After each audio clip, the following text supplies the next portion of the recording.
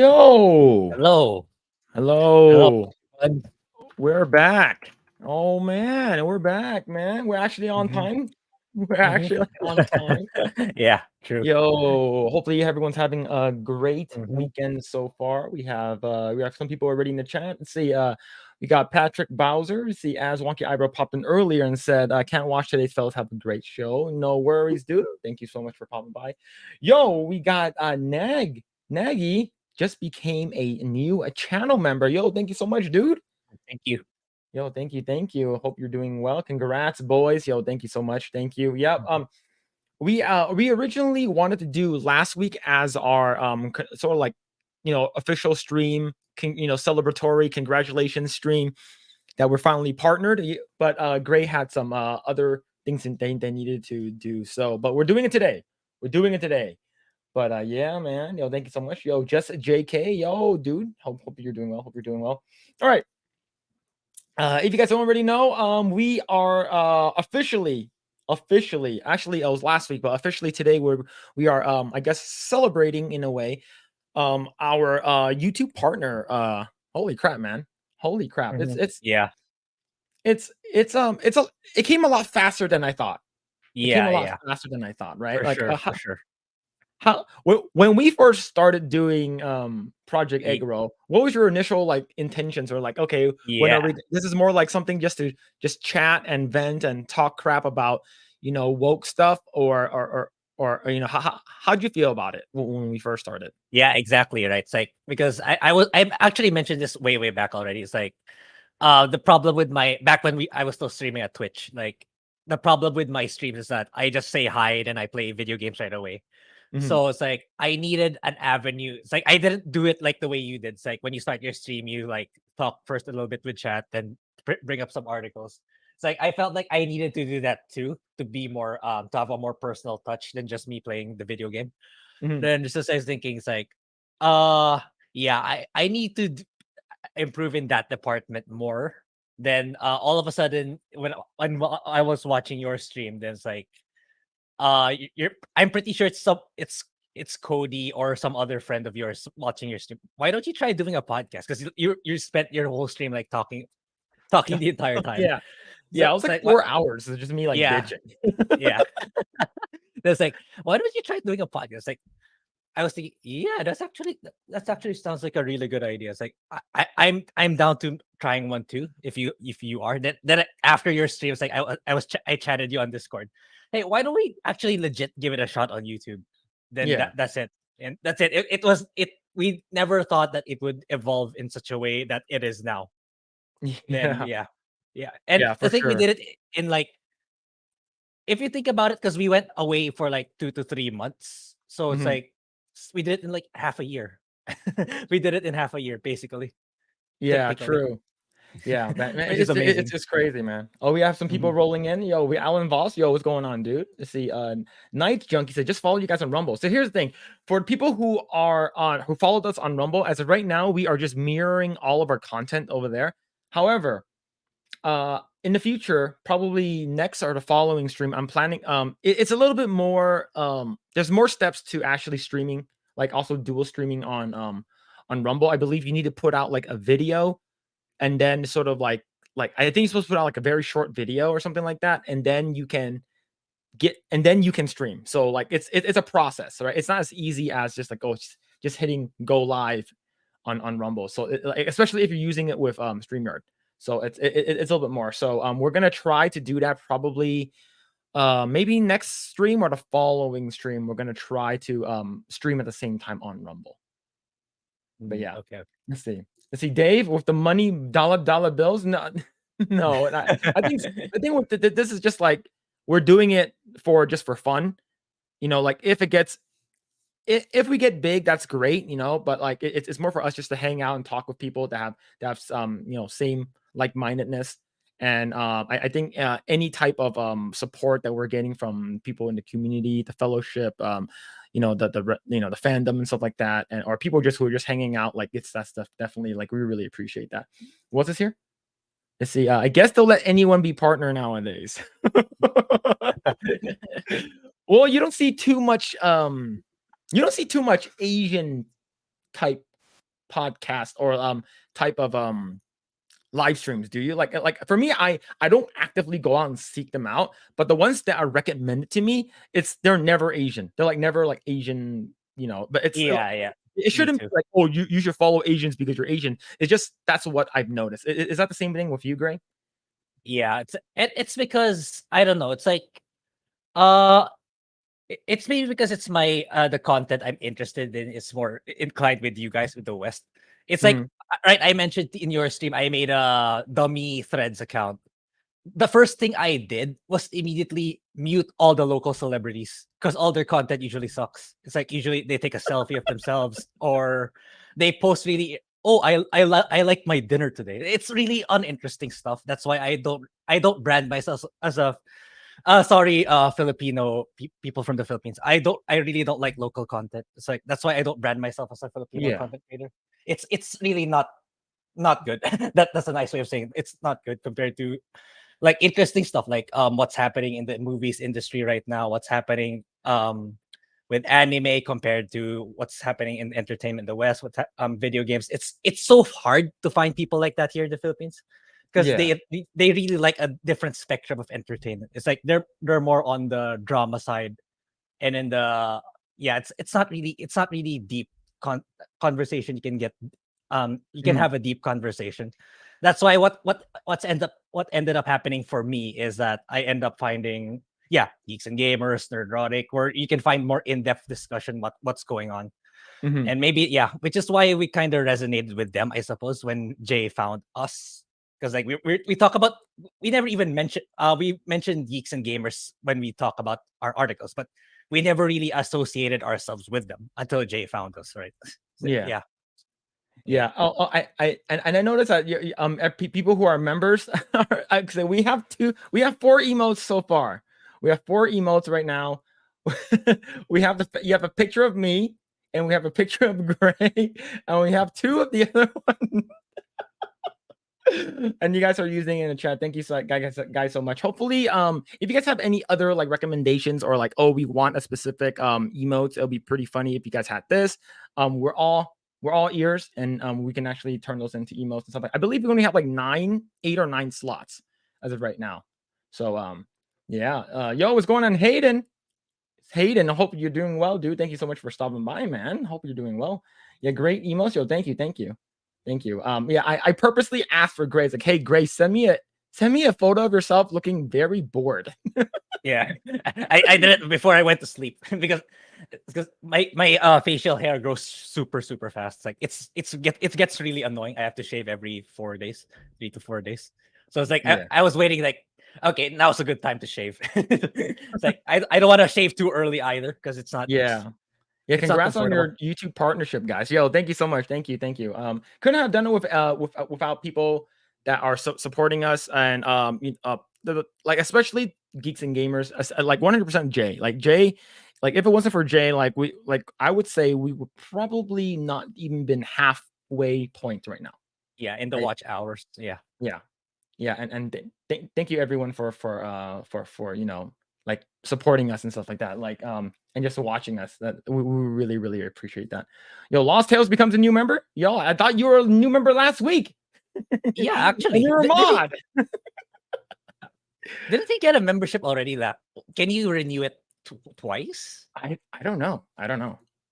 Yeah, I But yeah, forgot. man. Anyway, Let's see. Do you have any prototype emotes designed yet? So we only have 4. So I have whenever I say a lot of like queer stuff, when I say a lot of like questionable things about checking out men's assholes and stuff like that, so like I have a feeling that I think the chat will like actually put those 2 words together. I know Twitch does a lot of people do that. They actually use like multiple emotes to make one big emote. So I think that using that and bringing that over to Twitch is actually not Twitch, from Twitch to YouTube is actually pretty cool. I'm not sure how people feel about that, but yeah, Sailor Mercury's here. You guys are the only Asian podcast I've seen. I've See, seen. see, there you go, there you go. So It- that's how I feel too. that's our differentiation. Let's see. C4C says decoy voice is Asian. So who's I don't even know who that is. Grae, do you know what that is? We need to look that up. But let's see. Yeah, I don't know either. Yo, Hayden, thank you so much for becoming For a the- new member.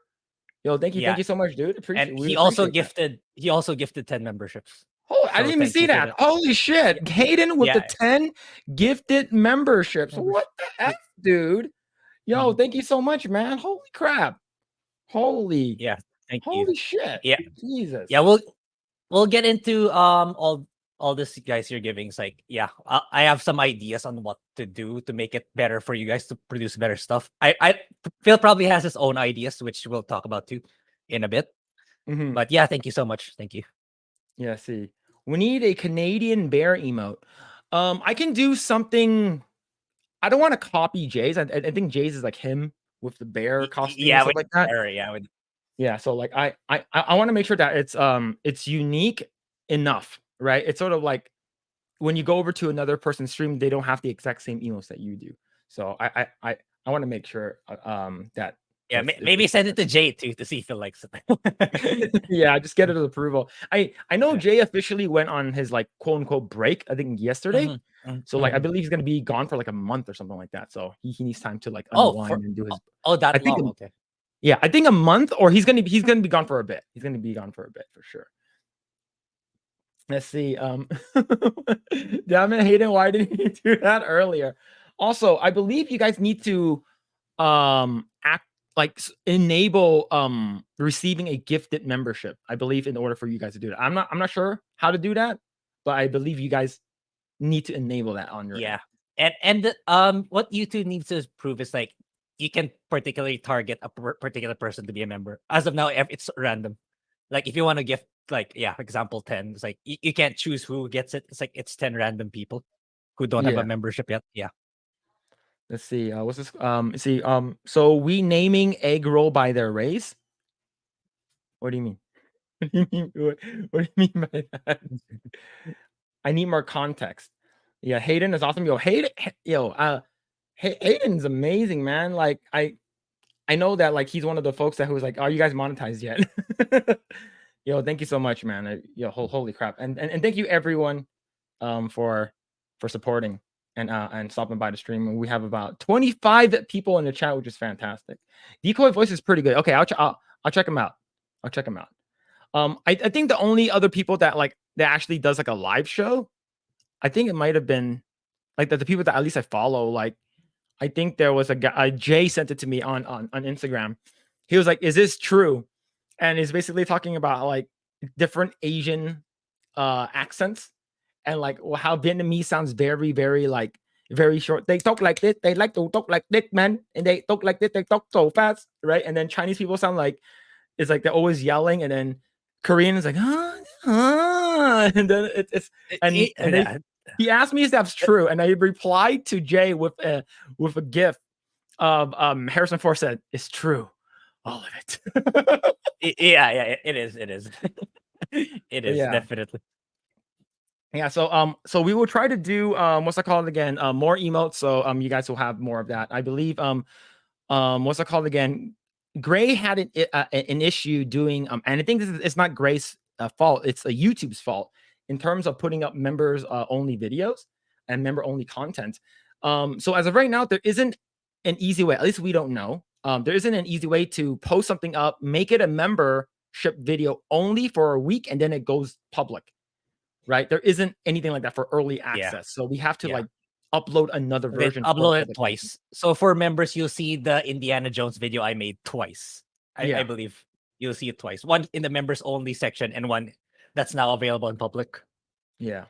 They say due to Texas Beaver. Is that Bucky's? I've never actually been to Bucky's. Are you talking about Bucky's? Let's see. Bong Donkey. Yo, hail friends. Yo, hope you're doing well, dude. Hope you're doing well. Let's see. There should be a shocked and based emoji of some kind. I think Grae has one where he's like this.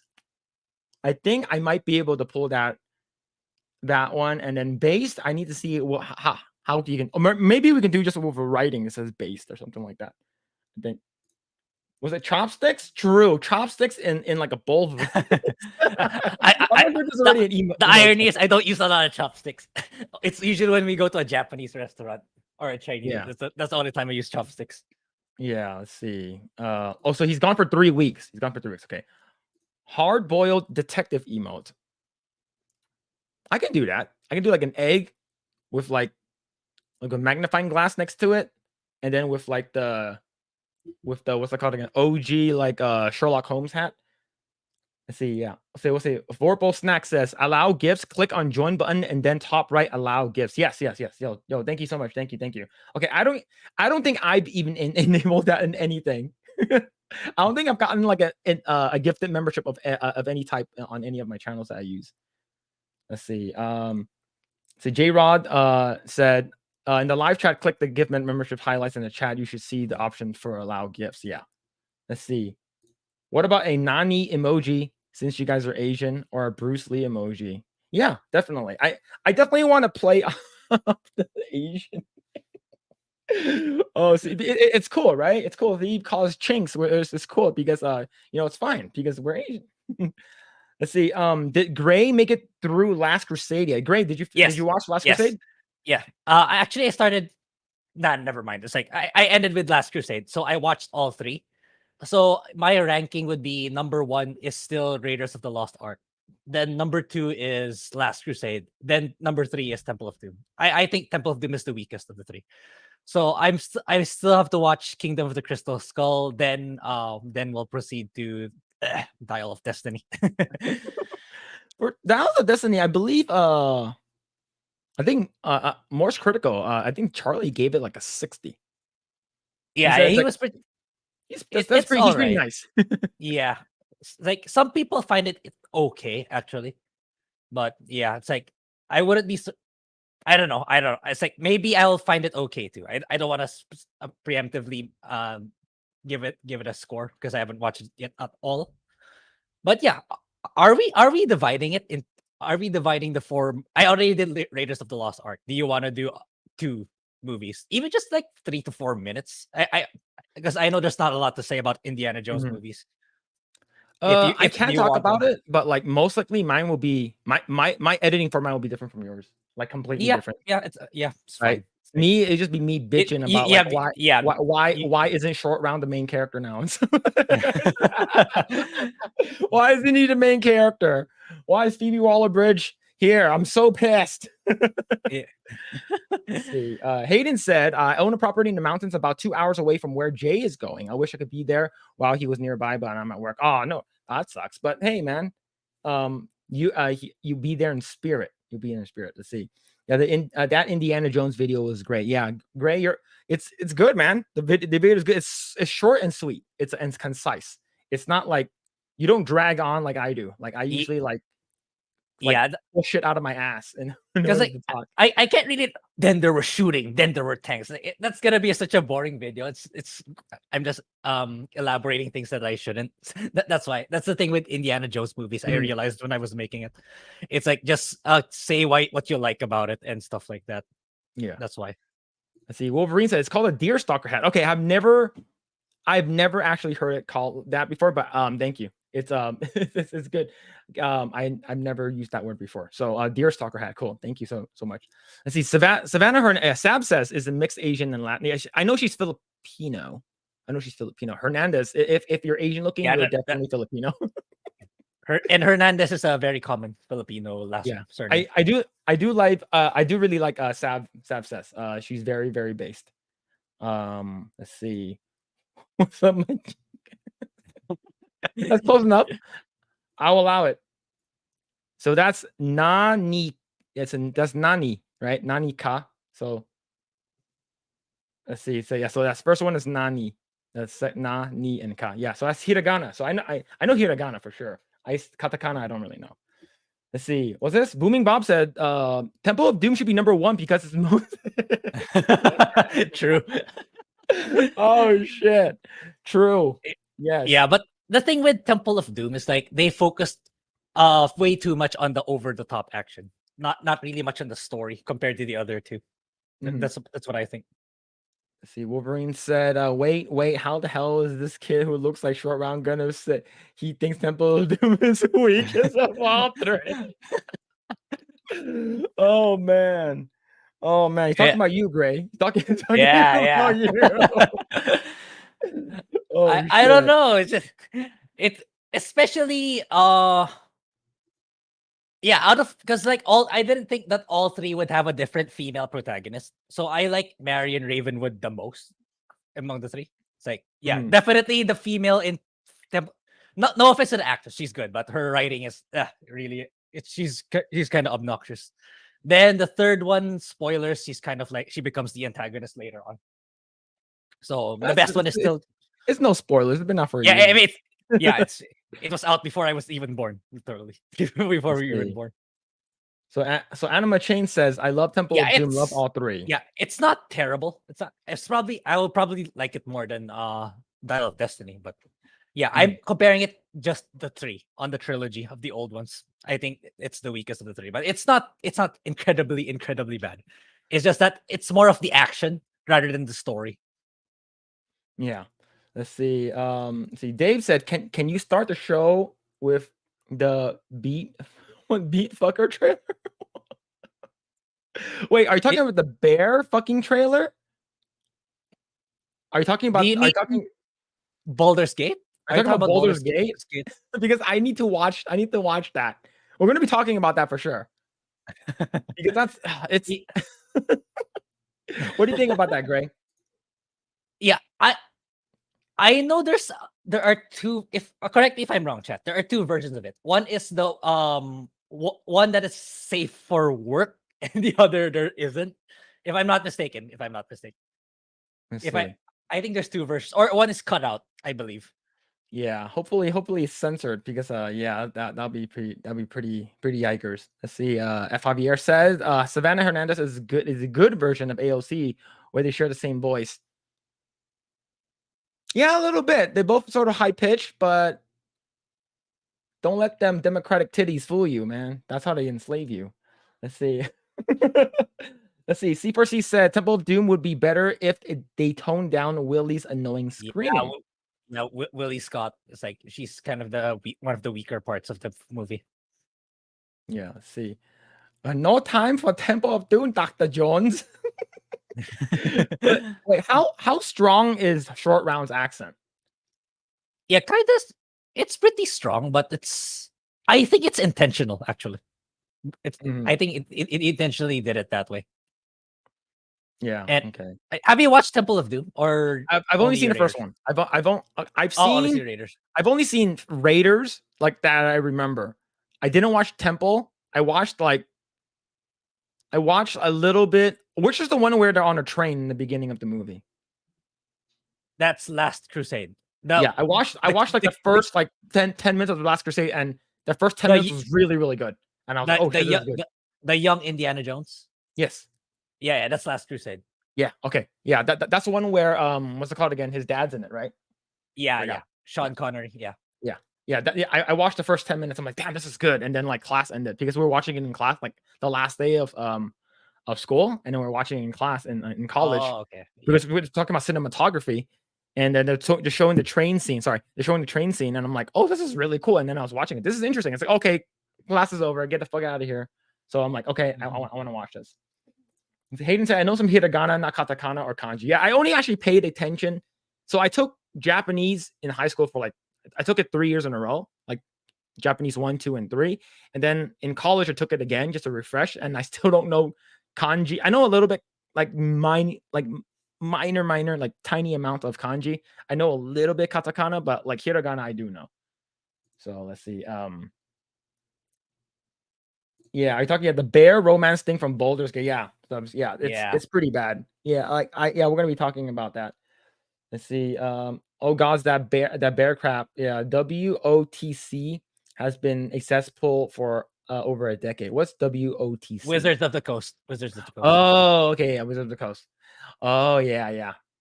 I heard Wizards of the Coast has been getting a lot of shit like in the like Yeah. this past The, year. the the latest one is the Black Aragorn. Jesus. Let's see. I found it weird and funny to be honest. I only saw the safe for work one though. Yeah, yo, what's going on, Bart? Hope you're doing well, dude. Hope you're doing well. Let's see. Savannah is way hotter than AOC. True.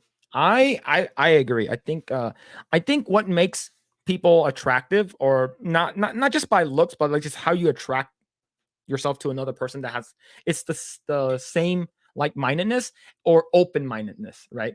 So let's say if a person's extremely hot, but they're fucking crazy, then yeah, you're gonna eventually find them not attractive, right? And unless they don't, unless they don't talk, right? Unless they don't Mhm. talk at all. Let's see. I missed X-Ray Girl's stream. I'll have to check that out. Wait, so X-Ray Girl was streaming, right? Like, does she have her own stream? As like wine and drink or something like that? I forgot. I don't remember. Let's see. Bart says, I haven't seen the latest one, but I can imagine when running through the temple, they have the running around at the back at speed of sound. Talking about Sonic. Oh shit. Oh man. Let's see. I'm self-teaching in Japanese. Work gets in the way of studying though, and can for months at a time. Yeah. I think maybe you Yeah. could do Duolingo. I think Yeah, I yeah. was about to say there are really I think there are really sophisticated language apps right now. If you want to learn, to make it easier for you to learn. But I haven't tried it myself. But yeah, a good thing. That's a good thing with technology nowadays. Yeah. Let's see. Wolverine says, I used to work in TTRPG games. It's been an SJW mess since the mid to late 2000s. Yeah, so that's tabletop RPG, right? Yeah, that sucks, man. Because those little Yeah, figures they look really, really cool. Let's see. The viral chick on the airplane freaking out at hot. I saw a screenshot of it. Now I'm interested. I want to see it. Yo, Bruce. Great show, guys, and happy to see you guys monetize. Keep rolling. Yo, thank you so much for the yeah. Thank you 10. for $10. Damn, holy Thank you. crap, dude. Thank you so much. Thank you so much. Definitely appreciate that. Thank you, thank you. Let's see. I don't mind my life threatened by the language bird. Language bird? I don't know what that is. Let's see. X-Ray Girl has 3 channels. X-Ray Girl, Poor Choices, and Human Cyborg Relations. Yeah, Poor Choices. I think it has like she's pouring a wine. Right. I think that's the icon. Yeah, let's see. Hello Talk is free. A Talk is a free language exchange app, really useful, but they'll expect to practice some English with you as well. Okay. Yeah, like I know that my mother-in-law, I believe she's going to France, so she's like practicing like a bunch of stuff on her phone. So like I hear her like talking like French, and she has to repeat it back to the phone, and the phone will tell you whether or not you said it correctly. Is that Duolingo? Is it? Yeah, there's. I imagine there's plenty. I think Hayden mentioned in yeah. Prior. Uh, Duolingo seemed to have a lot of grammatical errors, so Oh, I it started does. using Rosetta Stone, mostly Pimsleur. I'm not sure how to read that, and have a writing workbook to learn hiragana, katakana, and kanji. Doing hira now. Yeah. Cool. That's awesome, man. Yeah, I I need to definitely like learn it's like basic like Japanese. Like I do know like very very like not even like elementary. Like I forgot a lot of it because like me and my wife were planning to go to Japan in like a year or so. I know that Japan's like officially open now. Like you don't need to wear a mask. You don't need to show that you're vaccinated. So I know a lot of people are actually going to Japan, which is really cool. I believe Krista recently went, if I'm not mistaken, which is Yeah, pretty cool. Let's see. Hayden said Duolingo is good for the Latin-based languages. Gets iffy with Germania languages, Asian languages. It's kind of okay, just kind of off. Okay, definitely. Let's see. Tandem is a good language app. Also, if you can find a language partner that is not trying to date you. get a green Card. card. Don't ask me how I know this. Oh Yeah, I've man. heard stories. I've heard stories. There are people we know that's kind of thing for sure. Yeah.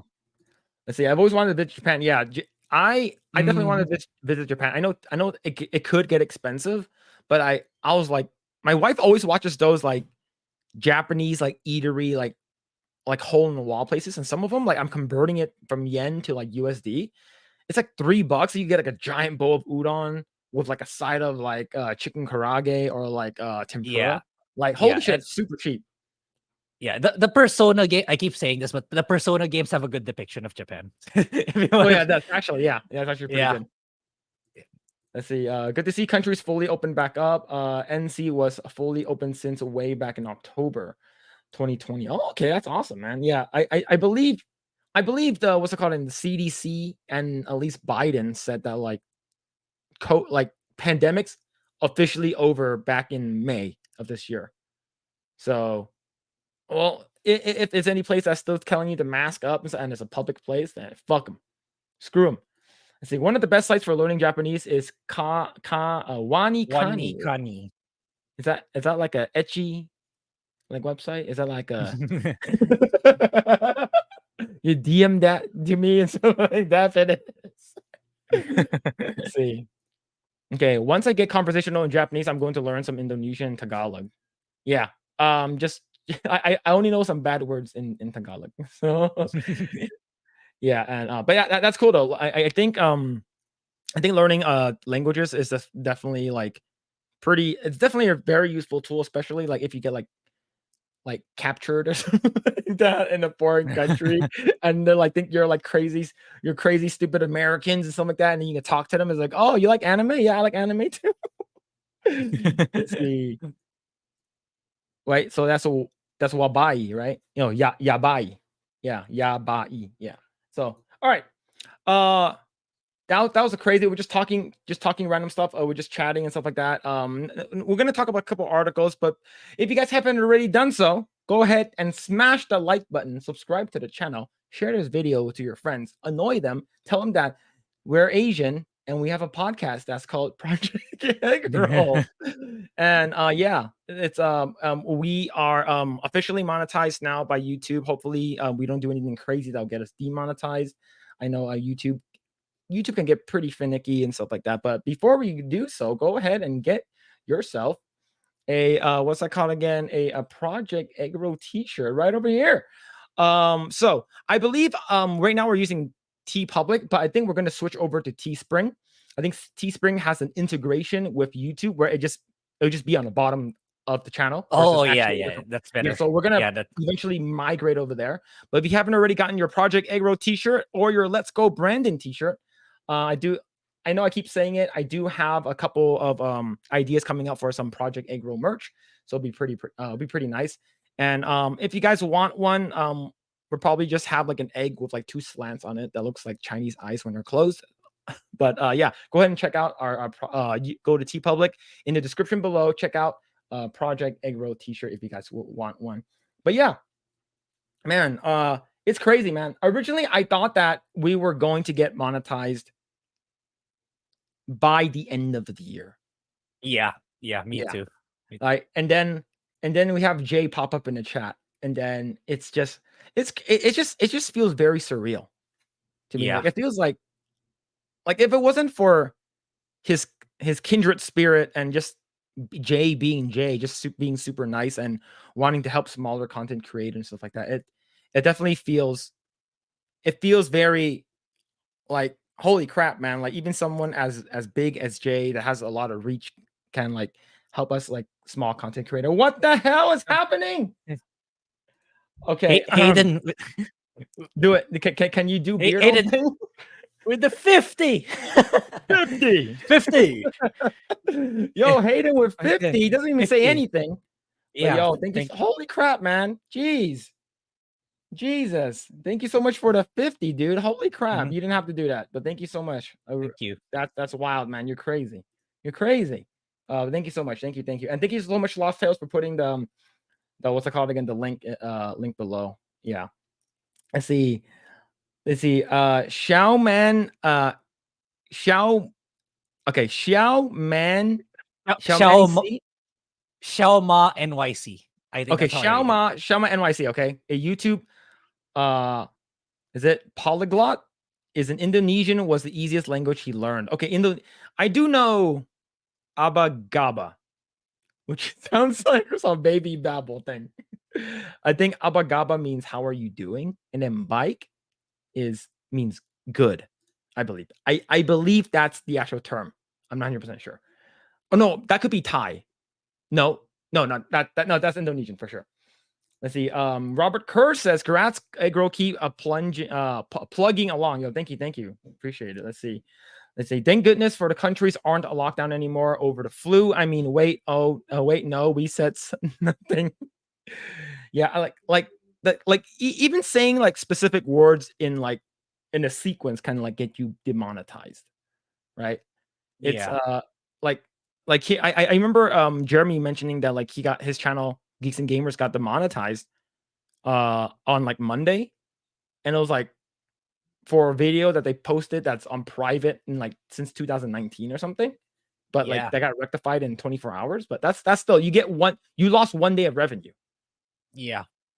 But he said he kind of made more because of all the support he got from that. Then because there was also like another side, the Geeks and Gamers haters. They tried to they're trying to come up with something to take them down, which is a violation of terms of service. Yeah, Mhm. which is, I don't know, people have nothing better to do, I suppose. Yeah. What did Ripa say? Grift off of your haters or something like that. Monetize your Yeah. haters. Yeah. Yeah. See, Hayden says Japanese will be my second language. I heard it was the hardest from English, so I chose it first. Good. Yeah. It's so here's I know Japanese is I know according to what I heard, if you know like Spanish, it's easier for you to learn Japanese. And I was like, why is that? It's because the placement of words is different, right? So if you say like watashi wa sex daisuki desu, right? That it says I sex like, right? But if you actually put it in English, it means I like sex. So it's like it's the arrangement of words is different. So if you're saying like, I love food or I love apples, watashi o boku wa ringo daisuki desu or tabemasu, right? So it's basically like I apple eat or I apple like. So it's just a placement of words. So like there's actually a good amount of Hispanics and Mexicans in my classroom because of like they said that's easier to learn, so which is pretty nice. Let's see. I want to master Spanish though, for heritage reasons as a Filipino and Filipino in the Philippines. Also make it easier to find my own big booty Latina. Yeah, they Oh used to man, teach Spanish here, but it was during my time they stopped teaching Spanish because yeah, people, yeah, it's like they that's don't, weird. because Why? I don't know, maybe because people don't feel that it's relevant anymore, stuff like that. But yeah, it's like I there are a lot of things in my time that I feel that they should have just scrapped it in exchange for something more relevant, in my opinion. But Yeah. anyway, that's not neither here nor there. Oh, and so uh, I now to think of it, I actually do understand why they no longer teach Spanish in the Philippines. It's because it's no longer ruled by Spain. Yeah, but Um, even after independence, it was still being taught for quite a while. Because I know during my parents' time, it was still being taught. So it stopped probably somewhere quite near before my generation. mhm. Yeah. So for you guys, I'm gonna teach you some Chinese history.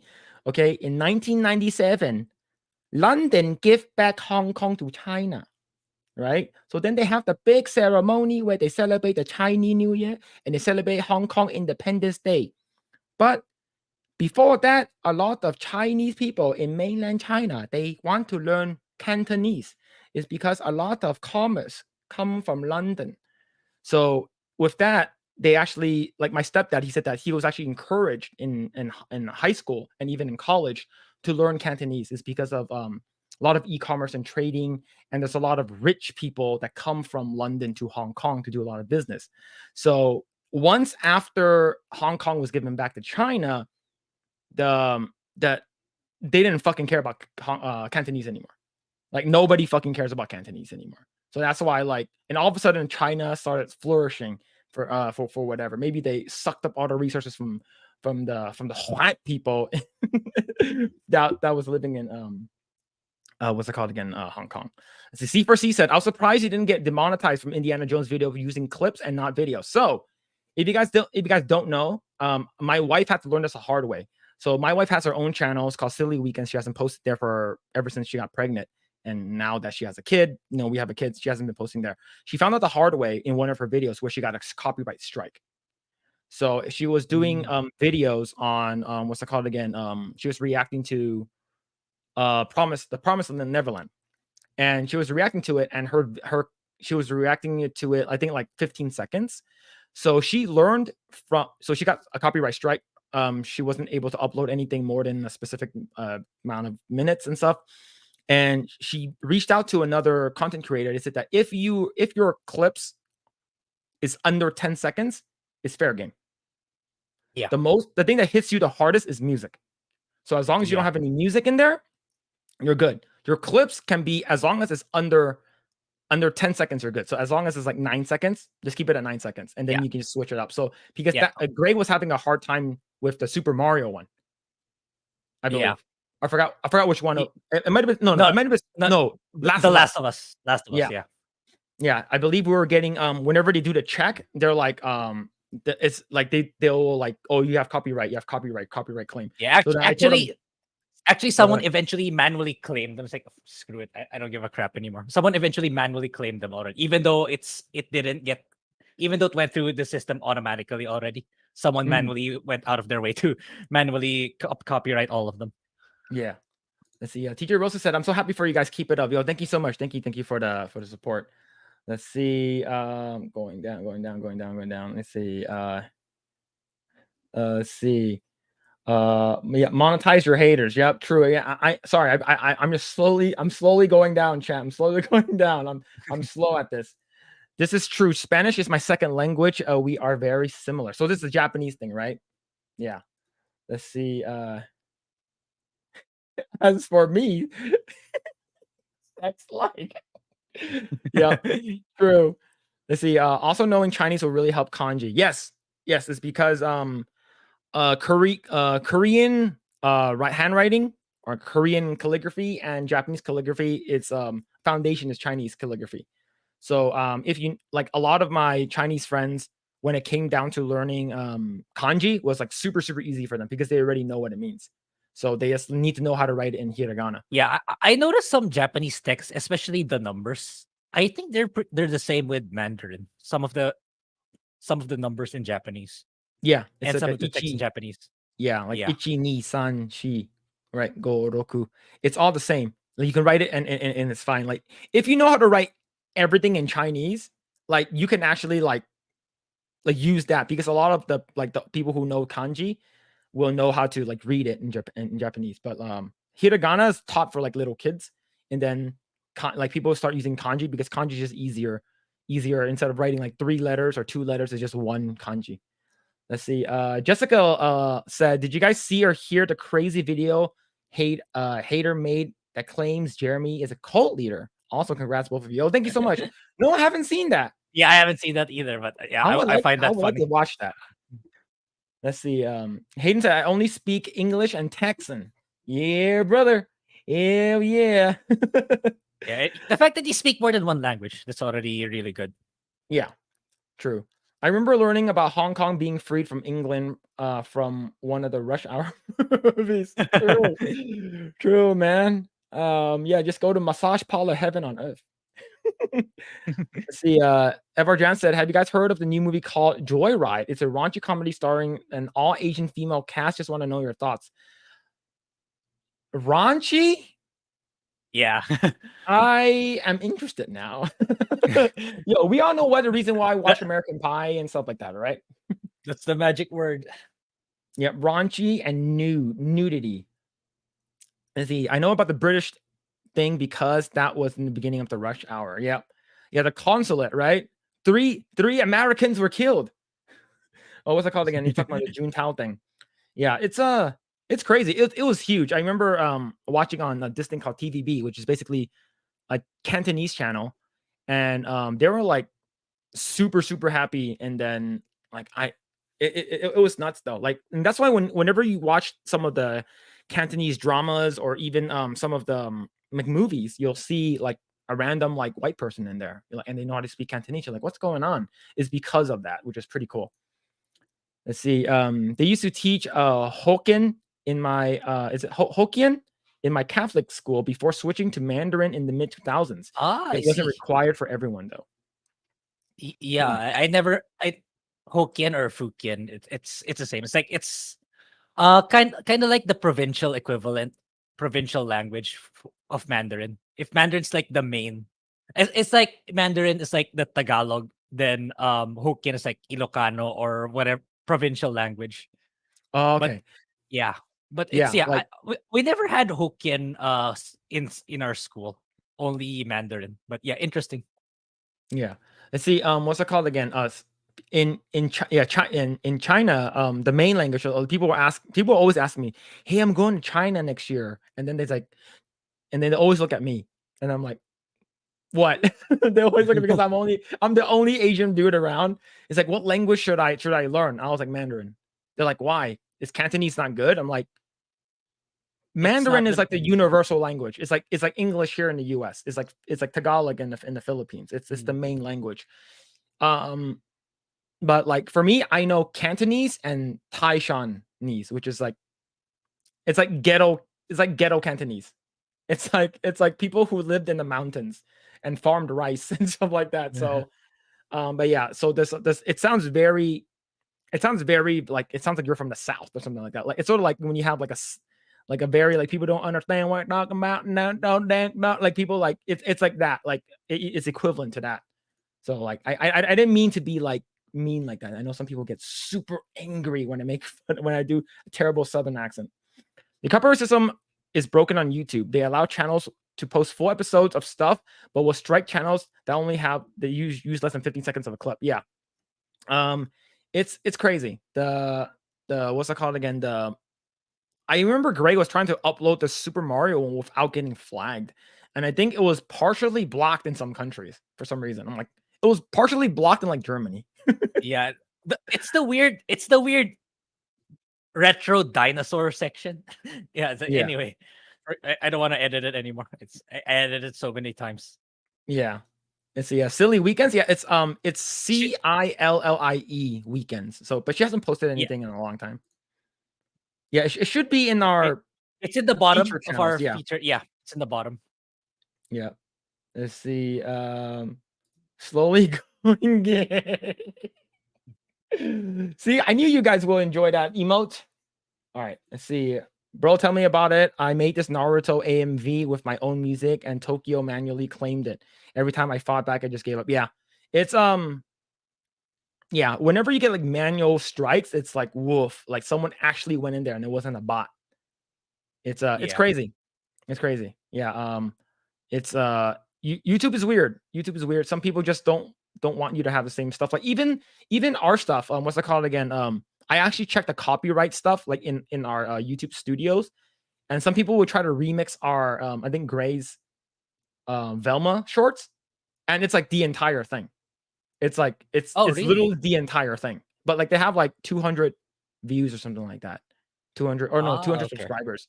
Yeah, so go ahead and check out the copyright like feature inside YouTube. There's two Velma videos that they took, and it's the same person. Let's see. C4C said, yeah, Hong Kong's basically giving away tickets for dirt cheap, trying to boost their tourism because people rather visit mainland China or Japan and even Taiwan. Yeah. They China yeah, China's like tourism is pretty nice. It's pretty good and robust.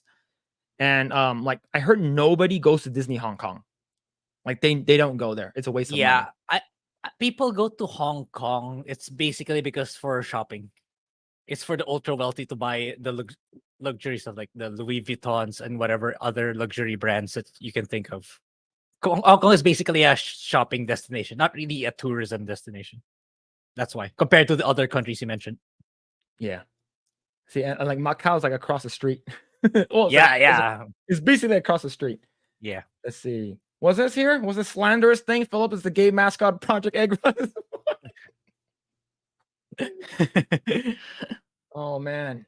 Let's see. Yeah, traditional Korean writing is wildly different from Sino. I think Sino or Sino, Korean. Yeah, it's broken down very very simply. And if you actually look at like ancient Chinese calligraphy, it's very different from what it looks like now, which is crazy. Yeah, the beginning of the first Rush Hour. Yeah, great movie. Oh, do you know what's makes me sad? That they said that they're making a Rush Hour 4. It's not gonna be the same thing, man. Given our day and age with what culture is and like Hollywood is and the wokeism, like you can't make all the same jokes anymore. You can't make fun of Asian people. You know, Asian people can't make fun of black Oh wait, people anymore. there's an incoming another Rush Hour movie. They said that there was a rumor that they're supposed to be making one still with like the same director. Yeah, I like see. Yeah. it's not Given gonna how, work. yeah, Like I might see Joyride. I like No Hard Feelings, so I need a more raunchy movie. Yeah, No Hard Feelings is the one with Jennifer with Lawrence, right? Jennifer Lawrence. Yeah. Yeah. So, Chad, if you want to watch the Jennifer Lawrence scene, just go on Twitter and just Google it. I mean, I know there's Twitter it. If someone posted it, I believe someone like stole her underwear or something like that, and like so In she the chased set? after them. It's Oh, in the movie. Or in the movie. I think they oh, were okay. skinny dipping, and like some people stole her bikini, and then she was chasing after them. I think that was the actual like part only. So I don't need to watch the movie anymore. I already seen that part. That's all hilarious. Oh man. Let's see. Let's see. Let's see. The copyright rules on YouTube are whack. Heck, one ex-Disney animator, Aaron Blaze, who was just showing a clip from Aladdin that he animated, got his stream cut. Woof. What? That okay? So here's the thing. Do you guys know? Do you guys know who? I think his name is Harmon Lee. I think that's his name. Forgot. Is he's the lead guitarist and one of the founders of Dragon Force. He's Asian. So and what's it called again? He was on Twitch and he was playing his own songs and he got a DMCA from his own from the publishing company.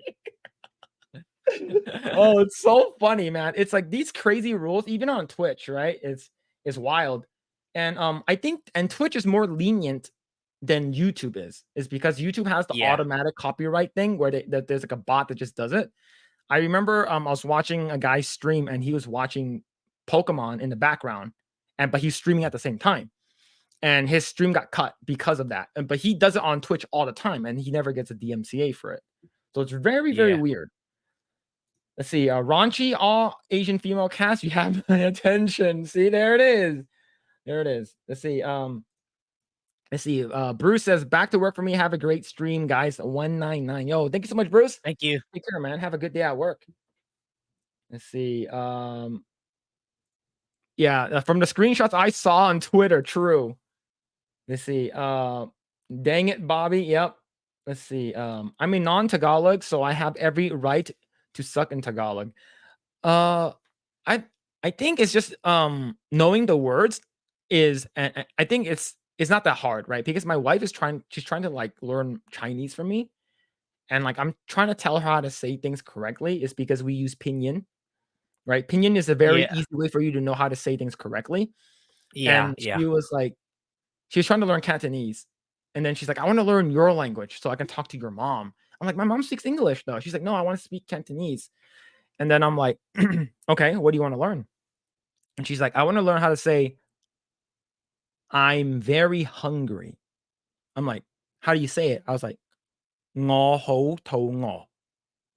And she's like, ngo ho to ngo. And I was like, no, don't say that.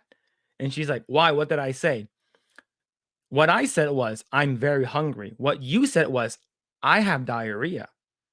And she was like, oh, yeah. I was like, the tone really screws you over. And she's like, how can I say it correctly? You know how people make fun of Chinese people? Like they sound like they're singing, like sure, sure, sure, sure. Yeah, you have to talk like that. You have to sound like you're making fun of them. So she's like, what should I learn? I'm like, learn Mandarin. It's a lot easier.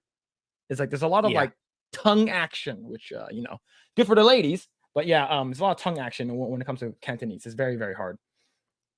What's this? Phillip be gay? I need to stop saying weird stuff. Let's see. Don't try to take credit for my idea. I would never. Let's see. Rush Hour 3 wasn't that great either. I would say the best part in Rush Hour 3 was the part where they went to the Shaolin Dojo. Do you remember, Grae, do you remember that scene? Did you watch Rush Hour 3? Rush Hour 3. shoot, I don't remember if I watched Rush Hour 3. I think I watched the first two, but I don't. Maybe I did. Maybe I just don't remember. Maybe So it's the I need to part. watch them again. So it's the part where they go to the dojo and they're looking for like a person, and and he was like, he's like, okay, you're gonna fight one of my students, right? And then a giant Asian man comes out, big Asian boy comes out, right? He's like 8 foot tall, and then like he beats the shit out of both Jackie and Chris Tucker, and then he's like, all right, who are you? I am me. I know you are you, but who are you? I am me, and you are you, and he is Ah, him. yeah. Yeah, I think That's that was that was either one or two. Yeah, I can see Sailor Mercury 3 somewhere in France. It yeah, wasn't in the yeah.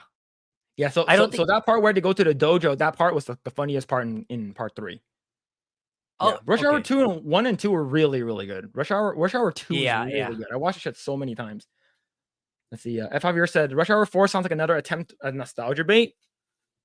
But Jackie Chan is old now, though. He's like late 60s, man.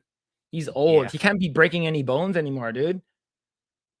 Like I was there was a recent video that came out where Jackie Chan was watching like old clips with his daughter and he started crying. Like I'm like, damn, he old. Let's see. Yeah. So yeah, this one. Yeah, Sailor Mercury says, yeah, Jennifer Lawrence beats 3 teens completely naked. It was wild. Oh shit. Yeah. Let's see. Rush Hour. They're old. Like, I like to remember Chris Tucker and Jackie Chan duel at their respective prime ages. I don't want to see grandpa versions of them running around doing action scenes. Yeah, man. They're what they're going to do is Jackie Chan and Chris Tucker, they both have kids and their kids are both female. And then the female's basically saying that dad, you guys are out of touch and you guys are racist. You guys shouldn't say these things and you guys should try to show the newer generations not to be racist anymore. Basically that's what's going to happen. Right? I feel like that's like every day and age stuff now. And they basically make them look like they're out of touch and like they're old and they can't do anything. I think if they do make a movie, it's going to end up being like that. Let's see. Jackie Chan is 69 and he has not done an American movie in ages besides that new cheap looking movie with John Cena. Oh yeah. What was that again? I posted that on Discord. I forgot the name. I forgot the name of the movie. I know I posted it in our Discord. The last Jackie Chan movie I watched was The Foreigner, and that was good. That was really good. I really liked The Foreigner. Oh man, that was Foreigner was great. Hidden Strike. It's called Hidden Strike. Grae, did you or people in the chat, did you guys watch The Foreigner? Sounds familiar, but I don't think I have. So the story is it's like Taken, but with Jackie Chan, but it's way more serious. Okay. Right? And oh really? Yeah, so Yeah. Pierce Brosnan is the bad guy. Okay, yeah. It's good. It's really good. Yeah, the first Taken was serious. It's the second and the third one that went over the top. The first one I find pretty serious. The first Taken was amazing, man. It's about human trafficking and stuff. And we're going to be talking about human trafficking later. Yeah, let's see. People like Hassan abuse the system on Twitch. He plays full shows while saying nothing. Doesn't Pokimane do that too? Pokimane I know she was watching MasterChef and she's like, her reaction was like, haha, and that's all she does. Jeez, like, man, they make sure. See, like for me, I don't like Pokimane. I don't like. You could be Pokimane simp, right? But I don't like Pokimane or Hassan. But you gotta admit though, they're smart to know how to grift that hard. Like they know exactly how to play the system, right? It's like they're both living in a $2 to $3 million house and stuff like that. And Pokimane's like, oh, I don't want to go over to kick. It's because of my principles. You're going over because you're going to support gambling. Like, shut the fuck up, man. Yeah, it's like you think Amazon is the epitome of business ethics? Amazon of all places, the way they treat their employees. And then she's like, oh, and then she lifts up her phone. It's an iPhone. And then it's like, oh, you don't think those are made by slave labor kids in China? It's like, you piece of shit. God damn. Let's see. I'm also not sure. Not Jackie CCP is even. He grew up in Hong Kong. Jackie Chan is a CCP cuck. He loves CCP. It's because he gets a shit ton of money from CCP.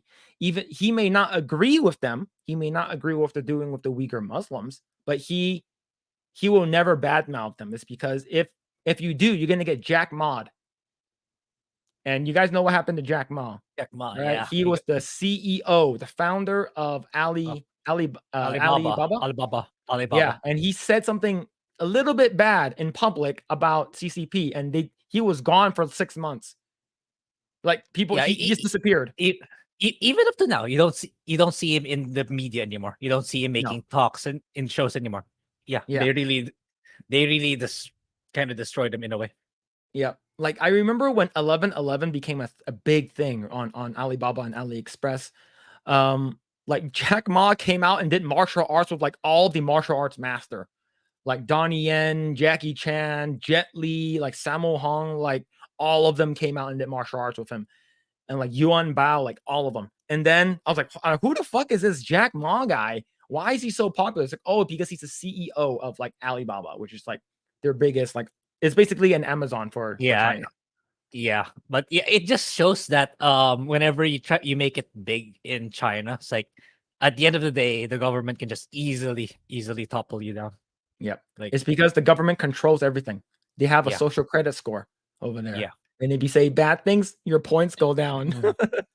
And you won't be able to buy. Like I heard your social credit score can affect you even traveling. Like you won't be able to buy a ticket to get out of China. It's wild, Yeah. man. It's wild. Let's see. Night Junkie said, I have friends in Hong Kong. They hate Jackie Chan since he sold out. Yeah, Jackie Chan sold out. Like for me, I love Jackie Chan.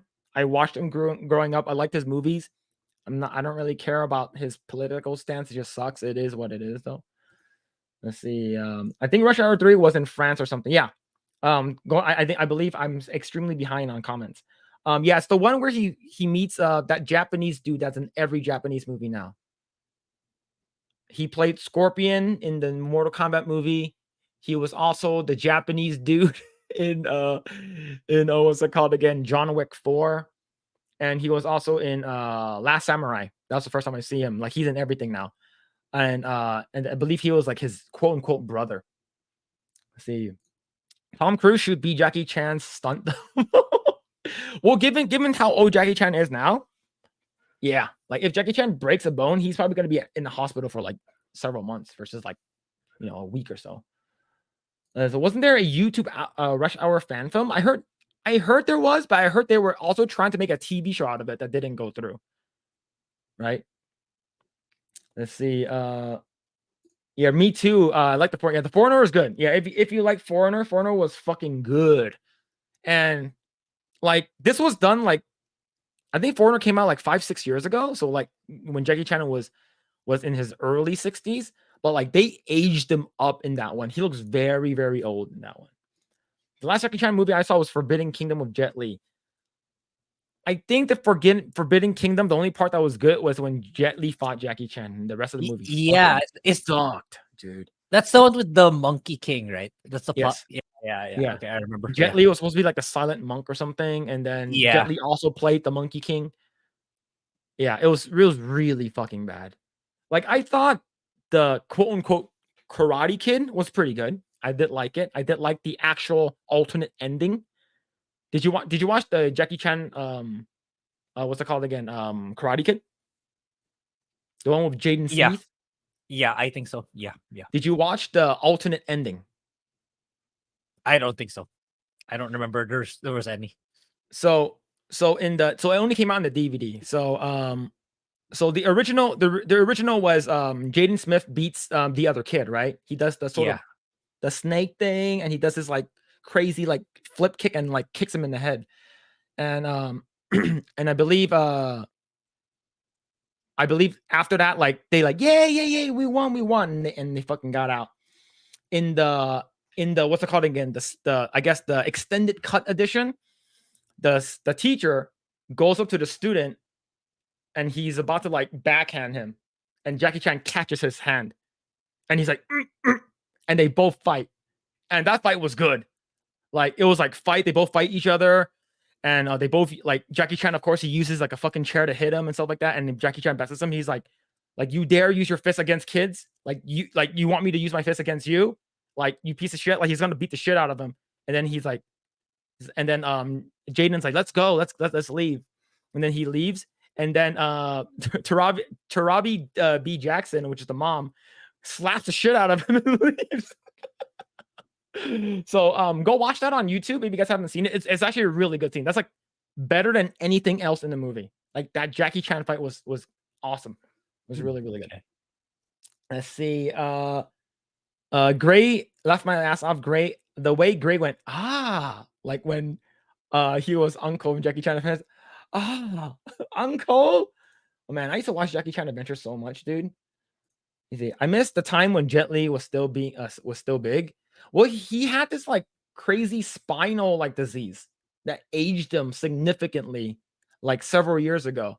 Like I think it was like the late, maybe from like 2015 to like 2018, like some kind of spinal disease that like made him look like an old man. And he was able to get through that. And the most recent movie you saw him in was Mulan. Like he didn't do anything in Mulan, which sort of sucked. Let's see. Just JK said Pierce Brosnan as a villain. Yeah, Pierce Brosnan as a villain, man. It's good. It's Go watch The Foreigner. It's awesome. Let's see. Pokemon is so horny for China. I'm pretty sure. Hugo M. Eggroll. Yo, Hugo. Hope you're doing well, dude. Hope you're doing well. Let's say, yeah. If you just say Taiwan, you get people angry. Yeah, wasn't there a thing in like the CDC or the WHO where some person said like, what about Taiwan? He's like, what about China? Right? They're like, yeah, Taiwan. He's like, yeah, you're talking about China. And he kept trying to sidestep it, and then they had to cut the interview short, is because he kept saying Taiwan, which is fucked up. Let's see, Jack Moss disappeared, and Bing Bing Fan. I love her in X-Men Days of Future Past. Bing Bing Fan. Oh yeah, the hot girl that was teleporting people. Yeah. I remember. Let's see. Jackie Chan used to join Tiananmen Square massacre commemoration protest back in the day. Now he's a CCP bootlicker. Yep. He can't. Man, he's getting old. He needs to protect his family. Look, so China is very, very strict with drugs, right? Like they're super, super strict. Like if they catch you with anything, you go to jail like forever and shit. And his son, I think his name is JC Chan, and he was caught with marijuana. Yeah, And I I remember believe that. his son was supposed to go to jail for like 14 years. And then his dad has to publicly come out and say sorry on his behalf. And basically shame his son in order for his son not to go to jail. Yeah. Yeah. I believe that was like a couple years ago, maybe 5-10 years ago. Yeah, and not that it wasn't that long ago. Yeah. So it's crazy, man. Yeah, Hiroyuki Sanada. Yeah, I love him, man. Hiroyuki Sanada is fucking great. See, I watched Jackie Chan Adventures a lot when I was a kid. Yeah, I love the fact when he says "Yumo Guai Gai Fai Di Zhao," which is Cantonese. It means like demons and ghosts. Hurry up and go away. Yo, Baked Ewok, what's going on? Hope you're doing well, man. Let's see. There was a Rush Hour show and it was terrible. They recast. Oh yeah, so there was a Rush Hour show. Man, that's awful. That is awful. Let's see. I watched The Spy Next Door a few months ago. Jackie Chan's still good. Man, I used to watch a lot of. I think I watched like Tuxedo. Who Am I is really good. If you haven't watched Who Am I, that's like a Chinese. Like it was made in China, but then they sort of marketed it here. It's really, really good, and it's in English too. I know Who Am I is really good. I think there was like another one where he was supposed to save like a Korean princess. That was really good too. Like he saved, like I believe in his past, he was like a imperial soldier, and they were doing like a princess trade-off with Korea, and they're supposed to trade this Korean princess to the emperor, but they both fall in love, which is actually a really good. It's a good movie too, and it has a good song. But yeah, go check it out.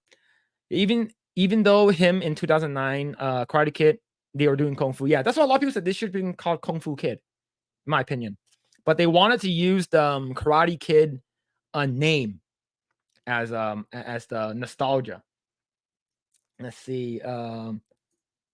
Yo, Chris the Bliss. Yo, hello, hello. Hope you're doing well. Hope you're doing well. I like Shanghai Noon. Shanghai Noon was good. Shanghai Noon was good. Grae, did you watch Shanghai Noon? I don't think so. Owen Wilson. Owen Wilson was his co-star.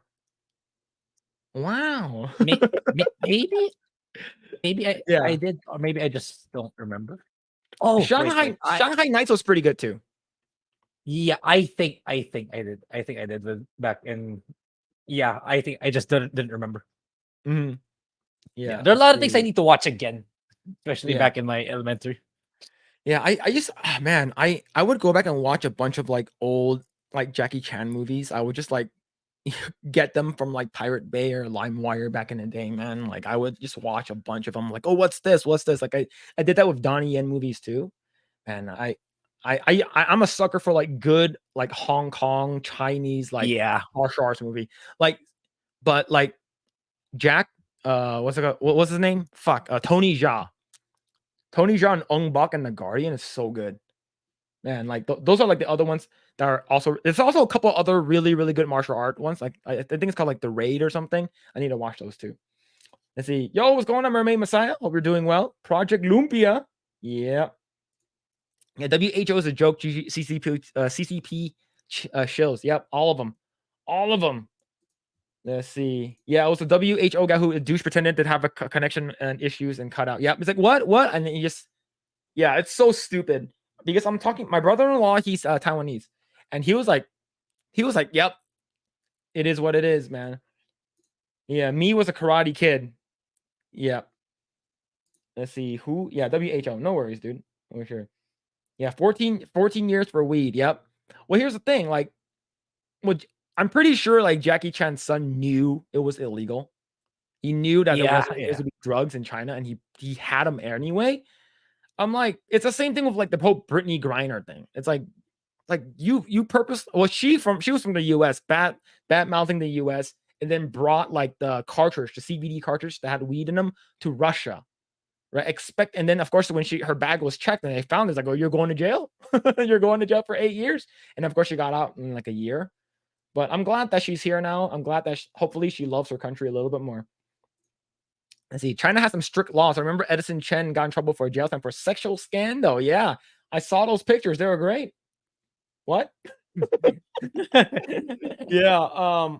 But yeah, I forgot where it was. I believe it was in China or some other place where like if you're I think gum is banned. It's outlawed. You can't have chewing gum with you.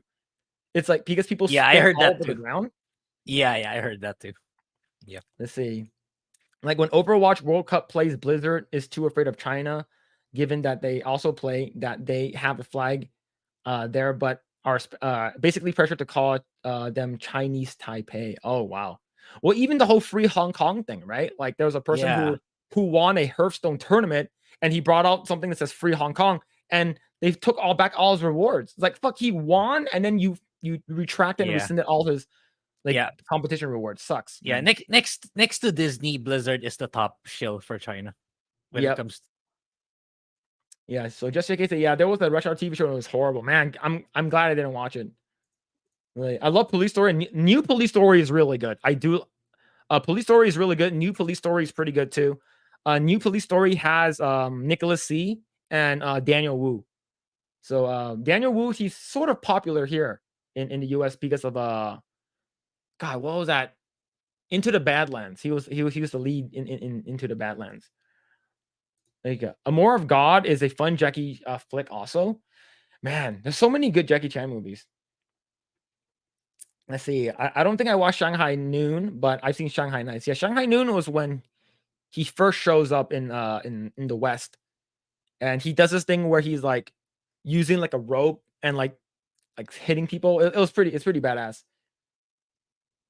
Let's see. Yo, what's going on, Charlie? Hope you're doing well, dude. Hope you're doing well. Let's see. Shanghai Nights had young Aaron Taylor Johnson in it. Yeah, the guy who played Kick-Ass and Quicksilver in MCU. Yeah.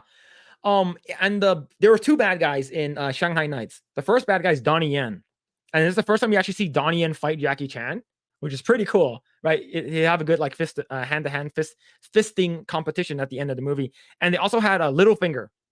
Littlefinger was one of the bad guys, Oh, okay. which is pretty crazy. You're like, I was like, why did this? Because when I first saw the guy who played Littlefinger in Game of Thrones, I'm like, he looks sort of familiar. And then I went back to go watch Shanghai Nights, and because it was on TV, I was like, "Oh shit, that's Littlefinger," because he didn't have a mustache. He didn't Yeah, have a no lot mustache, no younger. goatee thing. He might have looked a lot younger too. Yeah, Hero of Jet Li's Go. Oh, Hero is good, right? I like the black and white scene where he was fighting against Donnie Yen. That was amazing. Yeah, Raid is amazing. Yeah, I need to watch Raid. Heard Raid is like super super good. Why you always what's this slanders thing? Lost Tales. Watch Phillip be bamboozled by man butts on Kick. Right, chat. If you guys don't know, I'm playing Final Fantasy 16, and yesterday there was a scene that was pretty spicy, and all of a sudden the female all of a sudden transitioned to a male, and I was horrified.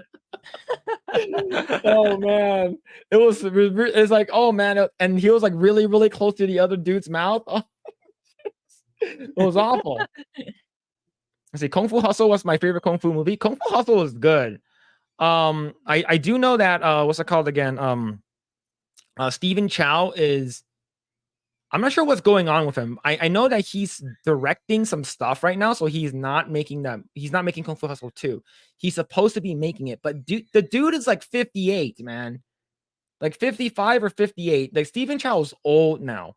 And he's not like Jackie Chan where he does his own stunts. Like, so yeah. He's too busy directing to make Kung Fu Hustle 2. Kung Fu Hustle was so funny when I first watched it. Grae, I'm assuming you watched Kung Fu Hustle, right? With Stephen Chow. Yeah, I don't know. There's just so many of them because I can't keep up with chat and all the titles they're saying. But probably most Okay, likely. I just don't know the title. let me refresh your memory. Did you watch Shaolin Soccer? It's also with Stephen Chow as well. I don't think so. Okay. So Kung Fu Hustle is about a poor guy, and like he's basically trying to like get money and do anything he wants. So he pretends like he's a part of this gang, and it's called the Axe Gang, and he basically thinks that he's a part of it, and because he really wants to get like money and stuff like that, he's trying to him and his buddy trying to get like rich, but it's not working out for them. So in order to what's it called again, show that he's a badass, he goes to this village that's like this. It's called like the Pigs Village or something like that. It's like a very poor rundown village, but everyone there is a kung fu master. So and he doesn't know. So he goes over there and he tries to like beat him up. The funniest part was the part where he was like, all right, like I'm gonna throw this knife at her because she's talking right now. I'm gonna throw this knife at her. So she throws the knife, and the knife bounces, ricochets off the wall and hits him. He's like, huh. And it's like, all right. It's like, all right, you do it. It's like, so Stephen Chow's like he tells his friend like, you do it. So he's like, you want me to do it? It's like, yeah. So he goes, he's like, all right. He goes, his friend's like, all right, I'm gonna throw it now. He goes, ugh. And then he turns around, he stabs him in the chest. He's like, ah. It's like it's so funny if you haven't seen it. And of course at the end he fights this like crazy martial arts master that like he has this like giant frog ability. Like his mouth goes really really big, like especially his jowl area, his jowls like under his mouth.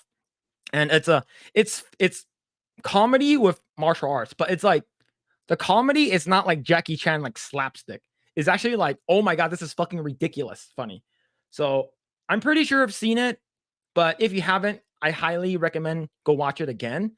Is because I rewatched that movie last year and it still holds up. I'm still waiting for part 2. Yeah, if it's the older movies, the chances are they hold up, especially these kung fu movies for sure. Yeah, I believe it came out in like mid 2000s. Let's see. Jet Li's Kiss of the Dragon. Yeah, Kiss of the Dragon's really good, and Romeo Must Die is really good too. Let's see. I'm gonna scroll down a little bit. Yeah, Into the Badlands was a great show. Yeah, I really like Into the Badlands. I haven't finished it though. Let's see. C4C says, "Night, everyone. Yo, take it easy, dude. Take it easy. Take it easy." Let's see. Wait, which one was Donnie Yen? He was the Asian guy, of course, but he was the one who was fighting Jackie Chan on the boat. He was fighting with him on the boat, and he was getting his ass beat. And then his sister is like, "Hey, bitch," and shoots one of those like mortars, the Chinese firework mortars at him, and knocks him into the air, and he blows up and he dies. So there's a spoiler. Let's see. Drunken Master was good too, along with Bruce Lee, Enter the Dragon, of course. Yeah, Drunken Master was really good. That was the movie that put Jackie Chan on the map in terms of like how crazy he is. Is because there's that one scene he actually falls into like a pit of like coals that literally on fire. He falls into it and he's like, like it was because after every Jackie Chan movie they always show like bloopers or like the crazy stunts he's done, and that one is crazy, man. Let's see. Yeah, I'm still waiting for Kung Pao too. Kung Pao is freaking hilarious, man. Kung Pao is so funny. It's great. See, I remember when Stephen Chow was initially supposed to direct Dragon Ball live action movie, but he sadly became the producer, I think. So we got Evolution, which was awful. Really, was that the actual thing? Well, I'm glad he didn't do it because that would have ruined his. Yeah, it might have ruined him instead. Yeah. I see. Bolo Young's 1973 Chinese Hercules is one of the greatest movies ever. I haven't seen that one. I do know that Bolo, he's actually I actually bumped into him one time because he went to the LA Fitness that I used to go to. But yeah, he I believe he used to live in the San Gabriel Valley.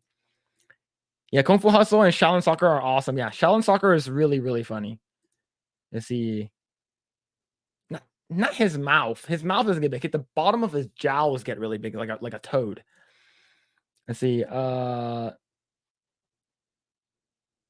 Let's see. Did I miss something? So the title says you guys are a partner. Yeah. We're well, in order for you do have a membership, so that means that like we're monetized. So that means in order for you to get monetized, you have to be partnered, and it took a while, but it was a lot faster than we thought.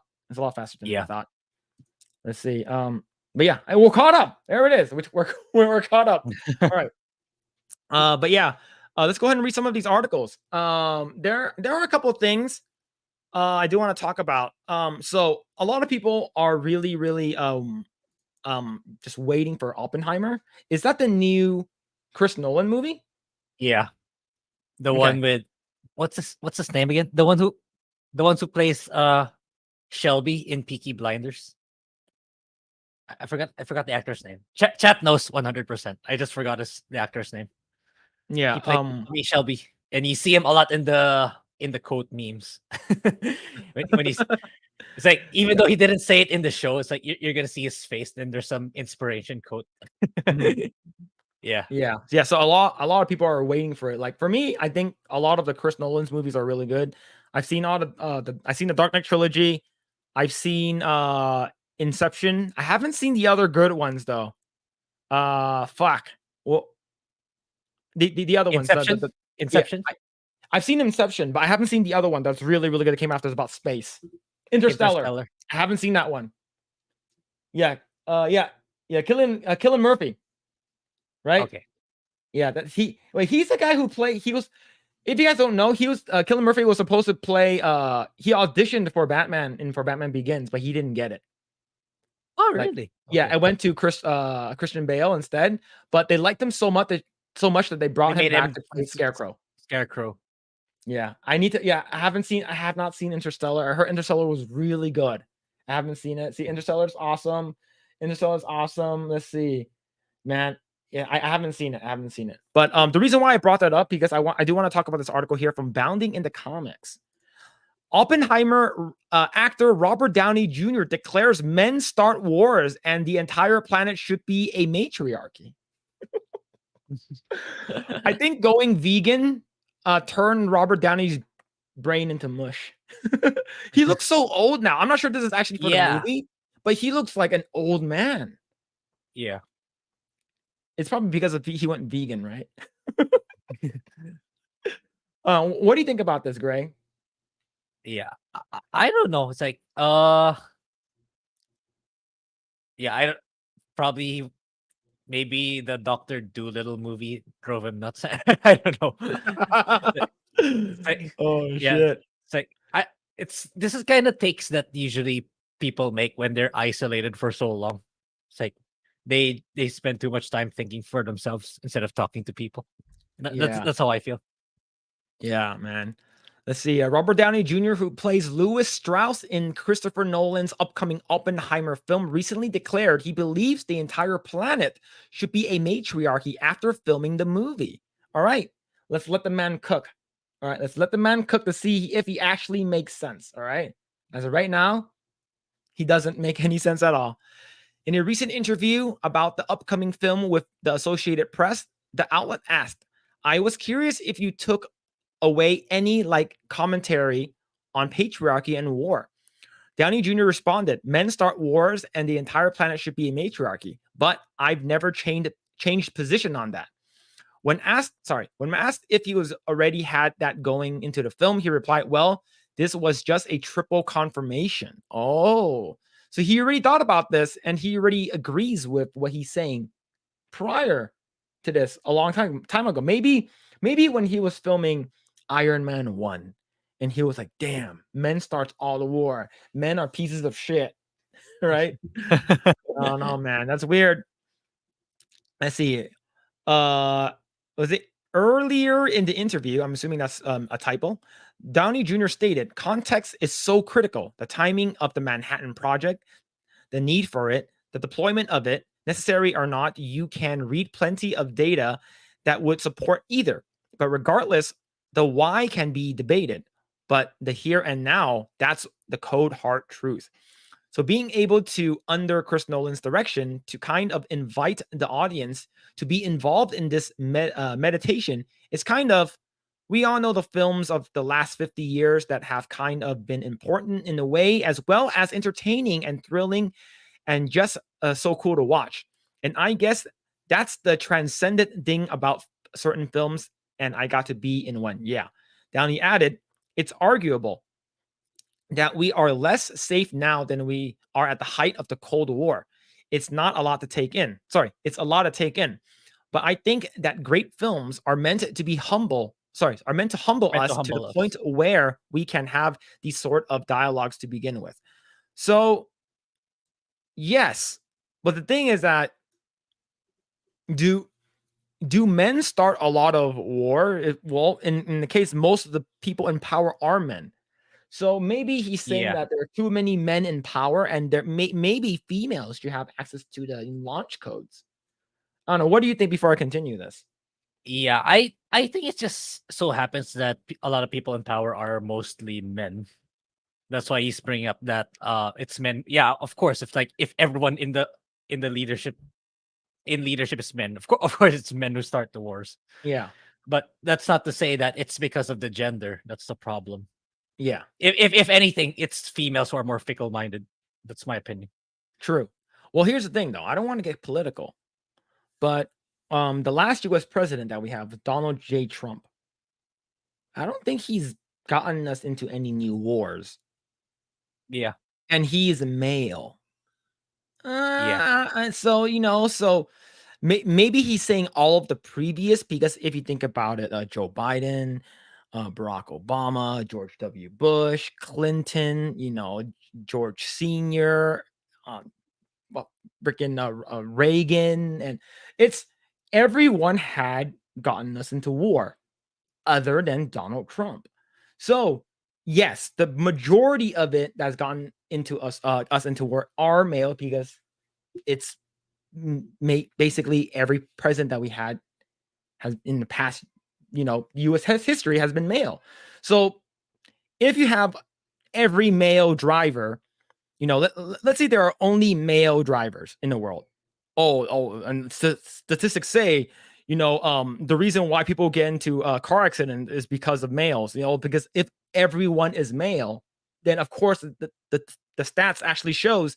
Well, because there it is. It's so stupid, right? Oh, you know, you don't have any female in power. Let's say if all the people in power were female, and all of them has gotten into war somehow, then is he going to say the opposite? Yeah. Based on that logic, that's what you should say. It's like females. We should go back to being a patriarchy. That's what Robbie's gonna say. Yeah, yeah. I think being a vegan literally turned his brain into mush.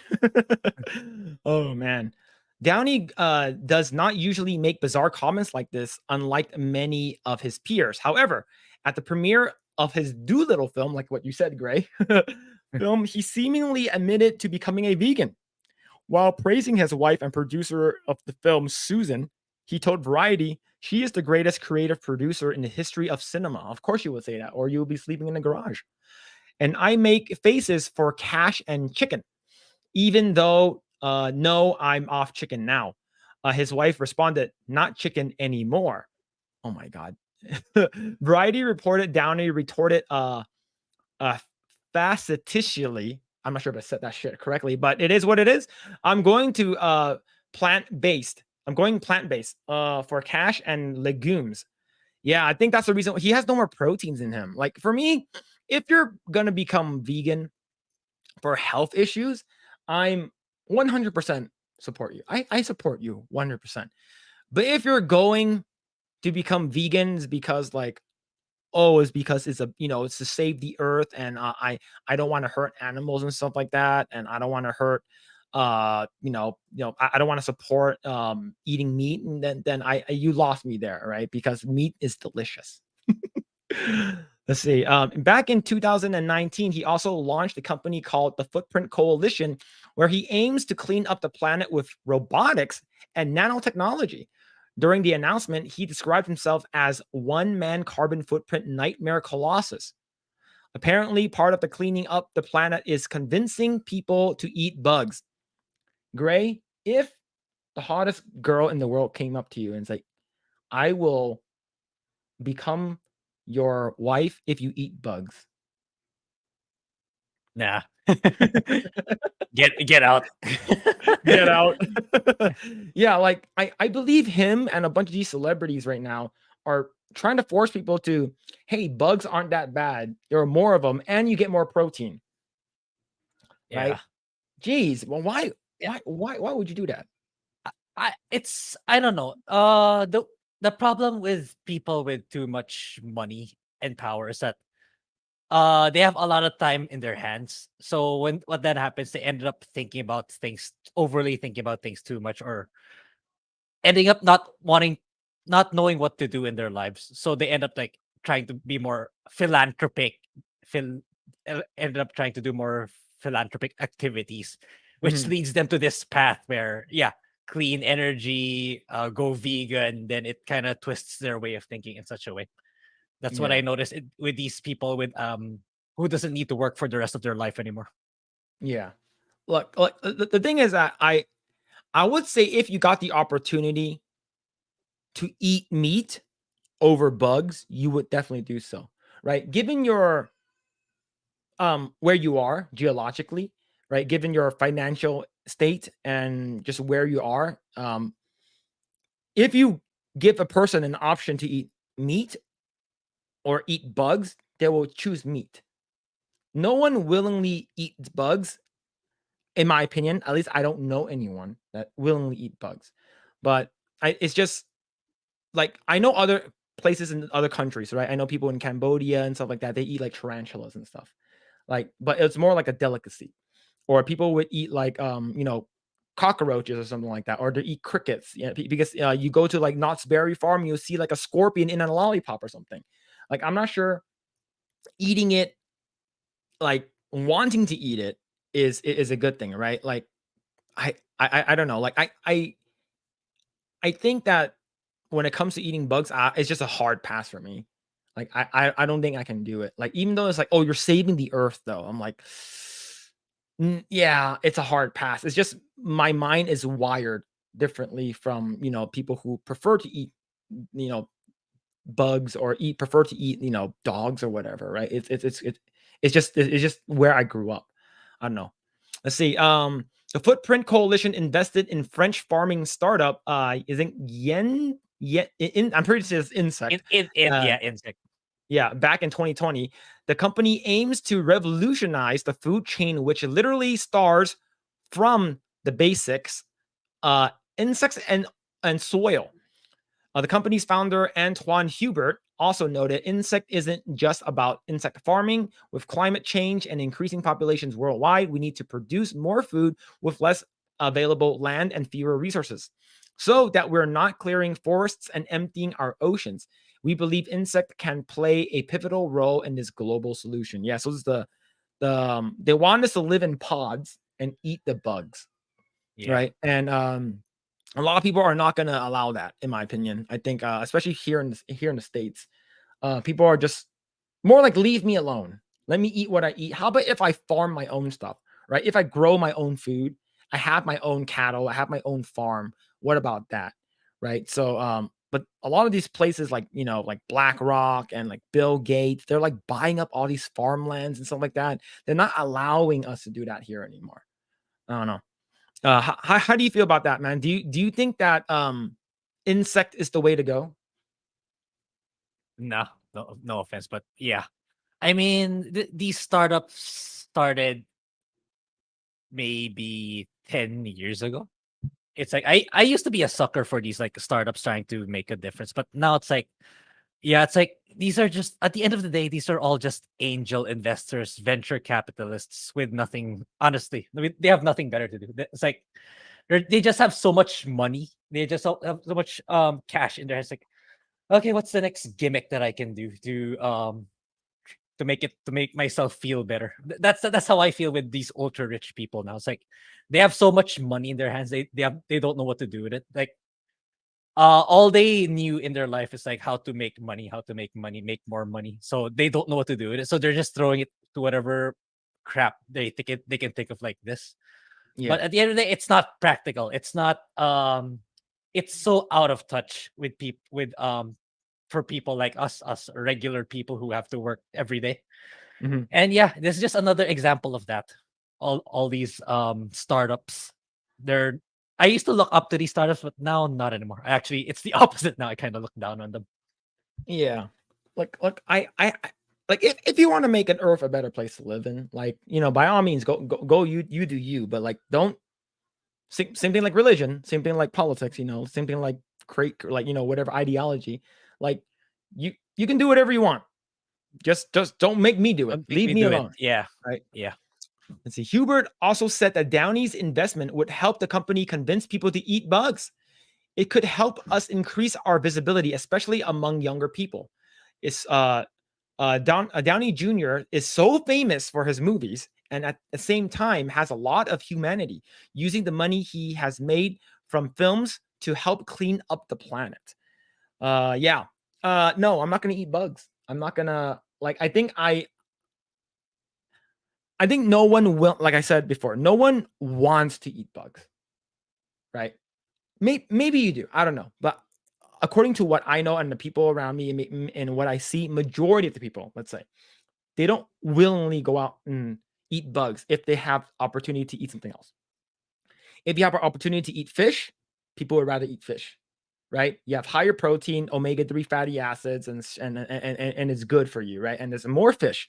Like if you're like, oh, I don't want to eat pigs, I don't want to eat cows, I don't want to eat lamb or turkey or chicken, and fish. There's abundance of fish or something like that. But if you're going vegan for a specific reason, like, oh, you shouldn't eat cows, is because they're human, and they're it's so inhumane for you to eat like a livestock or something like that.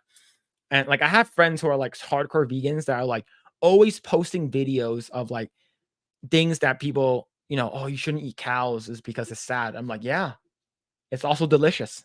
Right? yeah, It's not going to stop me from doing so. Right? Like, do you feel the same way about that? yeah. It's like that's the I that's the reason why I don't have a Facebook account anymore. At least not with people I know with it anymore. It's like for me here, especially here in the Philippines, like Facebook is more toxic than Twitter, in my opinion. That can be a Mhm. hot take, but I find Facebook to be a lot more. There's a lot more degenerate takes on Facebook, in my Oh opinion. yeah. Yeah, that's why. That's yeah. It's like it's kind of irritating to watch those kind of stuff. That's why. I made a Facebook account solely to follow all the news sites, like the Bloombergs, the GameStops, the GameSpots, so that all I see are news, not some weird shitty takes from people. So Mhm. yeah, I get it. It's like, just let me live the way I want to live. I don't care what your, I respect your political takes or whatever takes you have, as long as you respect mine. But if you go through social media reading other people's takes, it's chances are it's gonna be, something that's just irritate you or just frustrate you. So you might Yeah. as well just, yeah, take it out of your life, of your daily routine. Yep. All right, let's go through some comments. Let's see. Javier said Robert Downey Jr. has aged so badly ever since he went full plant-based. Look up his pics. Yeah, he looks awful. Like he actually does actually look like the pictures that we were looking at. He doesn't look well, but hey, maybe he'll live longer, right? Like, look, if I'm gonna die earlier because I'm eating cows and stuff that I like at least I died doing what I like doing. You know, Yeah, like I'm not a fan. Honestly, personally, this could be a hot take, but I'm not a fan of living super, super long. It's like, I don't, it's not something to brag about that 120, I'm still alive. Because yeah. like, if you don't have a consciousness anymore and you're just like, you don't remember anything, you can't even function properly, then what's the point? And that's my opinion. All right, I'm gonna side question that. I'm gonna follow up with that. If you would have your conscience still intact, like, and you can be your consciousness can be uploaded or transferred onto like a different body, like altered carbon, would you do it? Carbon. Would you do it? I don't think so. It's like it. I know that show kind of dealt with it, especially in season one. It's like the grandma's like, "Do not bring me back. Break the chip," because she doesn't. Because like, It's like a religious thing. Yeah. yeah, the concept of living forever, like I think it kind of really corrupts you. Yeah. So I probably not. yeah. I think now and here's the thing. My thing is if I can live forever with everyone that I love, like all my loved ones, all my families, all the people that bring me joy, hell yes. If everyone's doing, I'll do it with them. Right. So we can like build shit and make cool shit or something like that. But I think more people are just like, I'm just fucking tired, dude. I'm done. Yeah, I'm yeah, done. and Like, yeah. It's like, what's the point if you're like 95, but you don't even remember anything? You don't see yeah. anything. Yeah. So what? Right? I mean, that's my take, because people like to say you'll live longer. You'll live longer. You'll live. What if you're in that age and you can't function normally as a human being? Yeah. What's it for? Yeah. True. Let's see. But Booming Bob said emotional females who push a button off being offended would totally work. I think there are a lot of females who might do it, but I'm I'm not sure if they will because there are people who are like very like emotional and some people who are not. Like even men get emotional, right? Like crazy men get emotional too. Like it's just weird, man. It's weird. You see, they started wars over women. True. Helen of Troy, yes. Hmm. Right? Helen of Troy. Yep. There it is, man. You took my woman. Now I'm mad. Let's see. Females do too. The queens are always in the ears of the kings, no matter who it is. True. You're just like the Final Fantasy game I'm playing now. Yeah, I was about to say. Yeah. But to be honest though, I think women are more vindictive when it comes down to like planning things to like get I'm talking about in general. I'm not saying all women are. They like I mentioned before, like you're a typical girl would be like, you did something a long time ago, and I'm gonna bring it back. I'm gonna bring that shit back out of nowhere, just because you said it 3 years ago or something. Remember that thing that you said 3 years ago? I'm like, what? What are you talking about? Because I think I think women hold grudges more than men. And the thing is that let's say if they were in a position of power, Hillary Clinton, she gets rid of everyone, right? She gets rid of everyone, right? Epstein didn't kill himself and stuff like that. Like it's crazy, man. Hillary's crazy. Like, so imagine if she was in the position of power, like like becoming a president. I wonder, she's a warmonger, so she would get us into more wars.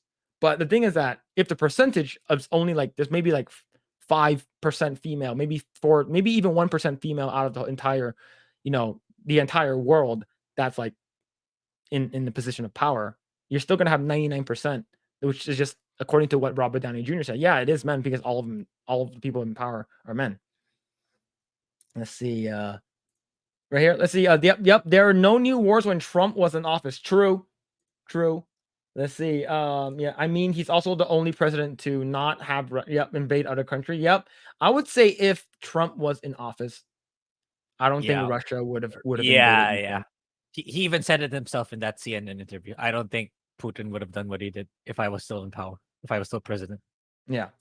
Yes, I do consider where he bombed a bunch of kids in Syria. Yeah, yeah, that wasn't considered a war, but he did bomb that area, which is true. Let's see. Ellen Page went vegan and became a. Yeah, that's true. Yeah, there are no that I don't see any lies there.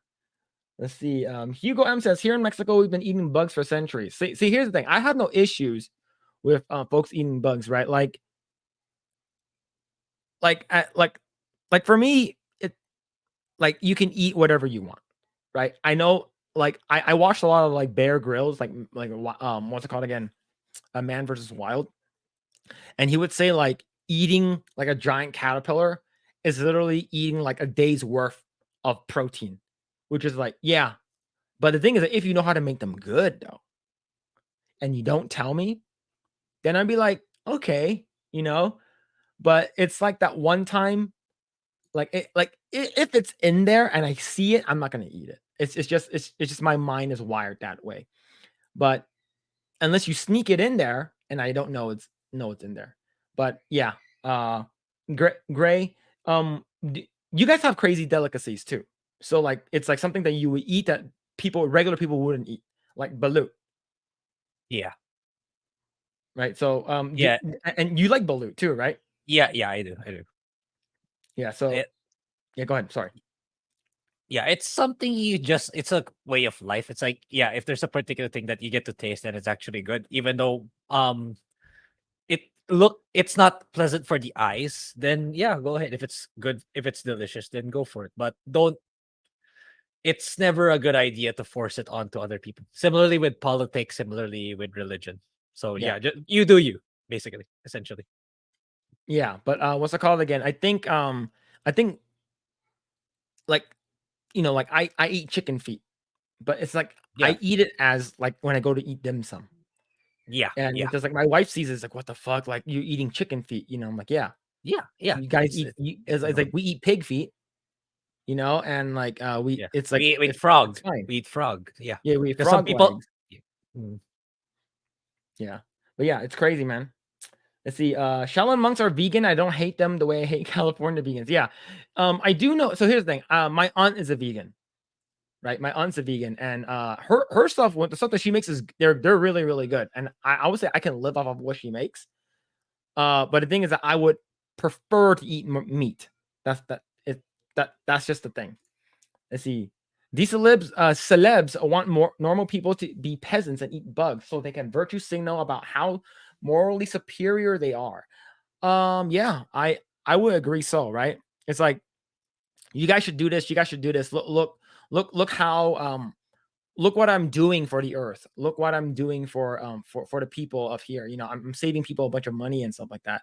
You should go out and eat like caterpillars and like worms and stuff like that. They have a lot of protein. But I don't think I just can't get that out of my mind. I don't think I can eat bugs. Let's see. Instead of bugs, if you really want to be sustainable, there should be a rabbit next to chicken in every grocery store. It's delicious, cheap, and they reproduce like rabbits. Yep. Yeah. They hump like rabbits. Rabbits are pretty good. They're sweet, especially. I only ever had rabbit in like a soup. Grae, have you had rabbit before? Have I? I might have. I might have, but I'm not sure. Mhm. I might have. I might have. Yeah. Let's see. Lost Tale says in villages in Mexico, fried crickets are something that people eat. Yeah. I remember my dad because he grew up in Burma. He said that he would eat fried crickets too. They would just catch crickets and you just fry them up, season them up. And I believe like I tried some crazy ass shit before. Right. And like I'm not sure if I can like stomach it is because of what it is. And of course the people were saying, well, you eat shrimp. Shrimp is basically like the bottom feeders, and they're basically the cockroach or the cockroach of the sea. You're basically eating them. So it's like, what's the difference? And then we're like, because they're delicious, right? But like a lot of people just said, don't knock it until you try it. I know in Japan they have bug vending machines with different kinds of bugs in them. Yeah, definitely. I've definitely seen some crazy stuff outside. I know it's for me. I think it's crazy, but that doesn't mean it is crazy in general. Let's see. Insect farming might be good for long-term space flight. I would say so for protein if you have to. Like for me, if you have to eat it to live, and that's the only thing you have for food, and I know a lot of countries are Yeah. like that, then yeah. Yep. Yeah. Do it. Let's see. The ones at the top know all this save the earth stuff is BS. Like everything else, it's about controlling the herd. Yeah, I'm pretty sure most of them are like, oh, the like the rich people, like, oh, go eat bugs while at the same time they Yeah. they, It's like they eat steak or something it's like that. it's usually, yeah, the people who push for these stuff are usually the ultra wealthy people, the people who have nothing to do. Yeah, like I said earlier, like they're finding something to do. Mhm. That's those are usually the people who do it. Let's see. What's this? Ian Garcia said, "You guys like Kiki's? If so, what do you go for? What's Kiki's? Yeah, I don't know either. Is that a bakery? Like Kiki's delivery service?" Let's see. Rabbits are very lean. Yeah, rabbits are good. Rabbits are good. Let's see. Hugo said we eat crickets, mogwai worms, mint bugs, and other bugs here in Mexico. Yeah, I know a lot of people. I grew up with a lot of Mexicans, and they said that they eat bugs, they eat crickets and stuff like that. I'm like, is it good? They're like, it's pretty good. You got to season it correctly, like candied worms or something like that, right? Like if it's completely seasoned, there, I'm pretty sure it will taste good. Like for me, I just need to get that that mindset out of the way. It's sort of like when I ate durian. Like the fact that it smelled like a septic tank, I can't eat it. Like it's just so gross. And then I, the smell wasn't there anymore. And then I ate a frozen one. I was able to eat it. So if I can, you sneak it into like my burger or some shit like that, and I eat it. I'm like, oh, what's this crunchy texture? It's really, really good. Oh, it's actually worms, or it's actually crickets. I'm like, oh, has a good like seasoning to it. And then, like I have to be tricked into eating it. It's because of the way I grew up. Right. Like I said, and we're both saying this. Like, if you eat that way, you do you, man. You do you. Guinea pigs are easy to raise in small spaces. Yeah, I heard some places eat guinea pigs. Uh, yeah, but I know a lot of people they see them as pets. Agreed. Living in pain and with low cognitive reaction isn't good. Yeah, they're talking about what's it called again? Old age. Old age. Yeah, living forever. Let's see. Eat anything you want, just no pet dogs. Well, I gotta tell that to the wet markets my brother went to. They eat little like weird looking dogs. They don't look like regular dogs. They look weird. They're like rat dogs or something. They look awful. Let's see. Continue going. Let's see. Lumpia is my favorite food. Favorite kind of egg roll. I finally found them frozen in a specialty store. They brought it back. Yeah. Do you use some kind of sauce for lumpia, Grae, or you just eat them like just eat them? Just eat them fried.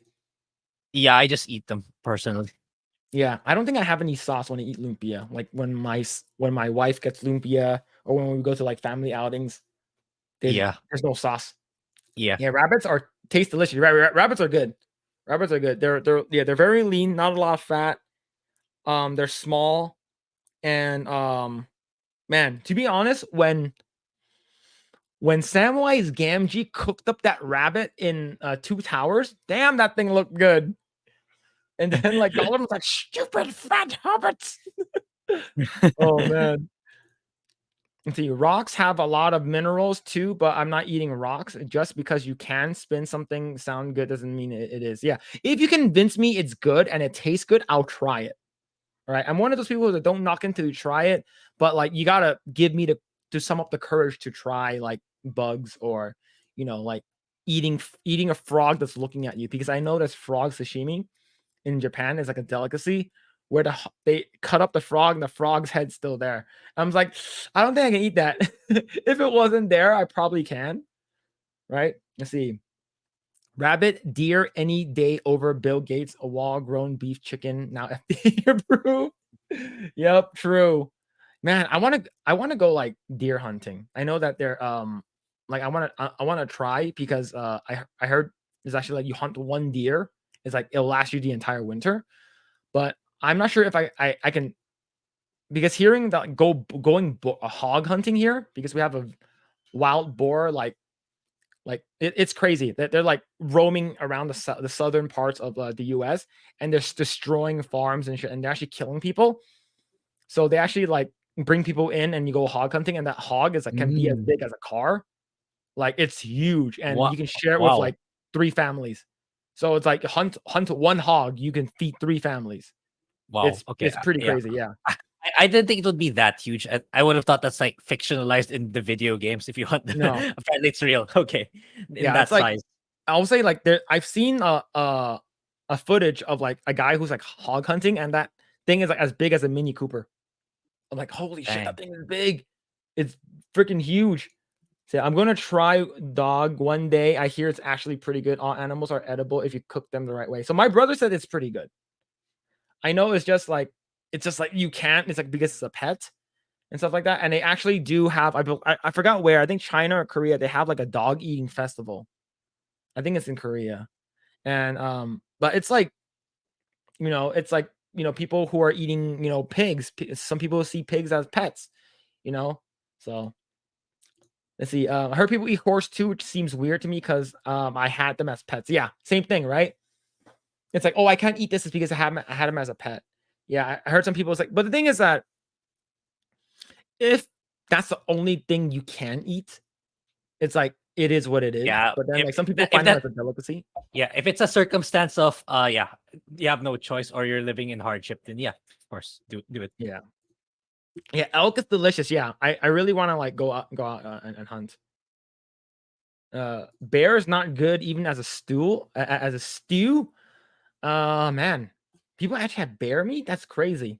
The It's like, I my mom told me a story before. It's like somewhere in the US, like the population of the bears gets so wild, so out of all over the place that they start knocking on doors in the cabin. So they're allowed to get hunted. You're permitted to hunt them down if because of there's so many of them.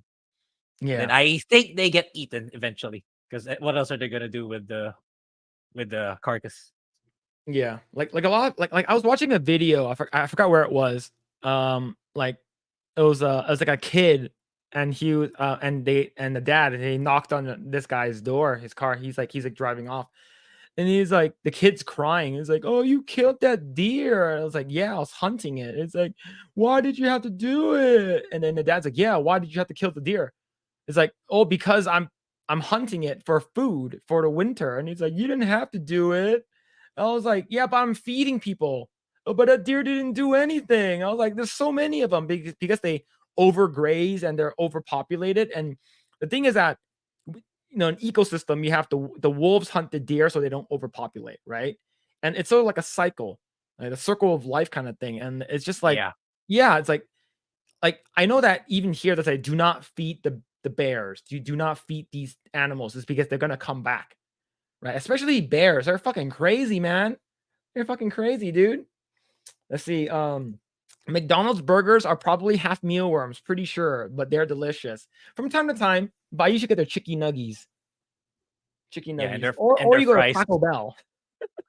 Oh yeah, fries, man. The fries Right. there are good, especially when they're fresh. Mhm. Let's see.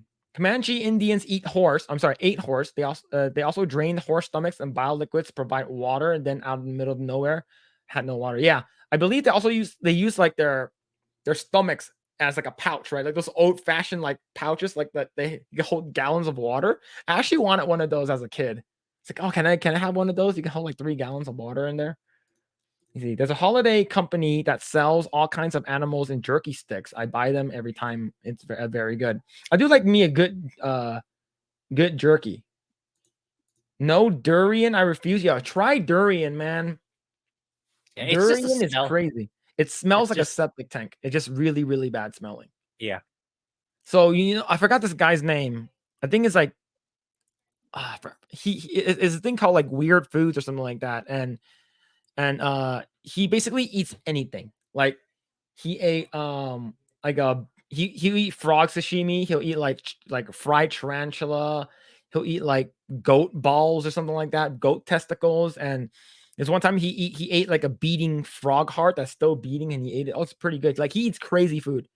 I think it's like Andrew Zimmerman or something like that. I forgot his name, but out of everything, he could not eat durian because he cannot get past the smell. And the thing is that the texture is weird too. It's like a mushy, wet banana. So like you're not gonna want to have that in your mouth. So yeah. Let's see. McDonald's swapped their hamburger patty to soybean flavor injected burgers in 1986. I have boycotted them since.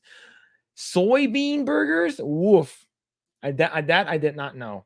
I did not know. What's this? I hear beaver is good too. Is are you talking about the animal or the other thing? Are you talking about the animal or the other terminology that we use for beavers? Right? Let's see. No pets, that's a rule. Yeah, so here's the thing. My mom, not often, but Asian families, and I at least my mom, we eat turtles, but it's turtle stew. It's like it's Like for me, like I remember one time I went to my mom's house. I was like, "Oh, you have a turtle in the sink," and I'm like, "Oh, you have a turtle in the sink." It's just sitting there. It's alive still. I'm just like, oh man." See, is it Chinese people will eat anything that moves or grows? True, true. Yeah. President of BJU in 1970. Yep, I agree. We Asians are crazy, especially the Chinese. Let's see. Baked Ewok said, should be the main dish at Walk of Walks. Let's see. I have the OG token cookbook recipes from the books. Made elven bread. It was pretty good. There's actually a cookbook for Tolkien stuff. I wouldn't be surprised given how vast and detailed the universe is. I Let's see. Yeah. I Listen, know there's even a Skyrim. There's even a Skyrim recipe book.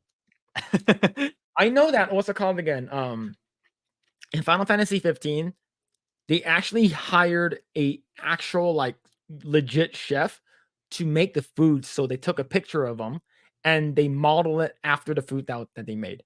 So when Ignis like, That's why I it's got a so new detailed. Yeah. recipe, and it looks really, really Yeah. like holy shit, it looks Yeah, good. yeah. Yeah, it does, it does. I remember. And see, Matthew says, two things I want to try before I die. Is that pussy and ass? Oh shit! Is that it? Uh,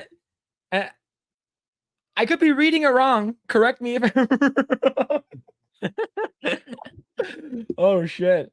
Javelinas are dangerous. They can swarm, and their tusks is razor sharp. Yeah, in Arizona. Yeah, yeah. I remember I was watching a video from Napoleon Noir, and he said that like there's these two guys out hunting, and there was like 20 boars just came out of nowhere, started charging them, and like each of them are like they're pretty big. I would say they're probably like a size of a table or something like that, but like at least like like 50 to 100 pounds each, and they're like all of them have razor sharp like tusks, and it'll just fuck you up. Yeah, it's freaking scary.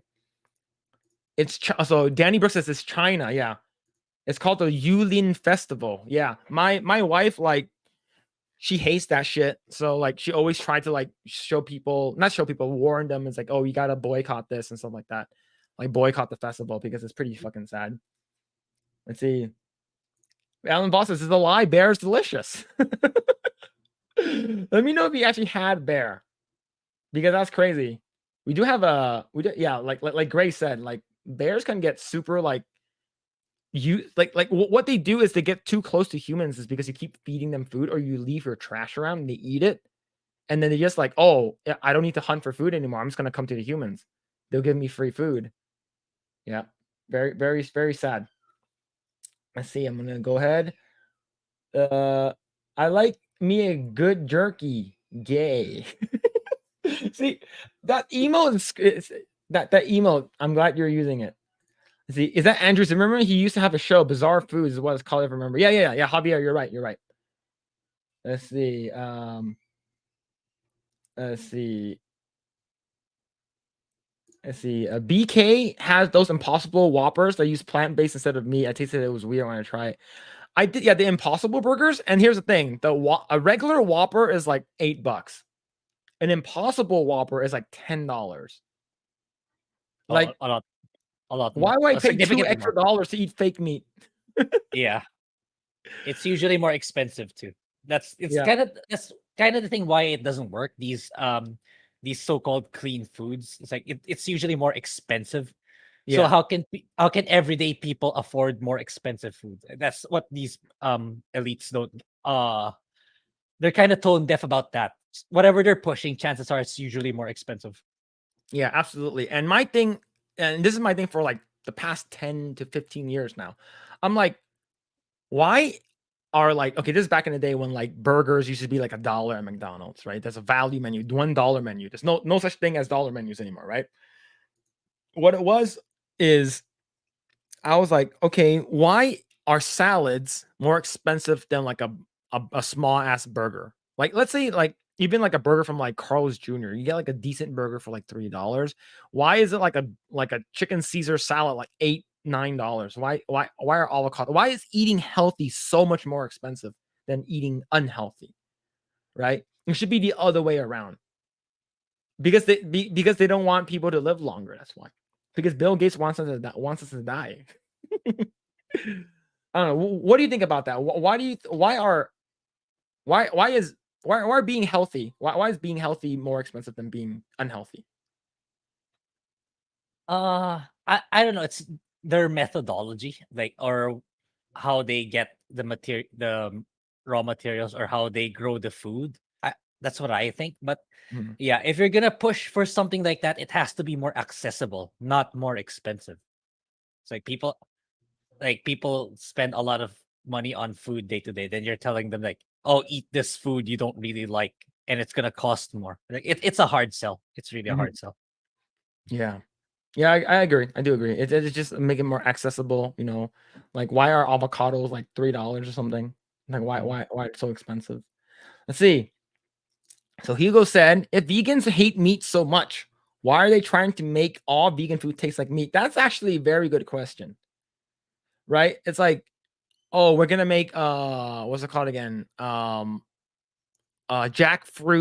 uh, jackfruit, what's it called? Tacos, pulled jackfruit tacos, but it tastes like pulled pork with barbecue sauce, right? I think if they're trying to convert people over, but the worst offender is bacon. Like vegan bacon tastes like cardboard, actual salted cardboard. It's awful. Like I went to a vegan restaurant with my ex and her friends because they're trying to go vegan because they're trying to get more healthy, which is I'm fine, right? If you're gonna get more healthy, trying to lose weight, I'm all for it.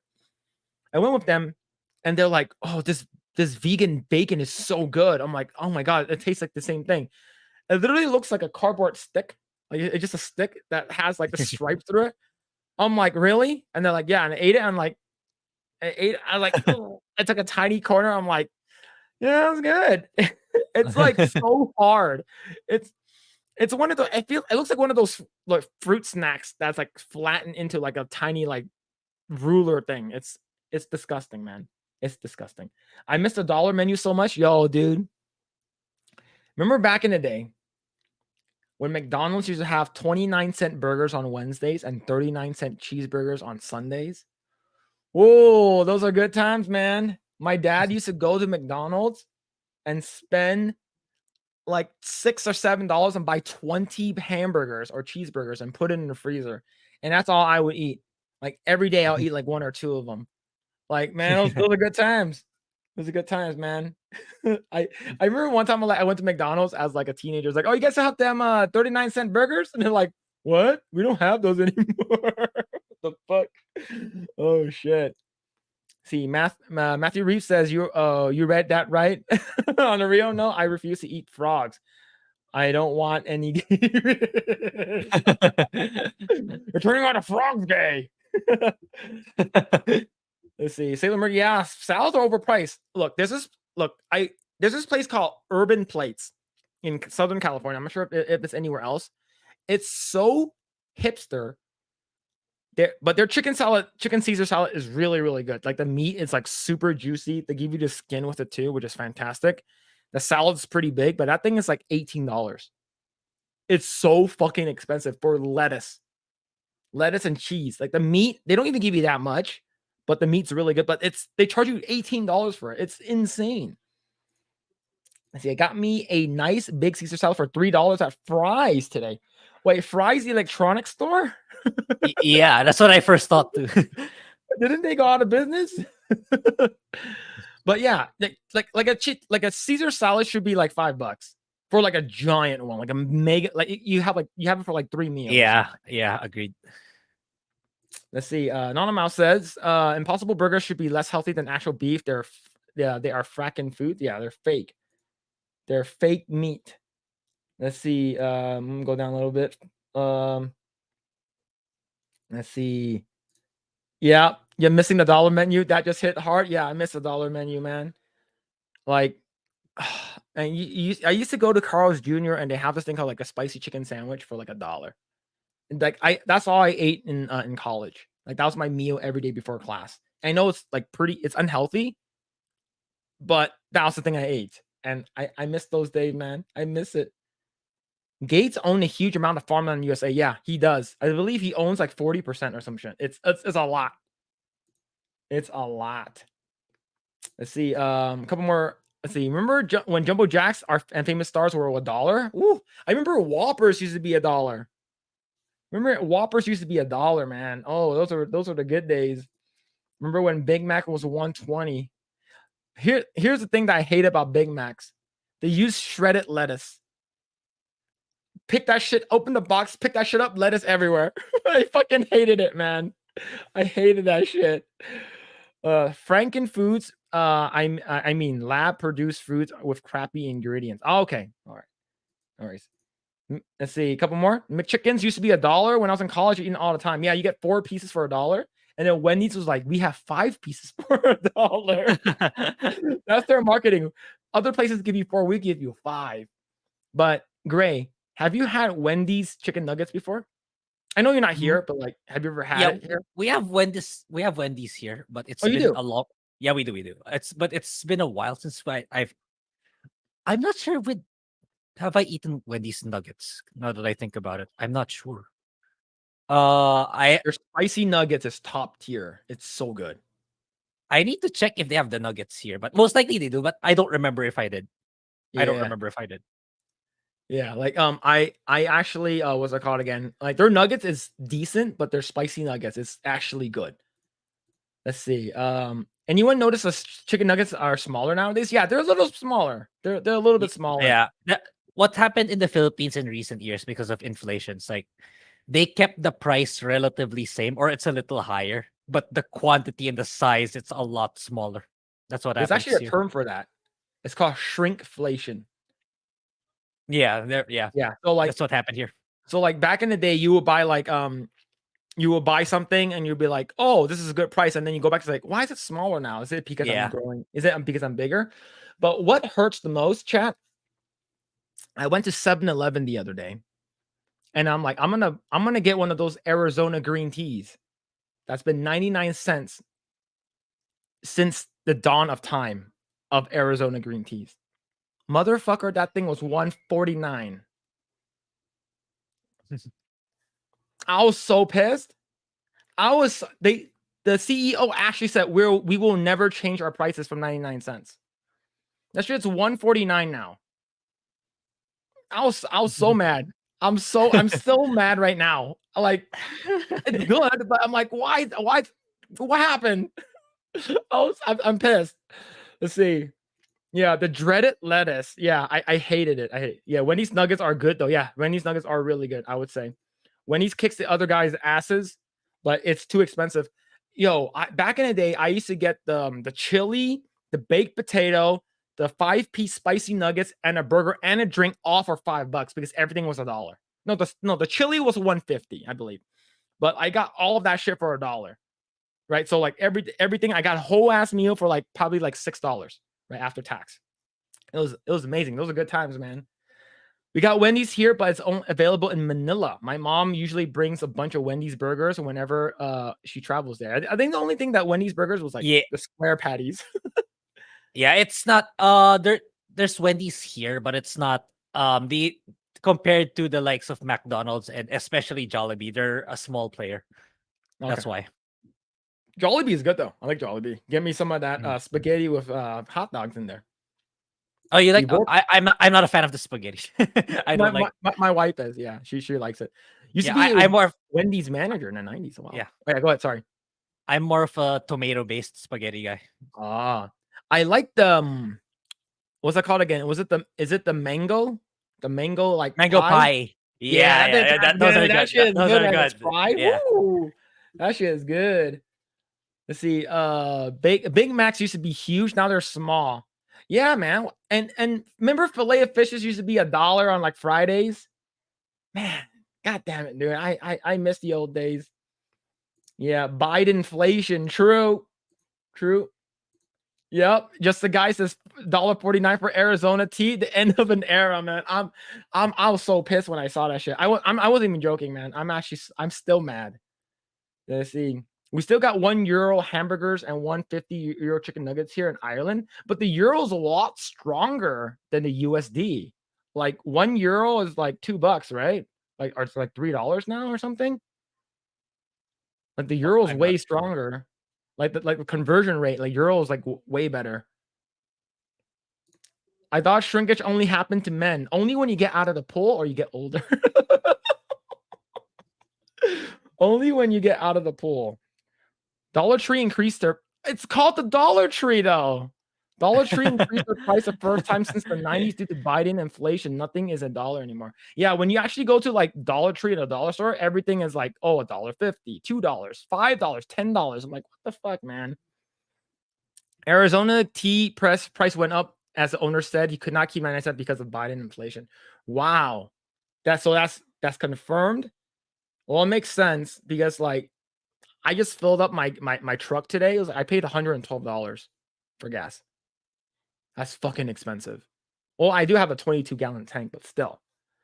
Let's see. Jollibee has great fried chicken. They do. Actually, really Yeah, good. And they yeah, have that's the spicy signature. too. Yeah, it's called Chicken Joy. Yeah. Mikey Chen I love Mikey Chen. I think his name is like just dumplings or something like that. He looks like Jackie Chan. Looks like Jackie Chan, but he basically yeah, go check him out. He's really good. I'm gonna read one more. I'll read one more after this. Jollibee is rumored to have mealworms in their burgers. I need proof on that. I don't eat their burgers. I did try the pineapple burger.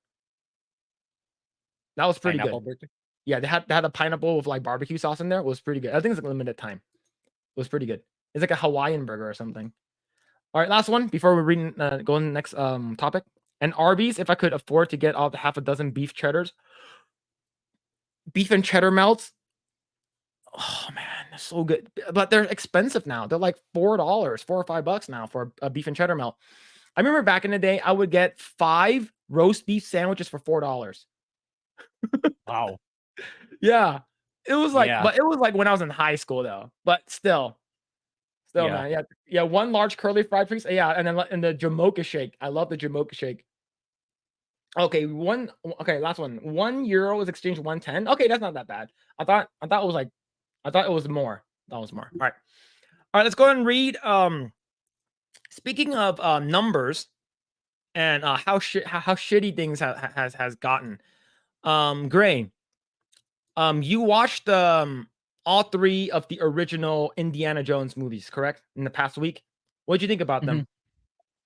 Yeah, they're okay. They're pretty solid. Like it's just your freeze your brain kind of adventure. It's like it really reminds me of Uncharted, the Drake's Fortune games.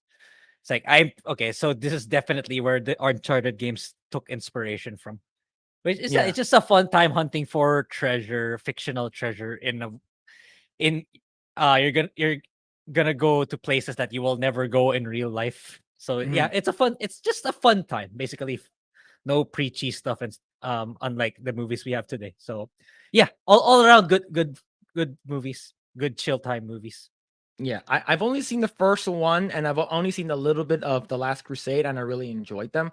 And the thing is, I didn't get the opportunity or the let's say the luxury to watch those movies as a kid, is because imagine watching it as a kid, like it's just a feel good movie, really fun, good time. Like it would have been awesome as a kid, right? But as an adult, it's still good. That's awesome. But the thing is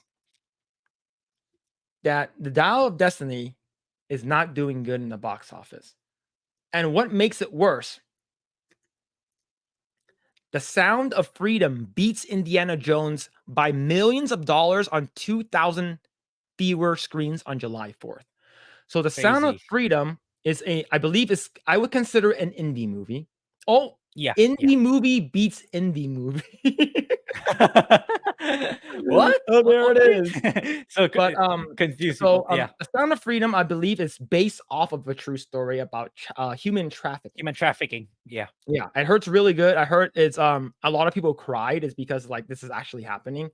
And it's crazy, right? Because we talked about human trafficking earlier with Taken and stuff like that, but that one's a little bit more like super, official, or like it's more a little bit out of Yeah.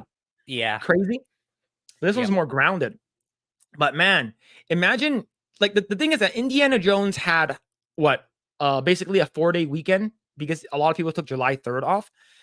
And it still made less money than A Sound of Freedom. And I'm pretty sure A Sound of Freedom probably didn't cost that much to make compared to 14. Indiana Jones. 14 million. 14 million for Sound of Freedom. And how much was Indiana Jones? Almost 300 to 320. Holy shit, man. Yeah. Oh Yeah. my God. Yeah. Jesus. All right, let's go. This article's from Breitbart, so I'm pretty sure if a leftist saw this, like this is fake news because it's from Breitbart. But let's go ahead and read this article. Anyways, Sound of Freedom, the anti-child trafficking drama starring Jim Caviezel. Oh, Jim Caviezel also played Jesus in Passion of the Christ, right? Oh, okay. Yeah, yeah, Yeah. he is. Yo, Jesus saving children from child trafficking. Has emerged as the number one grossing movie on July 4th, surpassing Disney's Indiana Jones and the Dial of Destiny while playing on far fewer screens. In the final tally, Sound of Freedom grossed 14.2 million on 2634 screens. Sorry, 2634 screens on its opening day of July 4th for a strong per screen average of $5,407, according to the data from boxofficemojo.com. Indy 5 mustered 11.7 millions on, holy crap, 4,600 screens. Yeah. Like that's almost doubled. Yeah. Exactly. Holy crap. Notching a per screen average of $2,543. Man, you love to see it, man. This is crazy, right? Yeah. And Kathleen Kennedy was banking off of this. Yeah, right. They showed it 1 month in advance in the what's the event called? Cannes, the Cannes event. Yeah, the They Cannes were Film they were Festival. they were so confident about it that Bob Iger watched it 5 times, right?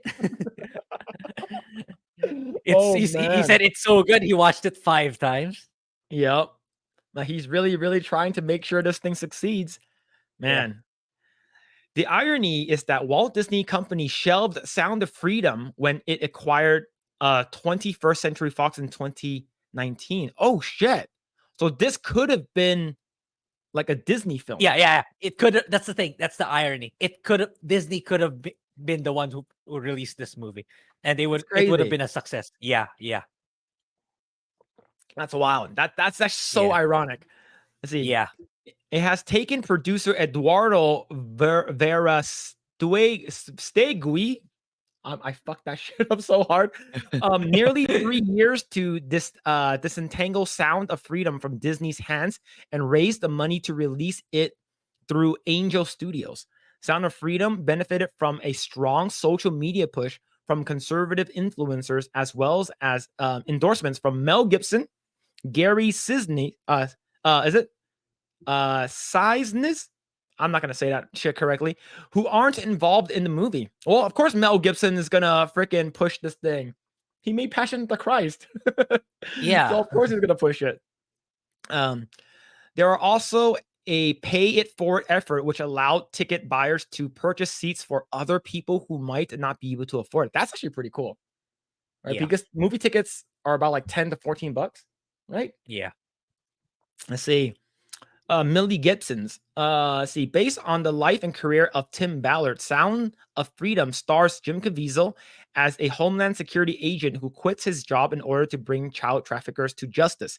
Oscar winner Mira Sorvino, who urged her Twitter followers to see the movie, co-stars as his wife, Catherine. Indy 5 is shaping up to be the latest box office fiasco for the beleaguered Disney. The title fell short of its already deflated 5-day projection of 85 million, bringing in just 82 million domestically. Wow, that's awful. Yeah. Overseas tickets sales are also weak on the back of the lackluster reviews and the middling level of fan enthusiasm. Man, Mhm. this is very sad. The fact that you Yeah. have something like you said that that was just fun to watch and enjoy. The original 3 indie movies are so good, and now you have this piece of shit. I don't know, man. Do you think that maybe this movie will make back its money? Do you think this movie is gonna make back its money? Indie 5? Isle of Destiny? No, I don't think so. It's like first week says a lot when it comes to the entertainment industry, right? Like whether it's a video game, an anime, or a TV show, first week is super critical because that's the point that it's in its peak when it comes to exposure and marketing. So in your first week, it already gets beaten by an indie film of all things. It's like, and what we have next week? Like we have Oppenheimer, we have Mission Impossible. So Oh how is it shit! gonna? Mission How? Impossible is next week Yeah, yeah, with Oppenheimer. yeah. Oh, next Who's week's gonna gonna be watch? crazy. Yeah, who's gonna watch Indiana Jones with those movies and coming out next week, right? A Tom Cruise movie. I'm pretty sure it might even beat Top Gun Maverick, right? I Oh, mean, it's not far fetched for it to to not be to not beat Top Gun Maverick, in my opinion, given yeah. how well Gun Maverick did and how well loved Tom Cruise is right now. Oh, damn. Oh, man. No, Oh, man. Next week is gonna be crazy. Next yeah, week is gonna be really good. yeah, Man, like I said, I think anyone who is a fan of Lucasfilm, Star Wars, Indiana Jones, yeah, Disney for that matter, I think anything under Disney, I just feel really sad for them, especially the diehard fans. Like, I would consider myself more of a DC fanboy than a Marvel fanboy. And every time when a DC movie comes out and it sucks, it hurts me. I'm like, that's why when I watched The Batman, which I thought was pretty good. I didn't think it was yeah. It's fantastic. I all thought it right. was pretty good. Yeah, it's all right. Yeah, I'm like, okay, like I want to see more. I want to see Robert Pattinson get buff because motherfucker he said that people were yeah, saying that he didn't want to work out because he's too lazy or some shit like that. And he says that, oh, you shouldn't have to work out so hard just to play this character. Dude, bitch, shut your bitch yeah, mouth. yeah, I wish he would cut his hair so his hair is more like he's more like lean and he's more like nice and clean, like how like Bruce Wayne is. I know this is more of his like first Batman first year, right? So, but when a shitty movie comes out like Shazam, The Flash, Wonder Woman 84, knowing that what's it called again? Aquaman 2 is gonna suck. Like it's just like fuck, man. I hate being a DC film like fan right now. I hate being a DC fanboys because everything just sucks. But now Marvel sucks as well. Marvel's been sucking yeah, for a while now. And I'm just like, we're all on the same boat. I think every like fandom right now, they just want good shit. And that's why when you have something that's like out of nowhere, if Sound of Freedom came out, that's good. It's like, okay, I want to watch it. It doesn't have anything to do with, yeah. you know, I'll wait for Sound of Freedom. I actually ever since Geeks and Gamers talked about it, it's like I wanted to look it up if it's out here, but it's one of the movies that's not yet here, so it might yeah. take a while before it releases here. Yeah. It might be like coming to streaming or something like that, like down the Yeah, road. yeah, Yeah, I do want to yeah, watch it. The thing is that I know this might make me cry, is because this is yeah. like most of it's Especially based on more a for true you. story. Yeah, Yeah, and and like yeah, yeah, you the have a fact that I'm a kid too. dad too. Yeah, man. It sucks. It sucks. But we're not done with Indiana Jones though. We're not done talking about it because do you remember when we talked about they shot different endings? They're like, oh, they did some test screenings where they're like, um, you know, uh, something happens with Indy. Phoebe Waller-Bridge picks up the hat and she becomes the new Indy, and people are like, no, that never happened. That never happened. Well, I got news for you. According to Bounding in the Comics, alleged alternate ending details for Indiana Jones and the Dial of Destiny emerge, claiming Phoebe Waller-Bridge's character takes Indy's hat. So it is true. Yeah, I would think it's true. Man, that's that's such a shitty thing, man. I bet you they have like a director's cut or like alternate endings and stuff like that. And her picking up that hat, how do you feel about that? Now that you watched the original 3. Yeah, it's I don't know. It's can't you just make your own? You don't have to destroy old heroes just to elevate yourself. Mhm. And yeah, it's so bad, right? Dial of Destiny is so bad. Like, it was so bad that Jay couldn't bring himself to make an out of theater review, even though he could have, right? Oh yeah, I remember he said that. Yeah. Yeah, it's like Indiana Jones, like he's top tier. It's like his number one franchise. Like that Indiana Jones to him is like the equivalent of Star Ocean to me. It's like it means so Mhm, much to him. It's like the fact that it was so poorly done that he didn't want to do it. Like even though it could have been really good for his channel, he couldn't mhm. do it. So that's how bad it was. Like yeah, something's clearly wrong. And I don't know. I hope, which I doubt. I hope she gets taken out of the Tomb Raider project because that's gonna be next. Jeez. Lara Croft is gonna be next to get thrown into the woke agenda fire. Man. Man, what's it called again? Melanie Mack is gonna have a field day with that because that's her Yeah, favorite character. yeah, that's All her right, favorite.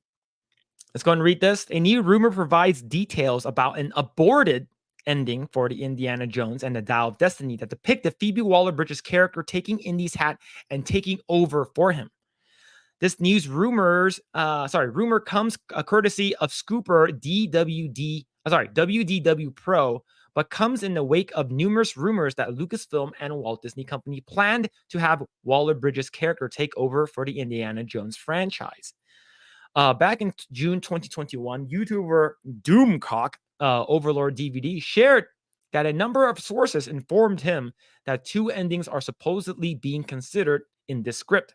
I guess they've been written and they are going to shoot both of them. Both endings allegedly have old Indiana Jones dying at the end of this movie.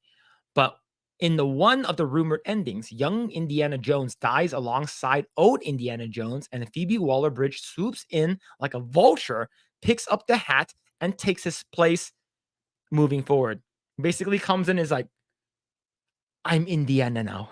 Look at me. Look at me. That would be so funny. If she actually did that, I would be like, all right, fine. All right, it's fine. But yeah, that's shitty, man. Because uh it that's what they did with Ray, right? She basically look at me, I'm a Skywalker now, right? Mhm. It's man, being a fan of these franchises, it's just it just sucks. You know, I'm pretty sure there are like a fraction or maybe like a small, minute percentage of people out there who are like, I actually really enjoyed this, right? But yeah, man, Yeah, that yeah. sucks. I mean, it's usually the people who are not really attuned to YouTube or not into internet that much. It's like, okay, it's okay. It's like they don't really they don't really see those kind of details because they're not really tuned in the way we are. Yeah, Those are usually the people who are okay with it. yeah, I agree. A separate rumor from the Daily Mail in September 2021 claimed Phoebe Waller Bridge is being tipped to replace the veteran actor as a female version of the fictional professor of archaeology in the adventure movie franchise. An anonymous source told the Daily Mail's show business editor Katie Hind about the rumor would be a huge statement and a great role for Phoebe. Another source stated the gossip on the set is that the character will slot into the leading role. Overlord DVD would follow up with his initial rumor claiming that the film actually had 6 endings in November. We've been told out of the 6 endings they've tested, the best one gets 35% approval. So this was something we talked about, I believe, last week or the week before. Right? We talked about how there was like a 35 there. This 35% approval, that's still negative. Right? Yeah. I don't know. That's so low. That's really low.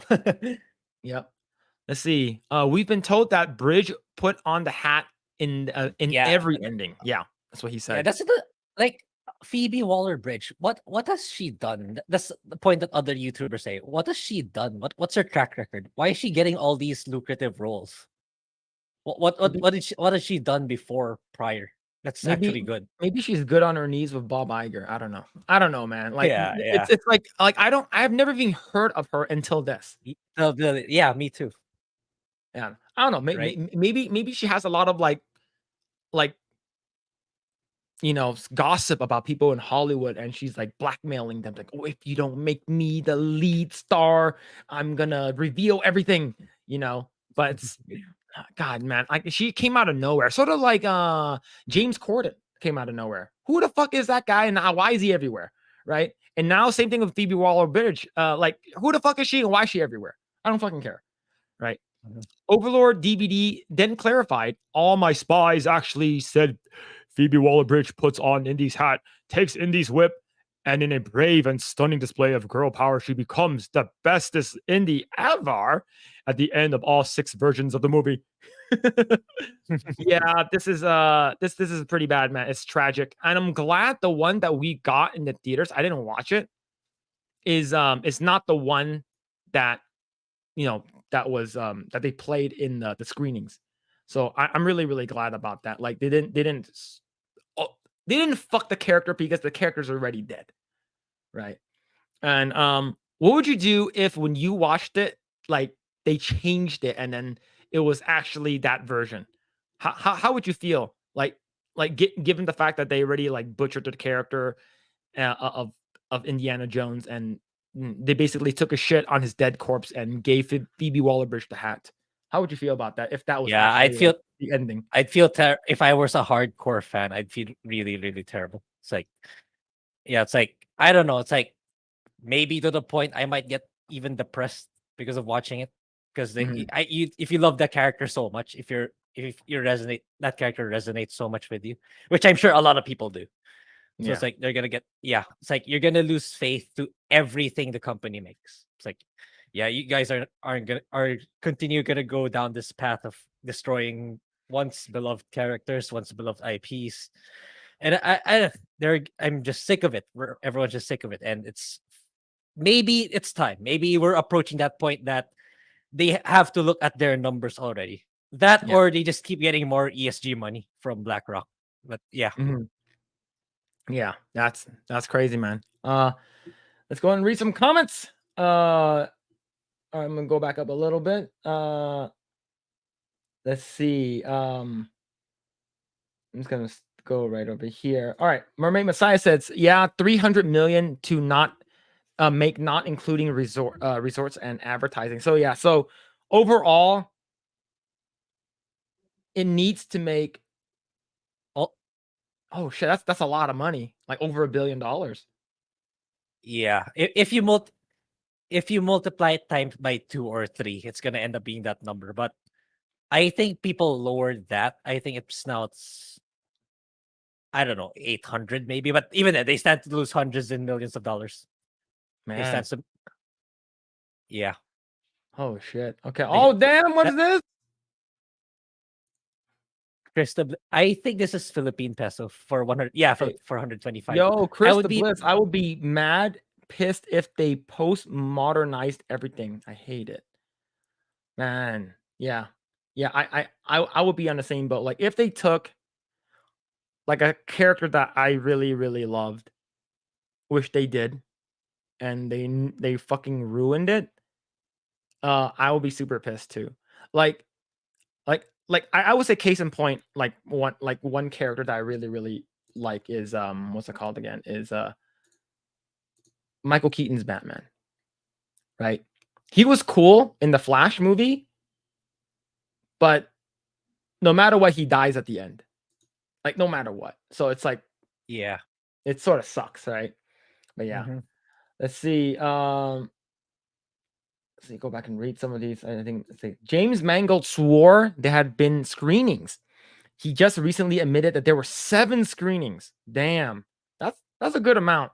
That's actually a good amount. So I'm pretty sure there's 7 screenings. Each screening is like a different ending. Yeah, Yeah. that's awful. I'm glad. Like I said, I'm glad that that version didn't get made. Didn't actually become the theatrical release. Mhm. Let's see. Let's see. You can find any number of sites online to watch things like Dial of Destiny without having to give them a cent. I encourage their use. I definitely agree with that. If you can, find ways. I'm not going to tell you what sites. But yes, there are definitely ways. If there's a will, there's a way for sure.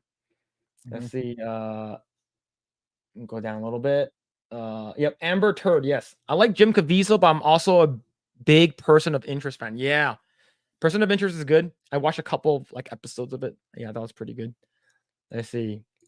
I posted an interview on Discord about the Sound of Freedom. All right, cool. I'll check it out. Because Yeah, I'm I'll actually check it really, out really too. interested in Yeah, I watching want it. to watch it too. Yeah. Let's see. There's a lot of Amber Turd hate out there. True.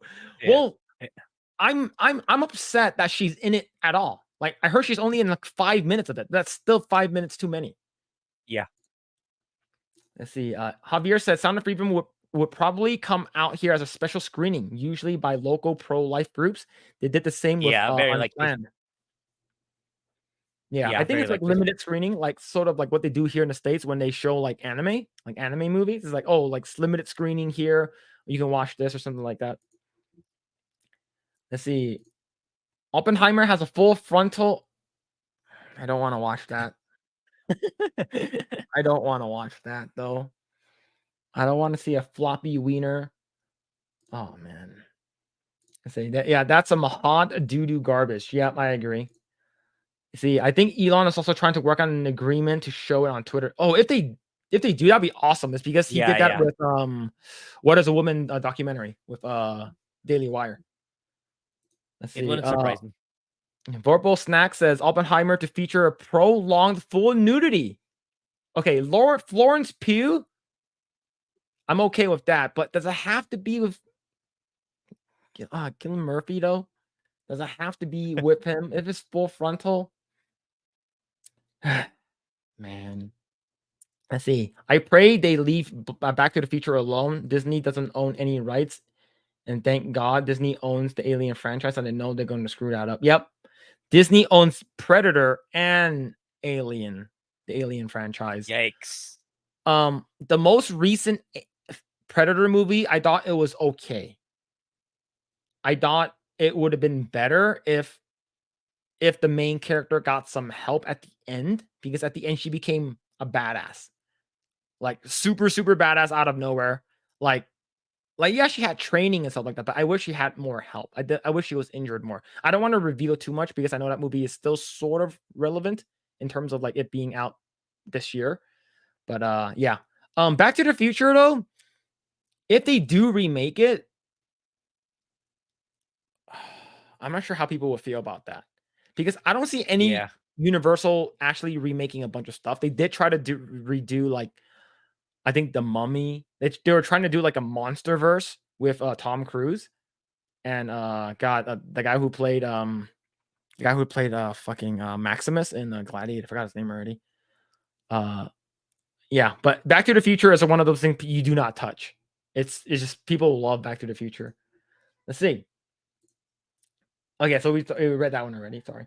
Let's see. I wish Disney would just leave Indy alone. They've done enough damage to the franchise. Yeah, I agree. I imagine they might, given how much they stand to lose here in Dial of Destiny.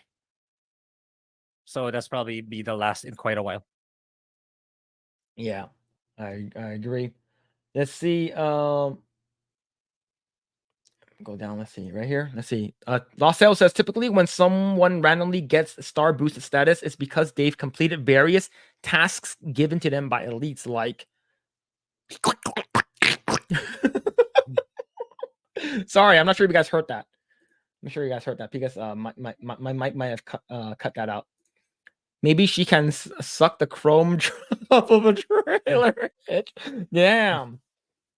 Damn. But yeah, man, I definitely know that like them fucking shit up for sure. Like, but yeah, it's weird. Like, I where the hell did like James Corden come from? Like, same thing with Phoebe Waller-Bridge. I have no idea where did they come from. Like, did they ever direct anything previously? Were they in anything good previously? Like, I don't think so. I don't know. I don't know, man. Do you know more about that, Grae? No, it's like, but it's big. It's such a trend nowadays. Like even the showrunners of Rings of Power, right? They don't really have experience, and they're given a billion. They spent like $1 billion for it. Mhm. Like, why spend that much money if and hire inexperienced people to run the things? Like, it's so strange. Mhm. I don't. Maybe these CEOs they just want they just want they they were hoping that it somehow turns out great, and then they say, "Oh, I gave these inexperienced people a chance. Look what that brought me." I think that's what they're Mhm. going for. It's like it's trying. Maybe it's they're trying to feed their egos in that sense that, oh, I'm so good at choosing people that these inexperienced people became successful. Like something like I think that's what's going on right now in the movie industry. That's why they're bringing in people who don't really have experience. Yeah. Like for me, That's I'm how I feel. okay if you brought in like a person that has no experience, but like they better be really good. Like you better know how to Yeah, act, you but better know how to take that kind of stuff. yeah, but how do you know if they're good if they don't have experience, right? Given for the site the scope of or the budget of the project. Mhm. If it was like a small indie show or a small scale project, yeah, fine, bring in test in new blood. But if it's franchises like Lord of the Rings and stuff like that, it's like why would you bring in people who are inexperienced? That's how I feel. That's my Yeah. reasoning. Let's see. It is my favorite cultural appropriators. Yep, that's us. Yes. Let's see. Person of Interest is one of the shows that starts as a good show, and then of course, progressing season slowly morphs into a whole other show. That's awesome. That's cool. Like I remember when I watched I know it's a CW show. Legends of Tomorrow. Legends of Tomorrow was sort of boring in the first couple of like the first season or two, and then it got better, right? It sort of became sort of wild and crazy, and it sort of became its own thing. Same thing with American Dad. Like American Dad's first 3 seasons were like okay, and then it got really really good. So I do like those kind of types of show though. Let's see. I've only started watching Person of Interest recently. I'm really liking it so far. That's awesome. What's this? So Philip likes to be taken by surprise. I didn't say anything. Don't lie. We all know what you want to see. Oh my god, dude. Oh my god, man. Uh, all right, let's see. We need another South Park episode about the new indie film. Oh yeah, great. Did you watch the ones where they watched the South Park kids? They watched Kingdom and sorry the Crystal Skulls. No, Uh, no, most likely not. So they were watching it, and it's like, oh my god, they're raping him, they're raping him. And then they actually go and watch the indie film, and then you see Indy in the film, and you see George Lucas. What do you got there, Indy? And then you see like someone kicks open the door, and then Steven Spielberg's like, yeah, tie him down, yeah. And then he bends him over a pinball machine, and he's like, squeal for me, squeal, Indy. And they take him from the rear. It's just so funny, is because it's like they're saying it metaphorically, but also saying it because they destroyed his character in the most recent movie. Because a lot of people say, and I know Lost Tales is gonna fight back on this, that Kingdom of the Kingdom of the Crystal Skull ruined Indiana Jones, right? And now is the Dial of Destiny, did that ruin it even more? So it's just like that's what when Danny Brooks said, "Oh, we need another episode." I would definitely want to watch that. That'd be super funny. Let's see. The last season was 6 episodes for some reason. I can tell you why. My friend works as a technical director there, and she said that is because they're trying to make it like a mini movie. They're trying to make them like mini movies. Like before, South Park episodes used to be like 24 episodes a season, and then it went down to 10, and then now it's down to 6. And it's sort of a lot harder for them to get production. And plus they have like 6 days of air is fucking crazy, right? Yeah, I've also been busy with Casa Bonita. Yeah. My friend went over to Casa Bonita when they launched it, and it's pretty crazy. Yeah, they're giving their waiters like $30 an hour, but you are not allowed to tip them, which is, in my opinion, could be pretty cool. So, Grae, if you don't know what Casa Bonita is, I believe Casa Bonita is a restaurant. I forgot where it was. I think it might have been in Colorado or somewhere.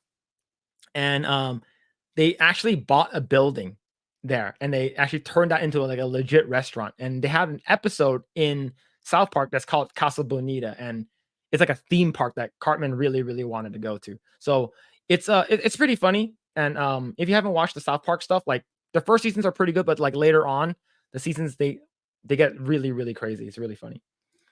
Let's see. Wolverine says Legends of Tomorrow was fun for a while because it knew it was bad in the show and it leaned into it. Yes. I had a friend who worked on the show. She did a lot of the 3D stuff. And then when they brought in that Furby character, that was the funniest shit ever. Like, they were fighting this bad guy called Moloch, right? And it's like a giant demon. He becomes really, really big. And they all came together and they wished like this giant like puppet into a giant puppet monster, and it sort of becomes like a kaiju fight, and it's fucking insane. Yeah. Let's see. Yeah, I actually think Phillip would know more about the South Park situation more than anyone. Yeah, I'm pretty like, if you guys want to know some stuff, like I do know more stuff than the public, is because of I have a friend who works there. Let's see. The most shows used to have 22 24 episodes a year. Now it's 4 to 6, maybe 10. Yeah, it sucks. Like I think production has gone up. Like, if you think about it, like Game of Thrones has been 10, and then the last season was like 6 for Game of Thrones, right? And they're like, oh, actually the last 2 episodes are supposed to be a movie. It's like, no, it's not. It's not a movie. It's still an hour long, and then you have like 2 to 3 minutes of like credits, and you have like, oh, this is how we made the production. This is how we made it, and that's not. You didn't make it into a movie. That's a fucking lie. Let's see. Grae R. Tolchan. Every time JC Lowcastle comes in, gives us like a funny name. I love it. It wasn't a bad movie. Yep, true. Yeah, Crystal Skull. Yep. Yeah, I'll probably watch it this coming week. Yeah. Let's see. Yeah. Oh, it's in Denver. I live in Denver. Yeah, I believe it's in Denver. You see, it existed before they bought it. After it closed down. Yeah, I believe it was an actual restaurant, which is pretty cool. I do want to go there. Is he gonna go there when it slows down? Was it super crazy right now? I know it's like pretty nutty. And plus, the thing is that I remember Matt and Trey, they slowed down when they did Book of Mormon, and they also slowed down when they did what's it called again? That the Stick of Truth and the Fractured Butthole. Can you tell us about South Park? It'll be ending after the contract is over. I'm not sure. I don't know. That's like insider shit. That's something I wouldn't know. Like, I wouldn't know like what episode that's going to be coming out. It's like, oh, this episode's super, super funny. Like, it's like, oh, you should watch it. The special is really, really good. But the fact that it's all on Paramount Plus now sort of makes me mad. Because it used to be on Hulu. It used to be on Netflix. Now it's not anymore. All right, last one. It sucks. Seasons are shorter, but before the woke wave TV shows are a lot better today than they were where in the 70s and 80s. Cable really changed TV in the 90s. Yeah, I agree. I agree. Yeah, Fractured Butthole? No, the Fractured Butthole. That's what the game was called. So there's a space in between. It's called the perineum. All right, I'm gonna stop there. Let's go and read some. Go ahead and read this comic. Not comics, but this article from Bounding into Comics. So I know that you guys really, some of you guys really want us to play it. I believe someone in the chat says that, hey, you guys should play the Gollum video game. Yeah, because it's really, really good. Oh yeah, chat? If it's really good, why did the Lord of the Rings Gollum developer shut down after catastrophic reception? Oh man, Grae, would you play this game? If I got the game for free, fine, I will live stream it. But no, I'm not How paying much is it? even. It's right now. It went down already to 40 plus. It's 40 plus on many. I mean, that's still 40 plus too much. That's still Damn, $40 too much in my opinion. damn. If it was like $5, I would buy it. Yeah, Like that's the $5 out. acceptable rate. 5 to 10, 5 to 10 maybe. Yeah, that's fine. But no, that's still that's way too much money to even for cringe content. It's like, no man, Oh man. the game is too bad for us to play it right now. All right, let's go read this article. A new report states that German developer Daedalic Entertainment is shutting down its development studios following the catastrophic reception of The Lord of the Rings Gollum. Damn. Yeah, it sucks, but you guys made a shitty ass game. Yeah, And the thing is, when I heard that this game was coming out, I was like, who the fuck wants to play as Gollum? it's Gollum. Like he has no superpowers.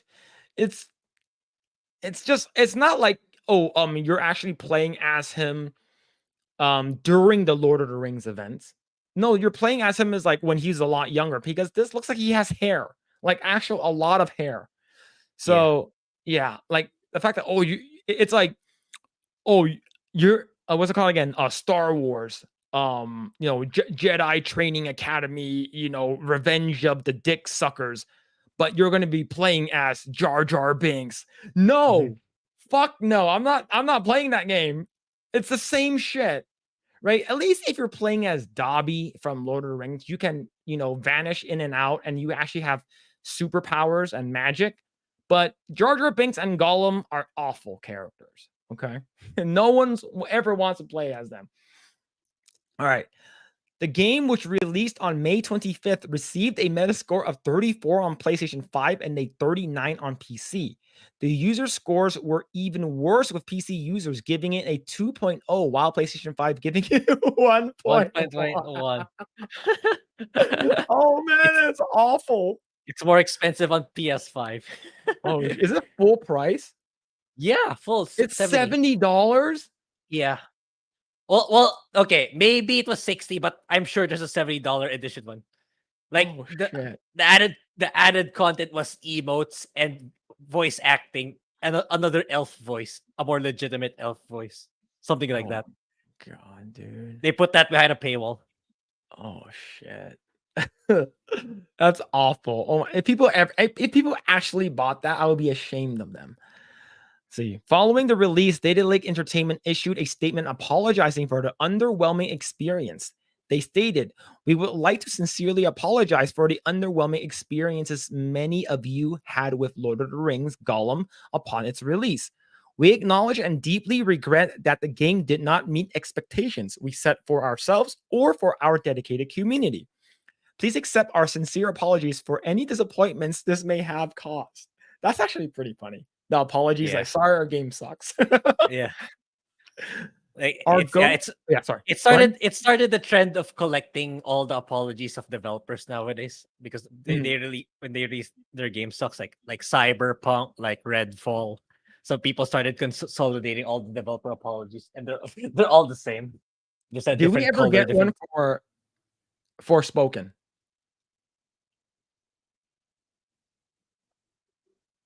I there might have been. There might. I'm not sure. I'm not sure. But yeah, they got shut down shortly thereafter. That's so funny. Our goal as a studio, as passionate The Lord of the Rings fans, has always been to tell a compelling and immersive story driven adventure. Crafting a story with Middle Earth as our playground has been the greatest honor and the biggest challenge we've faced so far, they continued. Yeah. That's so bad, dude. Oh, shit. At Daedalic, we understand that the game's success relies on the enjoyment and satisfaction of its players. We genuinely value your feedback and have been actively listening to your voices, reading your comments, and analyzing the constructive criticism and suggests you have provided. Our development team has been working diligently to address the bugs and technical issues many of you experienced. We are committed to providing you with the patches that will allow you to enjoy the game to its fullest potential. Does it give him like a great sword? Does it give him armor? Does it become Yeah, like a Dark Souls like game? Then if it actually becomes that, I would check it out. yeah. But But you but can't the do thing is, anything. yeah, and the thing, not anymore. I don't think they're getting any patches anymore now that they're gone. That they got disbanded, so they're not even Oh getting man. patches anymore. Whatever that will Gandalf do. and Thranduil discuss grave matters in Lord of the Rings Gollum. Damn. They brought in these characters too, man. Shit. Uh they then reiterated their apology. Once again, we deeply apologize for any inconvenience caused.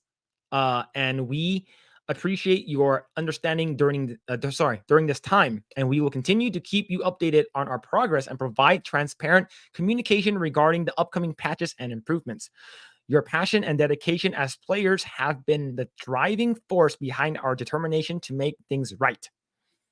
Now, a new report from the German outlet Games Wurzkraft notes the Hamburg game publisher Daedalic Entertainment is giving up internal game development. It's Giving up. That's actually pretty funny. The reports adds Daedalic Game Entertainment based in Hamburg will in future focus on publishing, i.e., licensing, marketing, and sales. Yeah, they're no longer developing anymore. It's over. yeah, Yeah. They reiterated at the same time games will no longer be produced in the company's own development department at Hamburg site. Specifically, the report noted that 25 of 90 employees were let go as they scrapped the studio. The statement from the company said, "We value each and every member of our team, and it is important to us that the transition goes as smoothly as possible. Therefore, we will support our former employees in finding new opportunities within our network." And scrapping of internal development also reportedly ended another Lord of the Rings action adventure project in the studio had been developing since the mid 2022 and was expected to release in late 2024. I believe it's probably the what's it called again? Gollum's brother that he killed. It's probably him. What if he got the ring? What if Smeagol died? That's the action adventure chat. Damn. As noted above, Daedalic will continue to publish new titles, with the report noting the company has 8 promising releases coming in the current financial year. The company has 7 listed in it on its Steam page. They include Surviving Deponia, yeah. Wild Woods. That's I it, know right? I they have no idea. excelled in point and click games. Oh, I They see. published, yeah. So that's why this is completely new. This game was completely new to the developers, hence why it came out the way it did. Oh, wow. Man, they should probably never have released it. Because Yeah, if they didn't release it, the company wouldn't, or at least they would still be developing games. They wouldn't be just yeah, publishing now. Man, that sucks. Like it's to be honest, I blame the executives is because they yeah, who in the fuck there thought this was a good game? yeah, yeah. And I mean, I feel bad for the developers who had those say. They just had to make the game. They didn't have a decision to release the game, or the scope that they can't even handle. They don't have the training. They don't have the experience. I Mhm. feel bad for them. It's really all on the decision makers, whether it's the development side or the business side. Definitely the business side shares a huge portion of the blame. But yeah, Yeah. there's some developers who pushed it too, so the blame's on falls to them also. But yeah, to those who just got pulled a lot on this and yeah, unfortunately got let go, I feel bad for them for And sure. this is at the fault of Warner Brothers too. It's because Yeah, they own the IP, so and they played the game. It's like, yeah, it's good. yeah. Ship it. It's like, $70, $70. Let's go. yep. Oh Yeah. man, that's Final Fantasy 16 is shaking right now from this game. Let's yeah. let's release it. This game is too good. Yeah. All right, let's go and read some Okay. chats. Okay. I'll take a bathroom break while you read the comments. All right, no worries. See. Let's go and read some. Let's go and read some. All right. Let's see. Booming Bob says professional gamer Gary was playing it though. Yes. I was watching him play for the first 15 minutes and he didn't know how to like jump like to a specific area. And that was he needs to jump over like this ravine and he couldn't do it. And he kept dying. And it's funny is because he had, I think Az was on the line with him, guiding him how to do it. And he kept dying, which is actually makes good content, right? Watching Gary play games is good content. Was this here? They shut down because you guys are racist.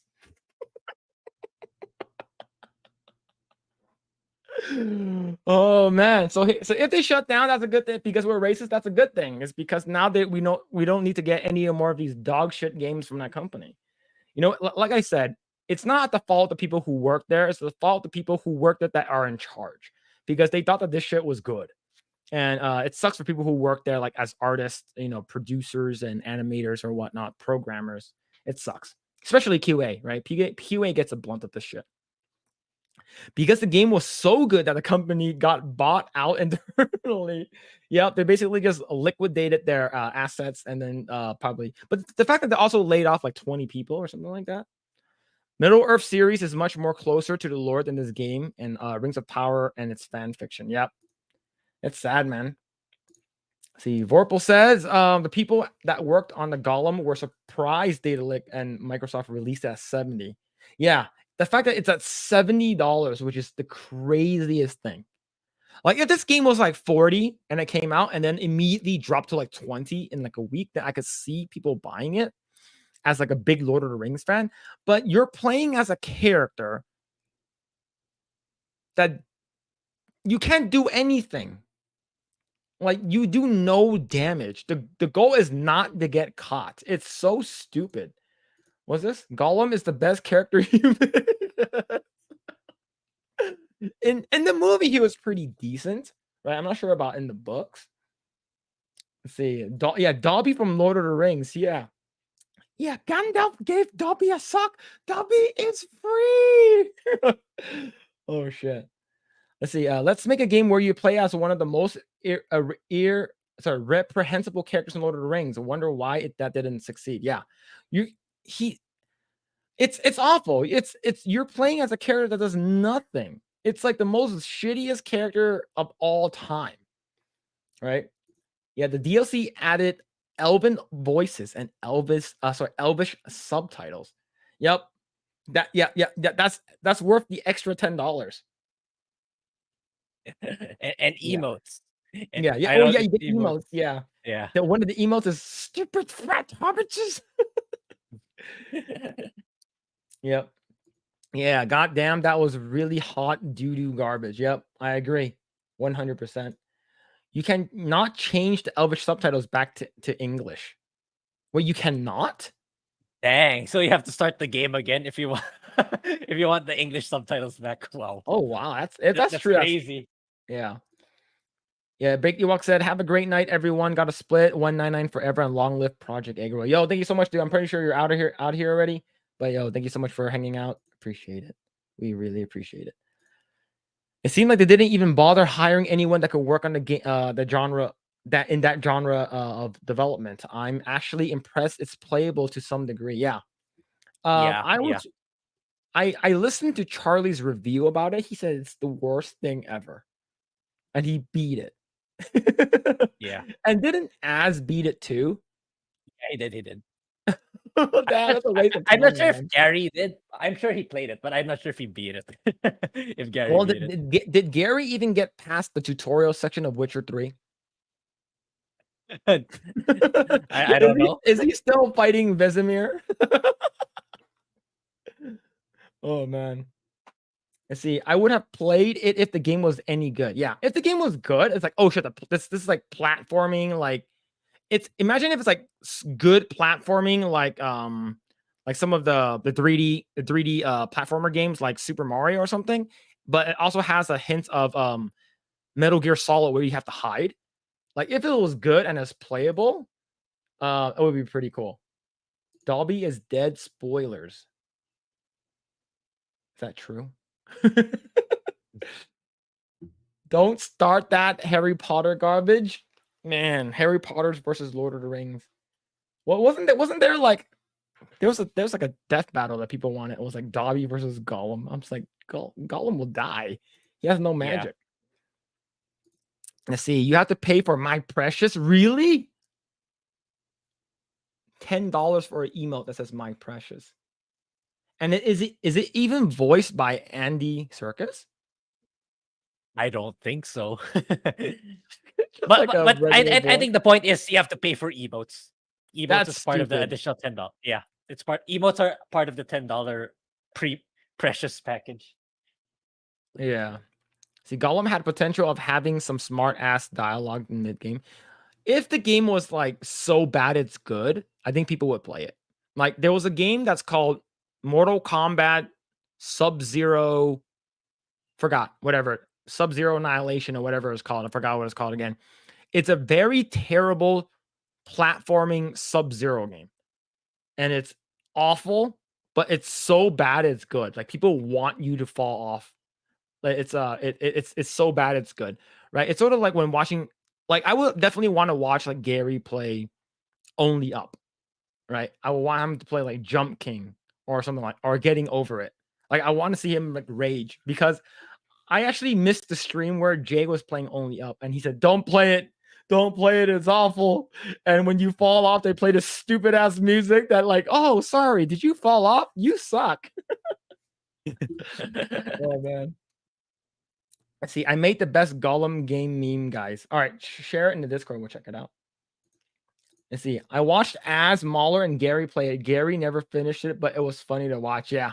That stream was pretty funny because I believe he couldn't find the ledge where to hook on, and he kept falling off. And then Az is like, "Gary, it's right there. It's right there. Turn around. No, to the left. To the left. No, no, no, no, no." It's actually really funny, like having him guide him. Have you noticed DC investing on anime? You're talking about the isekai thing, right? With Isekai, yeah. I'm so actually, yeah, I'm yeah, go quite ahead, go ahead. excited when I saw the trailer.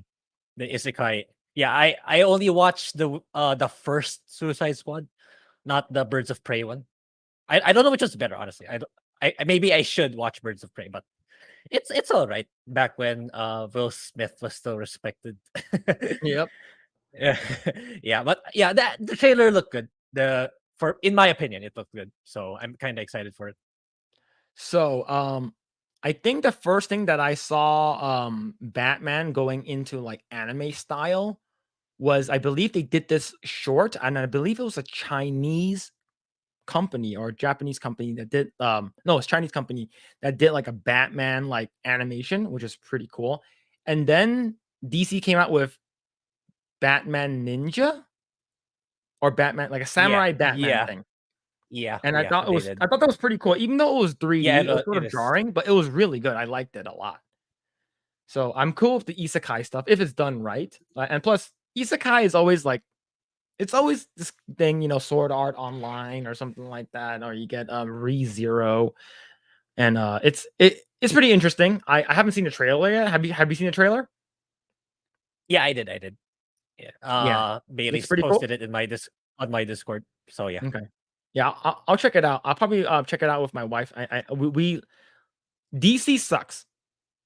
However, most or all of their DC animated movies are top tier. Like it's really good. Um, if you have time, like if you didn't watch get to read the Frank Miller Dark Knight stuff, um, like watch the animated one, and that one is good. Like I'm not sure if how faithful it is to the books, but the Frank Miller the Dark Knight stuff is really really good. Go check it out if you haven't. And what's it called again? Apocalypse. What's it called again? The Apocalypse stuff is really, really good too. I know they flash pointed it though. So go ahead and watch like all of the DC stuff that came out. I believe in the past 10 years, right? like, because I know right now when they reset at the universe, like the art style looks completely different, is because the previous lead character designer is named Phil Barassa. He did all the character designs on it, and like I love his art style, and like his style and his the animation is really really well done. So go watch those, and but the isekai stuff I'm definitely gonna check it out for sure. Let's see. No, you can buy the DLC and install it. You cannot ever change the Elvish subtitles back to English. As a Mauler both beat Gollum, which is why Gary played. Oh, I see. That's Wait, wait, hilarious. so You get punished for buying the for buying DLC. DLC. Basically. Yeah. Instead of a language you understand, you get a language that you don't by buying the DLC, and you cannot undo it. Damn, that sucks. Let's see. I put sling blades a face on Gollum character with the saying Lord of the Rings. Nice. Let's see. Gary got halfway through the tutorial, then died and reset his save and started over. Oh man. I'm pretty sure he's like, oh, I'm done. I'm done with this game. Fuck this game. It's over. Let's see. There's supposed to be a city builder game set in Moria post War of the Ring in the Fourth Age. Isn't there supposed to be like a I think this game that's pertains coming to out? Minds of Moria. I think something like that. Yeah, I think you're playing a It's Gimli like, or some shit. yeah, not the dwarves. It's like, what's that game?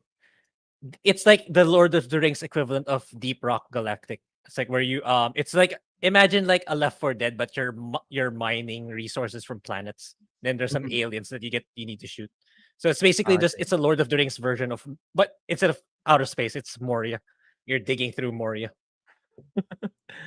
The Sailor Mercury say, yeah, Sub-Zero's mythology. Yes, Mortal Kombat mythology, Sub-Zero. Yeah, that shit is awful, but it's terrible that that it's so bad that it's good. Let's see. I have no issues with the new Superman show using anime since I enjoyed it, but this ain't getting me to watch it. Yeah. Wasn't there a part where he turns into Superman with the style of Sailor Moon? I heard it's awful. I heard it's really bad.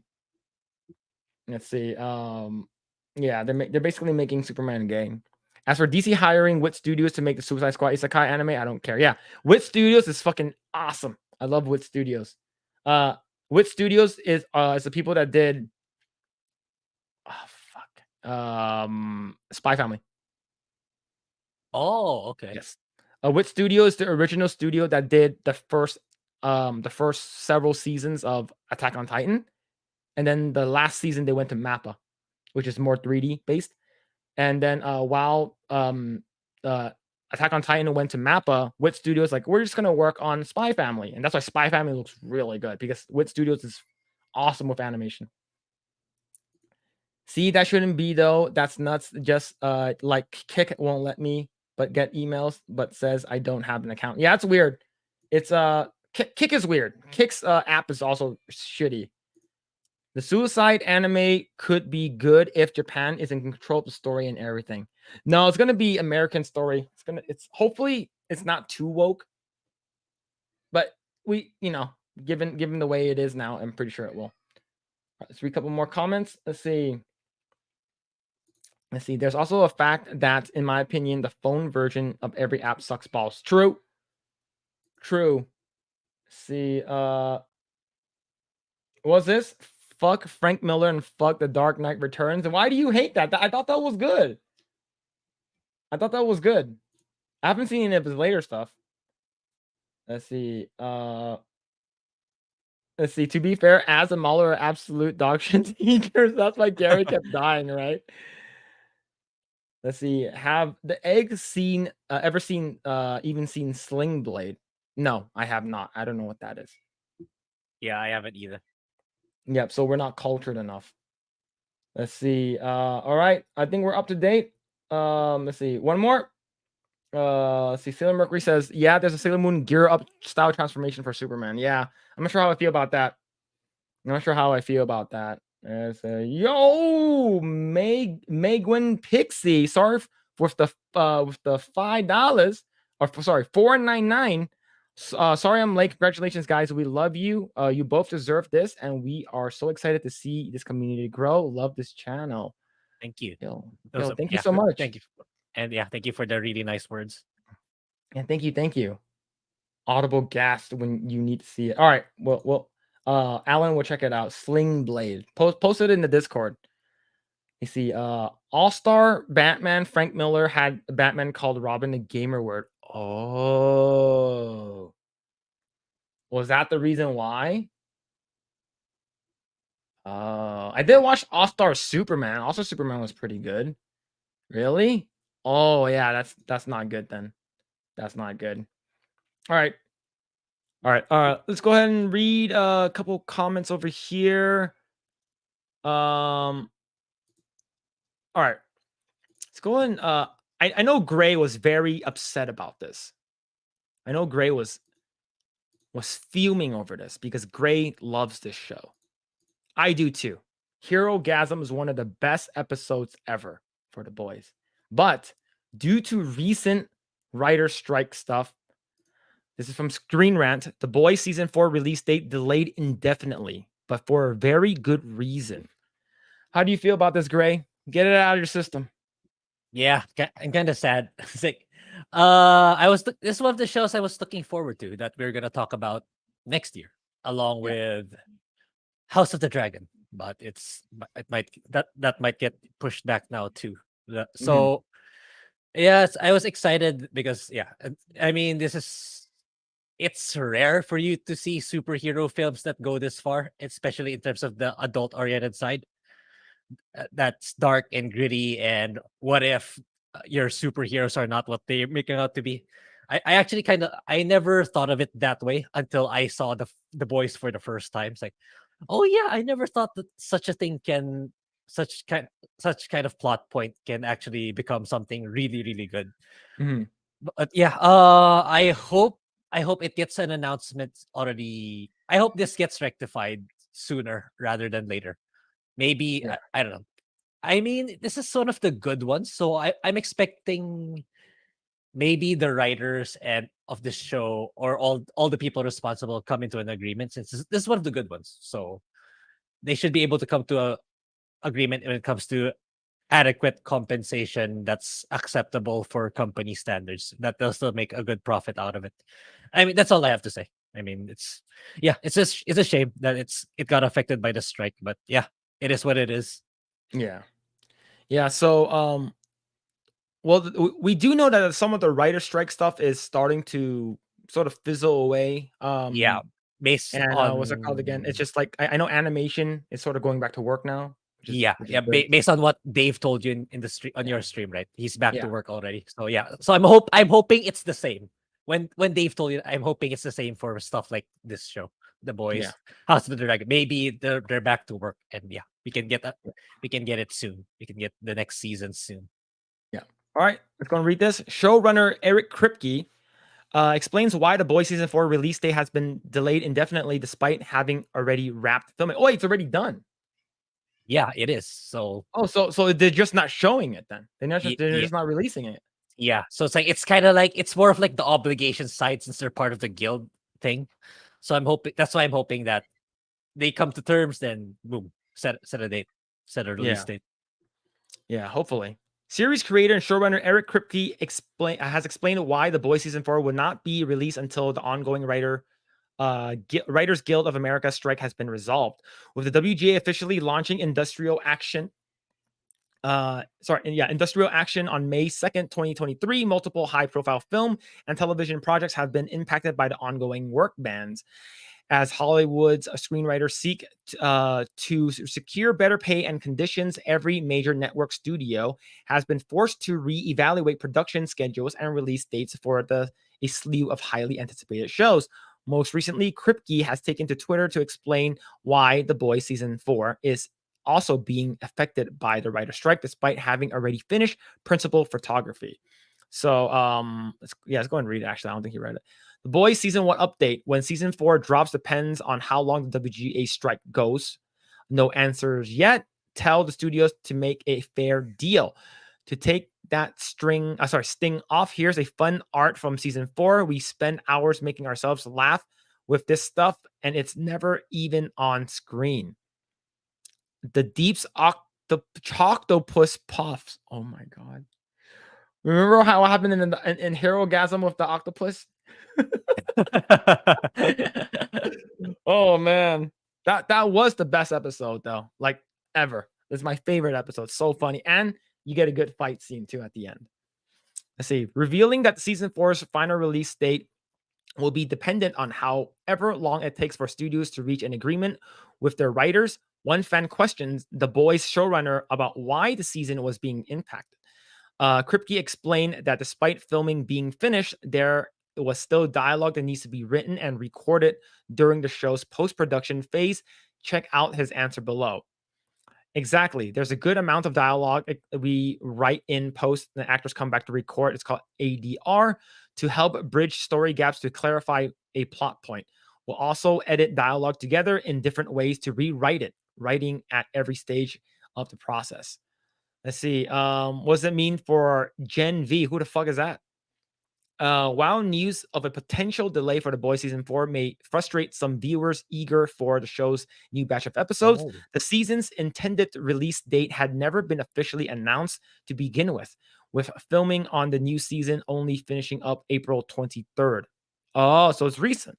I would say if the show were announced like a while ago, it would probably been at the end of the year. Yeah. Maybe around Yeah. like September or October. I can Yeah, see it. we would have been talking about it already within this year. Yeah. With Okay. a clear indication of what Kripke and his writers can be expected to return to work on the series, there is no telling how much further these estimates may now need to be pushed back. Yet, while audiences may need to wait a little longer to see The Boys season 4, they may still get the opportunity to be immersed in the show's world of corrupt soups sooner than expected. With the franchise's latest spin-off series, Gen V already planned to release sometime later this year. Oh, okay. Yeah, So I didn't know about the spin-off actually until you yeah, read it. It's like, oh, okay, I'm all I interested heard in that. all I heard from like spin-off wise is like the animated one. It's like the animated like the boys spin-off thing on Amazon. Yeah, but Gen V, I guess, is a spin-off series. Okay. Having wrapped its own filming in September 2022, Gen V would likely be much further through its post-production phase and could still potentially avoid similar setbacks. With a previous Gen V poster hinting at a potential fall 2023 release, it could only be a matter of months before audiences are treated with more of the Debauch debaucherous, debaucherous. world of the boys.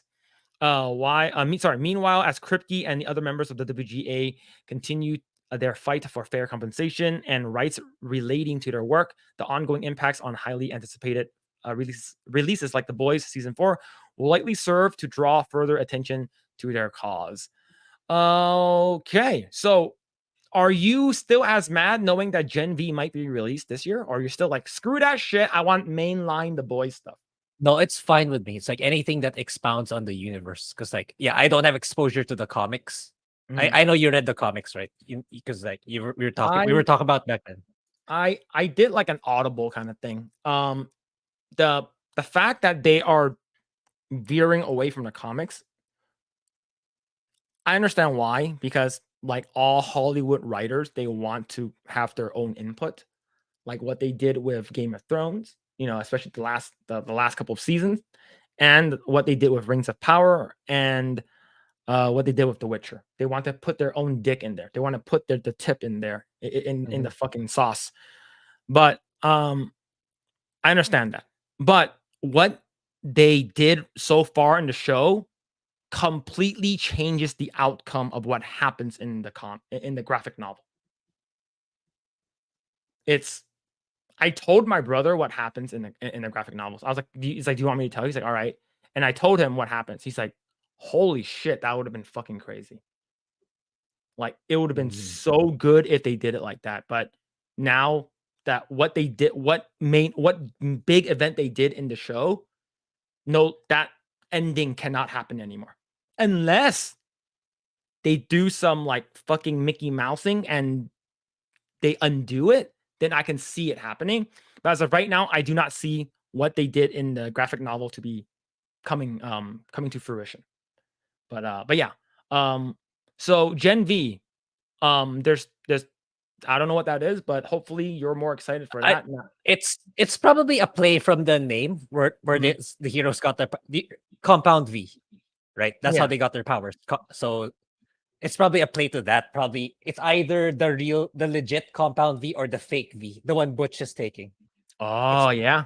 yeah, Yeah, you could be yeah, right. Yeah. yeah, Yeah, I'm definitely interested though. Like yeah, we'll see, but what they're doing right now with the show, I think overall it's very, even though it's very girl power heavy, it's very like hardcore yeah. feminism Kinda, heavy. kinda, yeah. I still find it entertaining. It's not too loud to the point that it totally destroys the show, in my opinion. And it's from someone who, as someone who has no experience with who hasn't read the comics or read the ebooks or hasn't heard the audiobooks, it's still good. Mhm. So yeah, I'll probably like it more if I read the comics and stuff. But yeah, I don't. There's just so many stuff I can consume. Yep. All right, let's go ahead and read some comments. Let's see. Let's go ahead and read here. Yo, relentless critic. Congrats on the monetization. Yo, thank you so much, dude. Yeah, Yo, thank appreciate you, that. thank you. Yeah. What the F is Gen V? Yep. Yeah. So I guess it's a new show. I guess I didn't even hear about this. Right. Yeah, I only read it in the article. Yeah, I'm pretty sure it's something to do with Compound V. Let's see. I don't even get the generation terms. I can understand my cousin's Nigel's issue with generation terms. Yeah. Well, now we do know. Let's see. The Buddha Cafe animated version is not bad. Yeah, I watched the first 2 episodes. I didn't finish the entire thing. Yeah, it's pretty interesting. It's like if you want more, if you want more of like the boys universe, yeah. But if you really, really want to do it, I would just check out the graphic novel. It's really good. It's really, really good. Yeah, I would just check it out. Let's see. Uh, boop boop. A lot of stuff about Discord. Let's see. Yeah, it's not the same story like at all. Yeah, it's completely changed. Like there's the characters, but I know that it's way more graphic in terms of course, it's a graphic novel, but it's way more violent and way more like, holy shit, they did this. It's more gratuitous and crazy in the graphic novel. Like, if you want to like, because it doesn't have to do with, since they're completely different now. It's sort of like The Walking Dead was the same until it got to a different point, until it got to one point, and then it completely veered off to be its own thing. So if you were to read the graphic novel and watch the show, it wouldn't it wouldn't meet at the same destination if they're continue down what they're doing with the thing. So if you read it, shouldn't spoil what's to come. Like, since it's so different now. Let's see. All right, I'm gonna go back because I think Wolverine said something about Frank Miller, and he's a piece of shit. Let me see. Let me go back up a little bit. I need to read that. Did I miss it already? I think I did. Okay, let's see right here. See, that isn't Batman. Also, Frank Miller hasn't drawn anything worth a damn since his Daredevil run in the '80s. Let's see another one. Frank Miller is in his ignorance and hackery provided the template for why everyone for the past 30 some years think that Batman is a psychotic man baby who is just crying over his mommy and daddy. Oh, so what? So that basically people just followed his template of just making him like a man baby that just psycho crazy person that goes out and beat people. Makes sense, I guess. I can see why people hate him is because that's not who Batman is. Let's see. Benzinger said, which reminds me, will Lauren Chen ever review the Suicide Squad isekai anime and the new Superman show on her Mediaholic channel? She might. Yeah, She actually watched like Little Mermaid and stuff too, so I don't see why she would do that. probably. Yeah. Let's see. Yeah, so they say that there are separate stories in their own right. Yeah, so Grae, if you want to go and like read the graphic novel, I'm pretty sure you can find it somewhere for free online.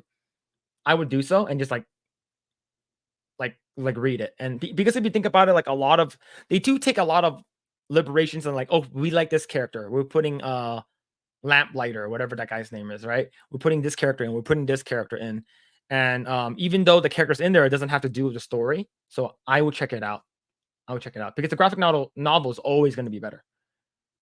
Let's see. What's this? Batman Arkham is Yeah. on mad sale on Steam. Yeah, I haven't played Yeah. it. I probably will play it. I They're heard it's really yeah, good. they're often on sale on Steam because like it's kind of old, but yeah, if the Batman Arkham games are really good for sure. I did Arkham Asylum and Arkham City. I haven't done Arkham Knight and Arkham Origins, but they're all very good for sure. Okay. I'll check it out because I just bought Halls of Torment for $4. Yeah, you can get it for I bought it around that. yesterday. You can get one Batman game for around that price. That's how cheap it is. Yeah. Yeah, but that's cool. That's cool. All right. So let's go ahead and talk about this.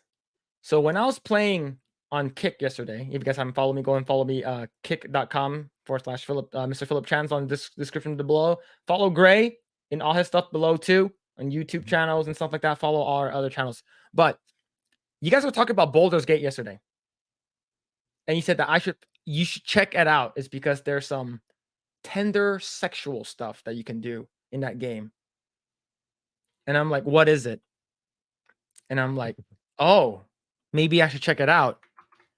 So this is from CBR. Baldur's Gate 3 boasts tender consensual sex with a bear. So, if you guys want to know how it feels like to eat a bear, you will now know. In less Oh, than a man. month, you will find out. Yes. A Baldur's Gate 3 developer, Larian, gets its live stream banned from TikTok after revealing a sensual scene with Druid shaped as a bear. So, wait, is the game coming out, or why did he get It com- banned? It comes out on August, but that's what I was pertaining to a while ago. I think the scene is so graphic that it can get censored. That is actually really funny. Yeah. I wonder if you can even play it on like Twitch. Like, I know you can play it on Kick, but can you even play that on Twitch then? I mean, if Witcher's fine, if the nudity in Witcher's fine, it should be too. As long as you don't abuse it. I think that's like you keep looping it for some reason, or you're doing something else that's more violation of TOS, then that's the time you'll get. I think you'll get a strike. If I was on Kick when I was streaming Witcher, I would have abused the shit out. All right, let's see. Baldur's Gate 3 developers Larian got its live stream banned on TikTok after it revealed a spicy scene with a bear. Per IGN, the scene in question, which is still available to view on Twitch, sees the player as Astarion share a tender moment with a bear. The bear in question is actually a druid, Halson, taking a wild-shaped bear form after the two agreed to have sex. The scene is partly played for laughs, according to Larian, as evidenced by the shot of a squirrel witnessing the moment and dropping its acorn. Every single person who's seen it is like, oh my God, but it's funny, said Larian boss Sven Vinky, who also called it hilarious. Yeah.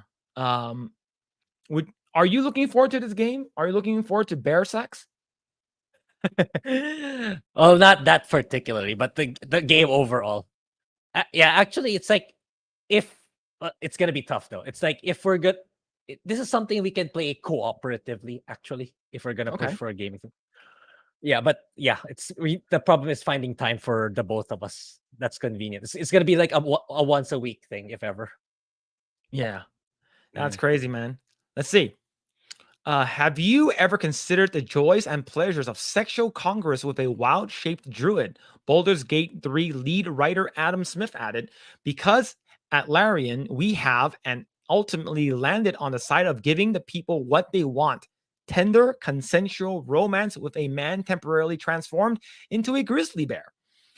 Larian director of publishing Michael Dowse tweeted, about this situation, stating TikTok canceled our stream because it was too artistic and they don't understand.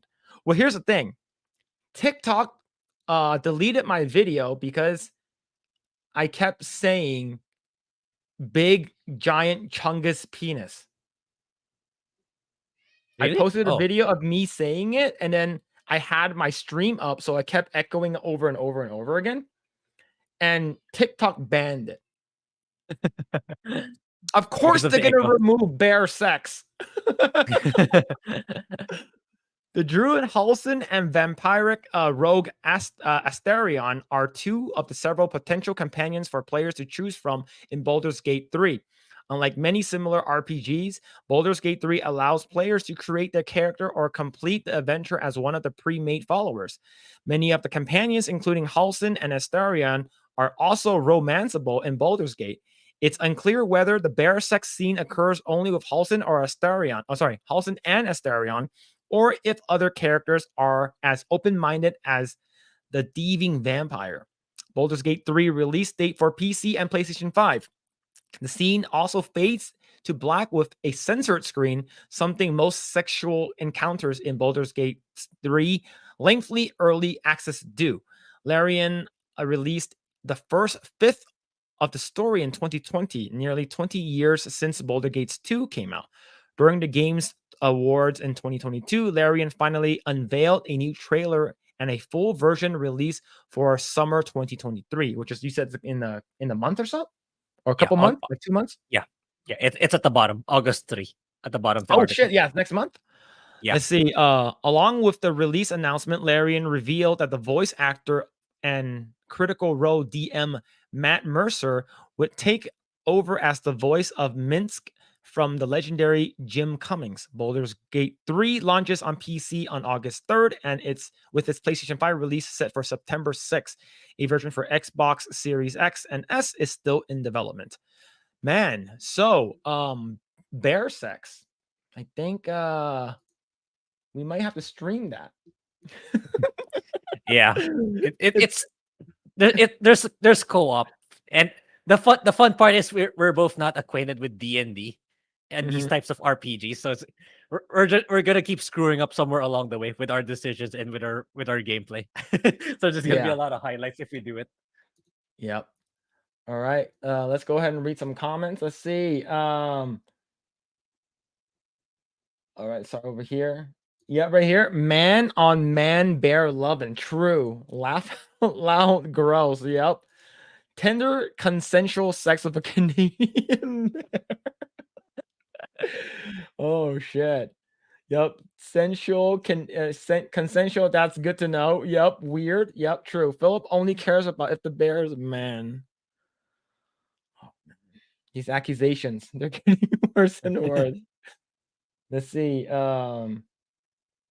So you see, the bear is a 3,000-year-old druid.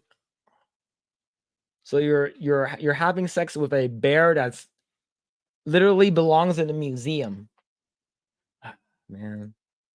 Let's see. It's strange to see game journals celebrate this while regularly whining about sexy females in games being sexualized. Yep, I Yeah, agree. I'm pretty that's true. sure.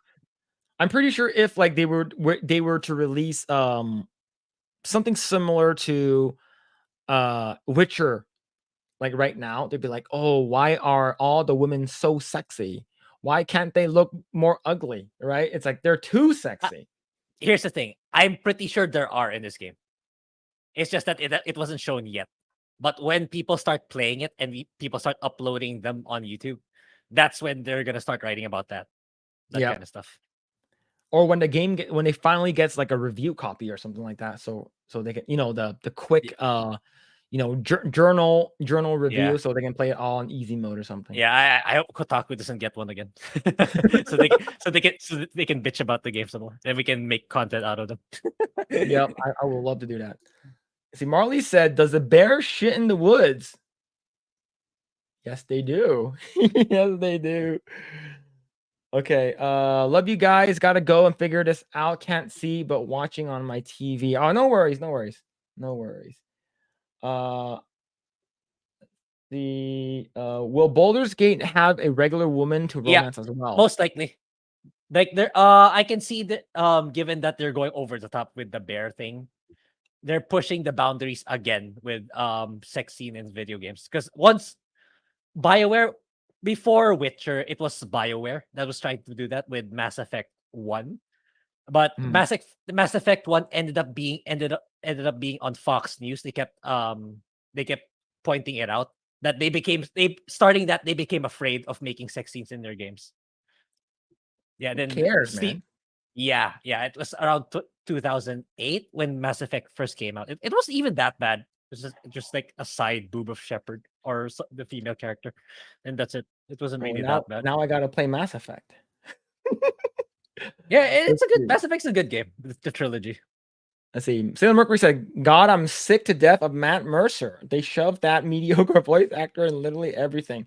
All right, so who is a character that Matt Mercer has played?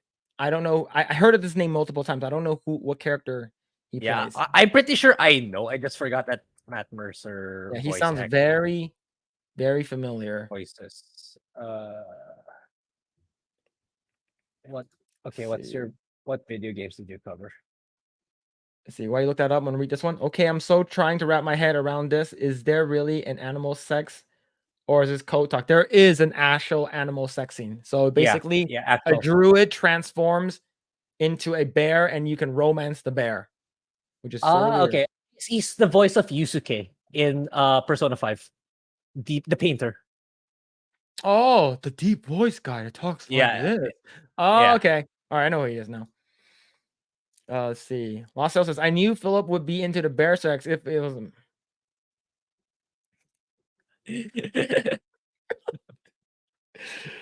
Oh, let's see.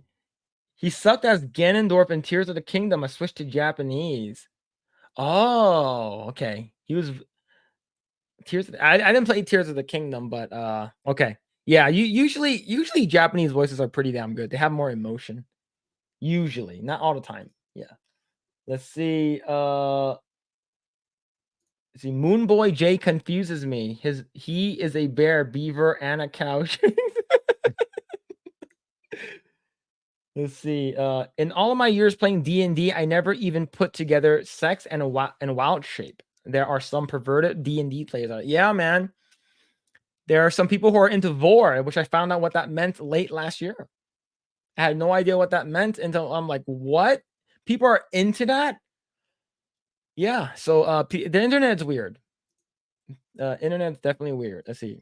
Baldur's Gate 3 devs are perps, always pushing you to play evil characters. Yeah, they're just showing people playing weird characters, I think. But the game looks the graphics looks good. It looks pretty decent. So I'll probably check it out in a bit. But I do want to talk about this one though. I do want to talk about this. No, not that one, but I do want to talk about this one. So, I'm not like I mentioned before in our previous segments, like we're not big One Piece fans, right? We're not big One Piece fans, but I guess there's some crazy controversy that's been stewing up over the Twitters over a new character or a character that's coming out. So this is from Bounding in the Comics. One Piece English voice actor Michelle Rojas called out by fans after attempting to push debunked transgender Yamato theory. So I don't know who this is, but I guess like everyone is super pissed off about it, right? Let's see. Just when fans thought One Piece creator Eiichiro Oda's recent manga color spread featuring woman from the franchise would put a definitive end to the discourse over Yamato's gender identity, the Oni Princess newly cast English voice actor has reignited the conflict.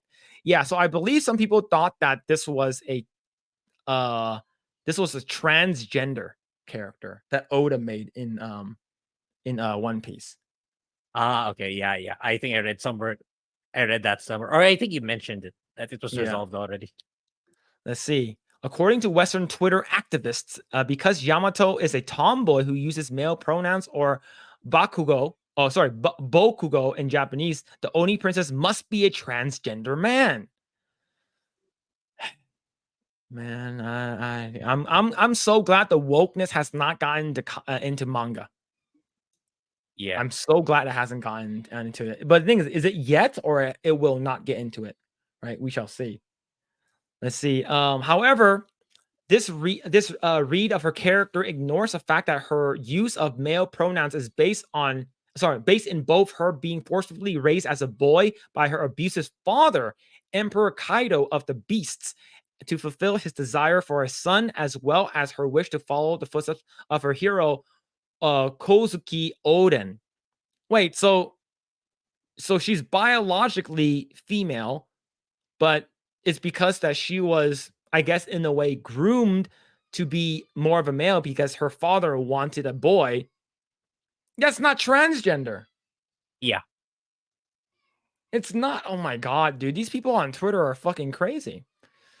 Of course, all dissenters to this transgender Yamato headcanon are automatically labeled as transphobic bigots. Yes, that's us. They're talking about us.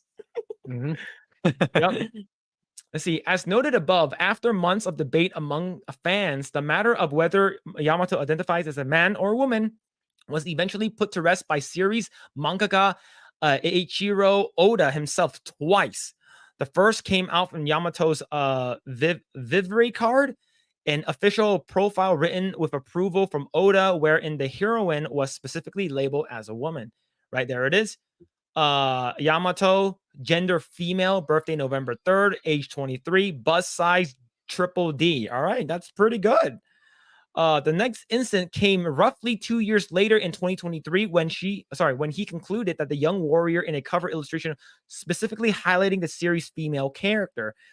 Yet, despite these confirmations from the character's creators himself, it seems that the Western voice acting industry is refusing to accept the reality of Yamato's situation. So these are all the female characters in this drawing, which is there she is right there. Damn, I think anime Japanese manga is pretty good, right? There's a lot of busty girls in here, which is fantastic. I should start reading One Piece, chat. I should start reading and watching One Piece for no apparent reason. Let's see. Dropping numerous announcements during their annual industry panel at this year's Anime Expo, Crunchyroll revealed that not only would the One Piece anime's Wano Country arc soon be receiving an English dub, but the voice of the Okuchi no Manakmi Devil Fruit would be provided by non-binary voice actor Michelle Rojas. So that's the voice actor that's going to be playing this character. Later, taking to Twitter to announce her casting, Rojas reignited the Yamato gender discourse by referring to the character as a transgender man. I am Kozuki Oden, declared the actor, who goes by she, they pronouns, honored to announce I play Yamato in One Piece. I'm a huge fan of One Piece. I'm a huge One Piece fan and resonate with this character so much. So excited for everyone to meet him in the dub. Wolf. Even the show creator saying this is a female twice. And this piece of shit is saying it's a man. See, this is how indoctrination starts. I don't know. Before I continue, how do you feel about this? Yeah, it's kind of disrespectful. It's like the creator already said the gender of the character, so why are you still saying otherwise? So you're trying to she's trying to instigate intentionally more to argue back. No, you make this character transgender. It's like, yeah, it's like I don't. Can she still be? No, I don't think so. I don't think she can be recasted anymore. It's already about to release. It's quite soon. Yeah. But yeah, it's like if I were the creator, it's like, yeah, it's like if I had any say on, I'll probably remove you in as soon as possible. Maybe in the next season, I'll cast someone else. You're just you're just being disrespectful. It's like, no, your character's a lesbian. No, your character's queer. No, his character's yes. You're just causing trouble essentially, and being disrespectful. I agree, man. I would definitely agree. I'm like, dude, that's not the character I made. No, just get rid of her. Get rid of her. For activists, the non-binary voice actor's overwriting of Oda's established canon was viewed as a victory against transphobic fans. When even the dub VA of Yamato uses the right pronouns, you transphobe have no excuse now. Yeah, that's pretty fucked up. is because of you're basically calling everyone who agrees with Oda, you're calling every One Piece fan a transphobe. You're basically loping everyone all together, which is pretty shitty. There's literally the meme of X anime character looks into the camera and calls themselves a he, and transphobe will still deny it. This is another person right over here. These comments, like how, with disgust, like how you are a One Piece fan but transphobic. Y'all just mad that you're attracted to a trans man. Y'all losing your goddamn mind over the fact that if you accepted this, that he's trans, that means you're gay. Like you can be attracted to a femme presenting trans without being gay. I these Twitter is a cesspool of pieces of shit, man. Holy crap. Jesus. Accusing fans of being both illiterate and transphobic. In another installment of One Piece fans can't read, bigots are debating the voice actor of Yamato, that Yamato doesn't use the he, him pronouns. Like y'all can't actually be reading the same manga as the rest of us. I'm pretty sure this fat piece of shit eats more than she reads. In before Yamato just wants to be Odin so much they're willing to change their gender to further dismiss Oda's own word. That is the most trans thing I've ever heard. It's almost like people have role models and experiences that help them realize their transness. Tell me you don't know trans people without telling me. This is the same piece of shit talking. Yeah. You're taking up air space, man. It's like Jesus Christ, dude. Like there are people online who are actually this stupid. Like, you literally do not respect the author and the creator of One Piece, who you guys are, oh, I'm such a big One Piece fan. And the fact that you agree with a voice actor over the creator of the series. It's like saying, hey, that one time that Lloyd Forger dressed up as a female, now they're trans. Oh man, they're trans now. Oh shit. It's like fuck off, man. Jesus Christ. Others like this person attempted to fall back on the idea that gender and pronouns are two different things to keep pushing their debunked Yamato theories. I love how simple correct usage of him is enough to trigger transphobic One Piece fans. Like, sorry, fuckers. Not only are you betraying the values of your favorite series, you're also dumb as hell for not knowing pronouns do not equal gender. So Yamato being a woman wouldn't stop us. Jesus, these creeps are unhinged. Over an well, here's the thing. We did say don't come after anime fans, but these anime fans are wild. How do you feel about this so far? Yeah, it's like it's just manifesting how they really feel and who they are as a person. It's like Mhm. if it's like they've become so insecure and isolated with this old gender things, like and any kind of pushback with their principles with regards to this, they will lash out in the most vicious way possible. And they're doing Yeah. it here right now with this character in One Piece. Yeah. And that's wild. See, however, refusing to entertain any attempt to make this narrative take root, One Piece fans at large responded to Rojas and her supporters' mental gymnastics by simply pointing back at Oda's own words. It's she. This is just getting ridiculous and very desperate coming from the ignorant buffoon, taking characters that are not the things they want for their purpose of Yeah, representation. Yep, true. exactly. True. That's based right there. Ain't nothing wrong with that. If the creator of the property says that character is one thing, is Yamato's case, she is female. Stop trying to change the properties that's not yours for some ally points. It makes you look like a piece of shit. Yep. Couldn't said it better myself. Another Yep. one says, uh, imagine you are the creator of something, you literally founded it, and then an outside group says, we are going to change things.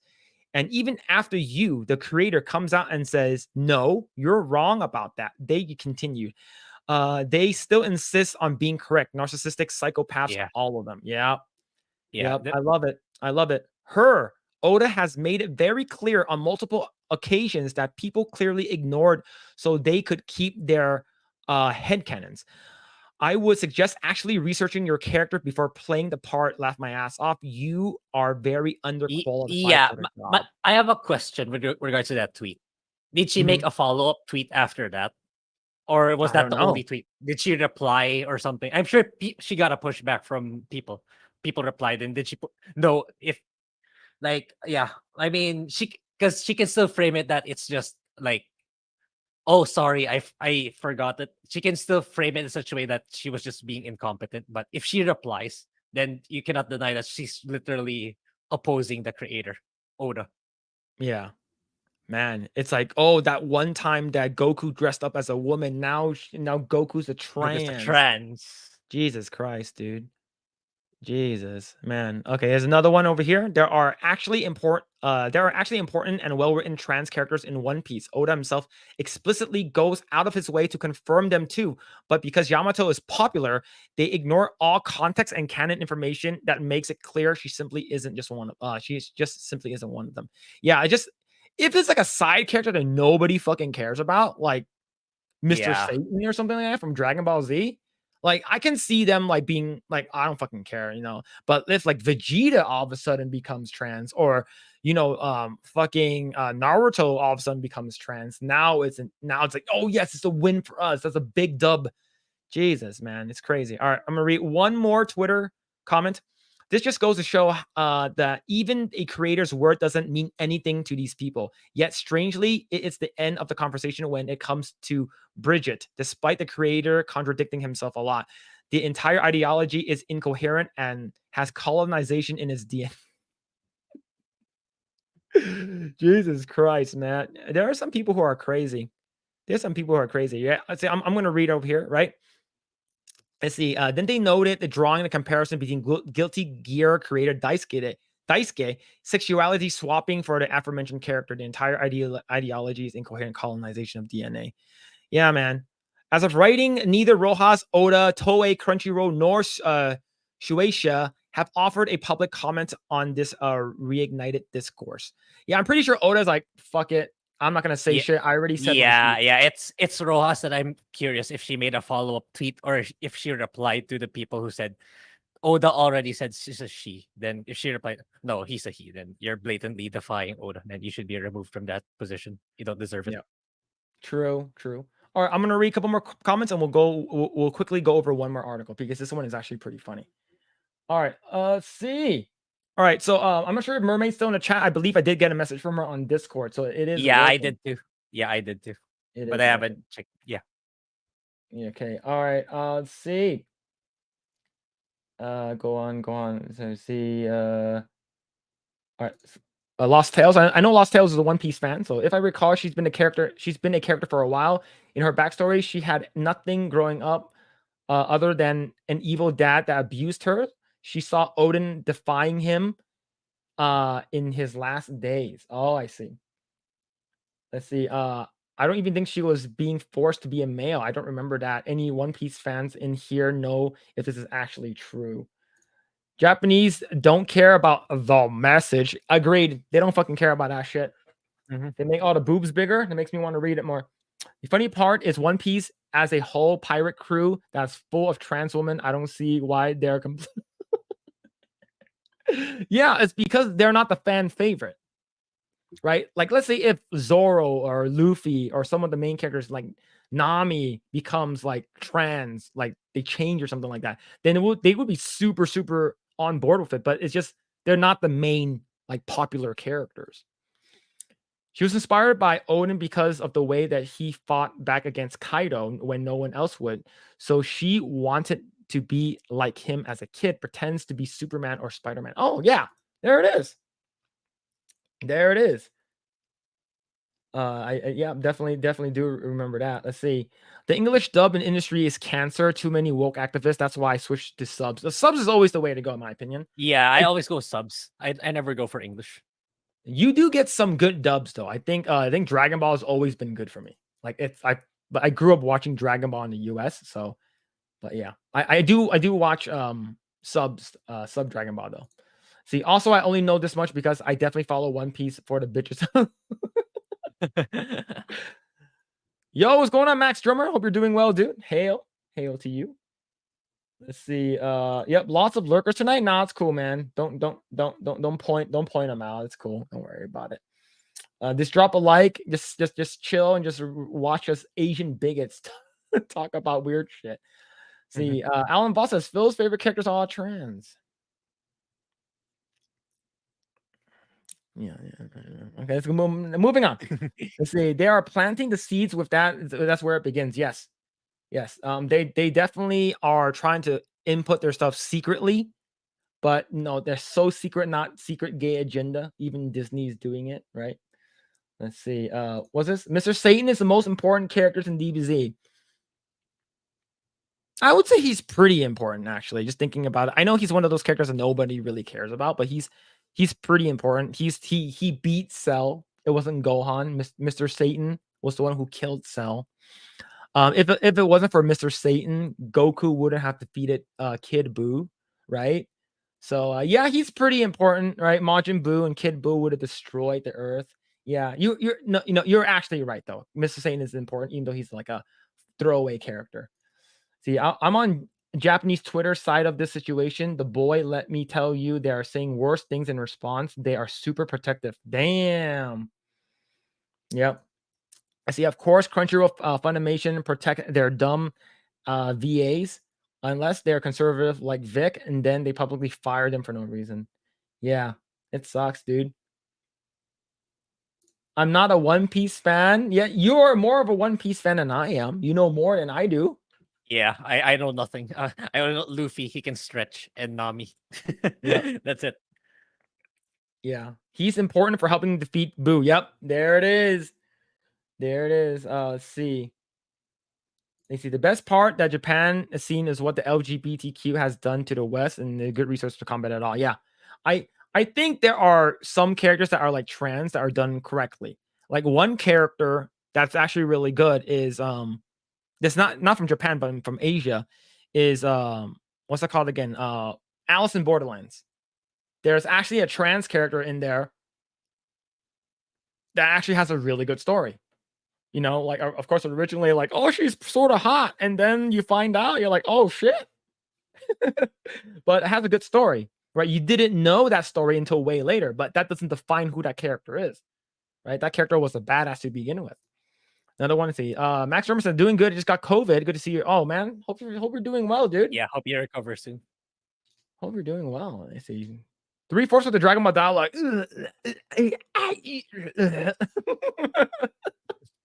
Most of them, yeah, especially the American ones. Grae, the U.S. Filipino Society called and say they say a white supremacists are not allowed culturally appropriate their acts. Yeah, that's a group of weirdos, honestly. I have a lot of relatives in the US and they don't give a shit about that stuff.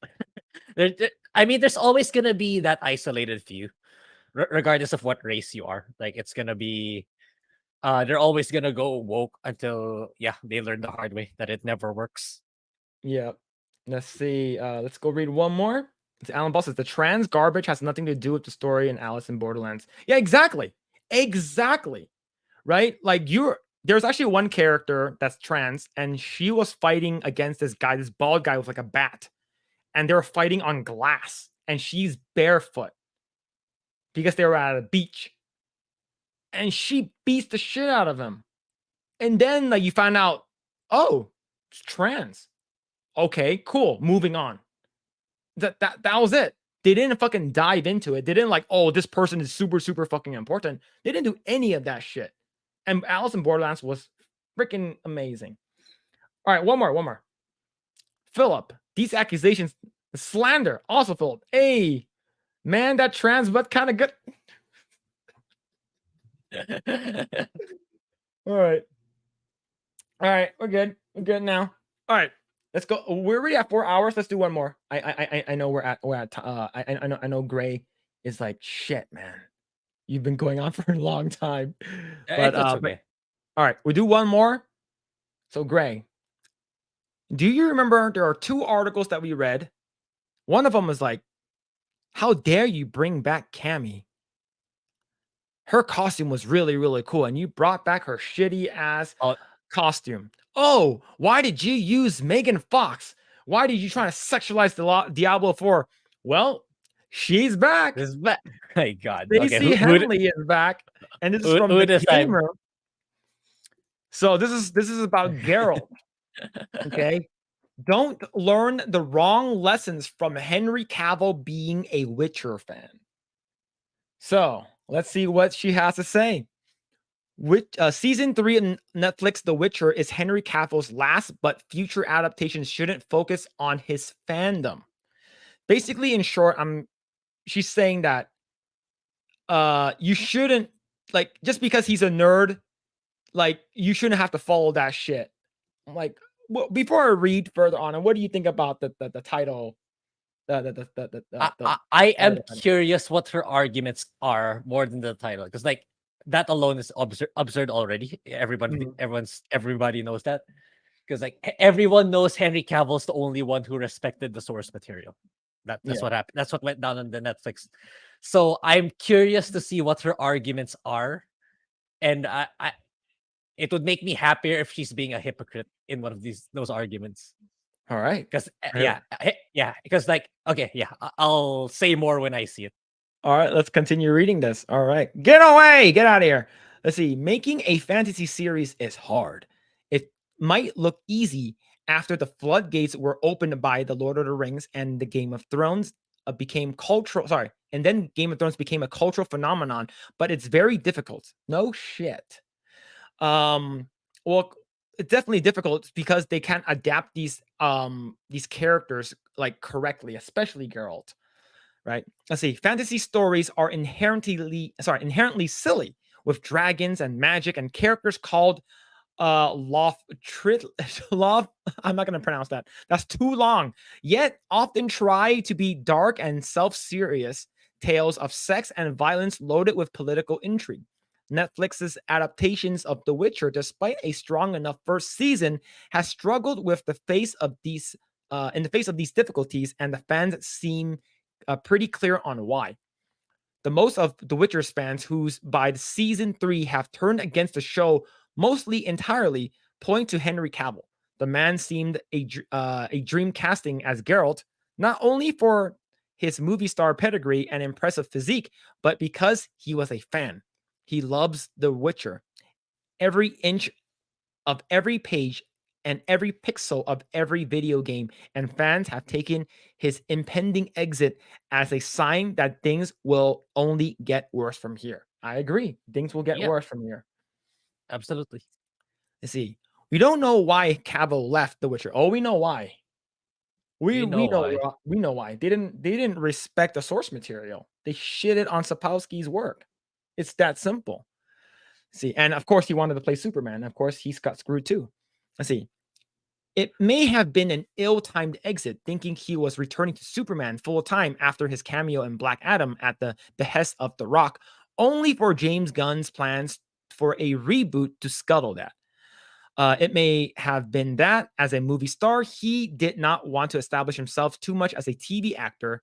Few Game of Thrones stars have made much of a splash post-Westeros, after all.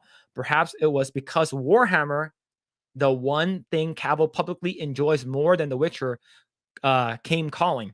Or it might be, as the popular fan theory goes, that he did not think the show was very good, or more kindly, very loyal to the books, and after repeated disagreements, decided he would rather not be Geralt than be a compromised version of him. I think, that's absolutely correct. It's not, or he might be. It is that. That's the fucking reason. It's that simple. Let's see.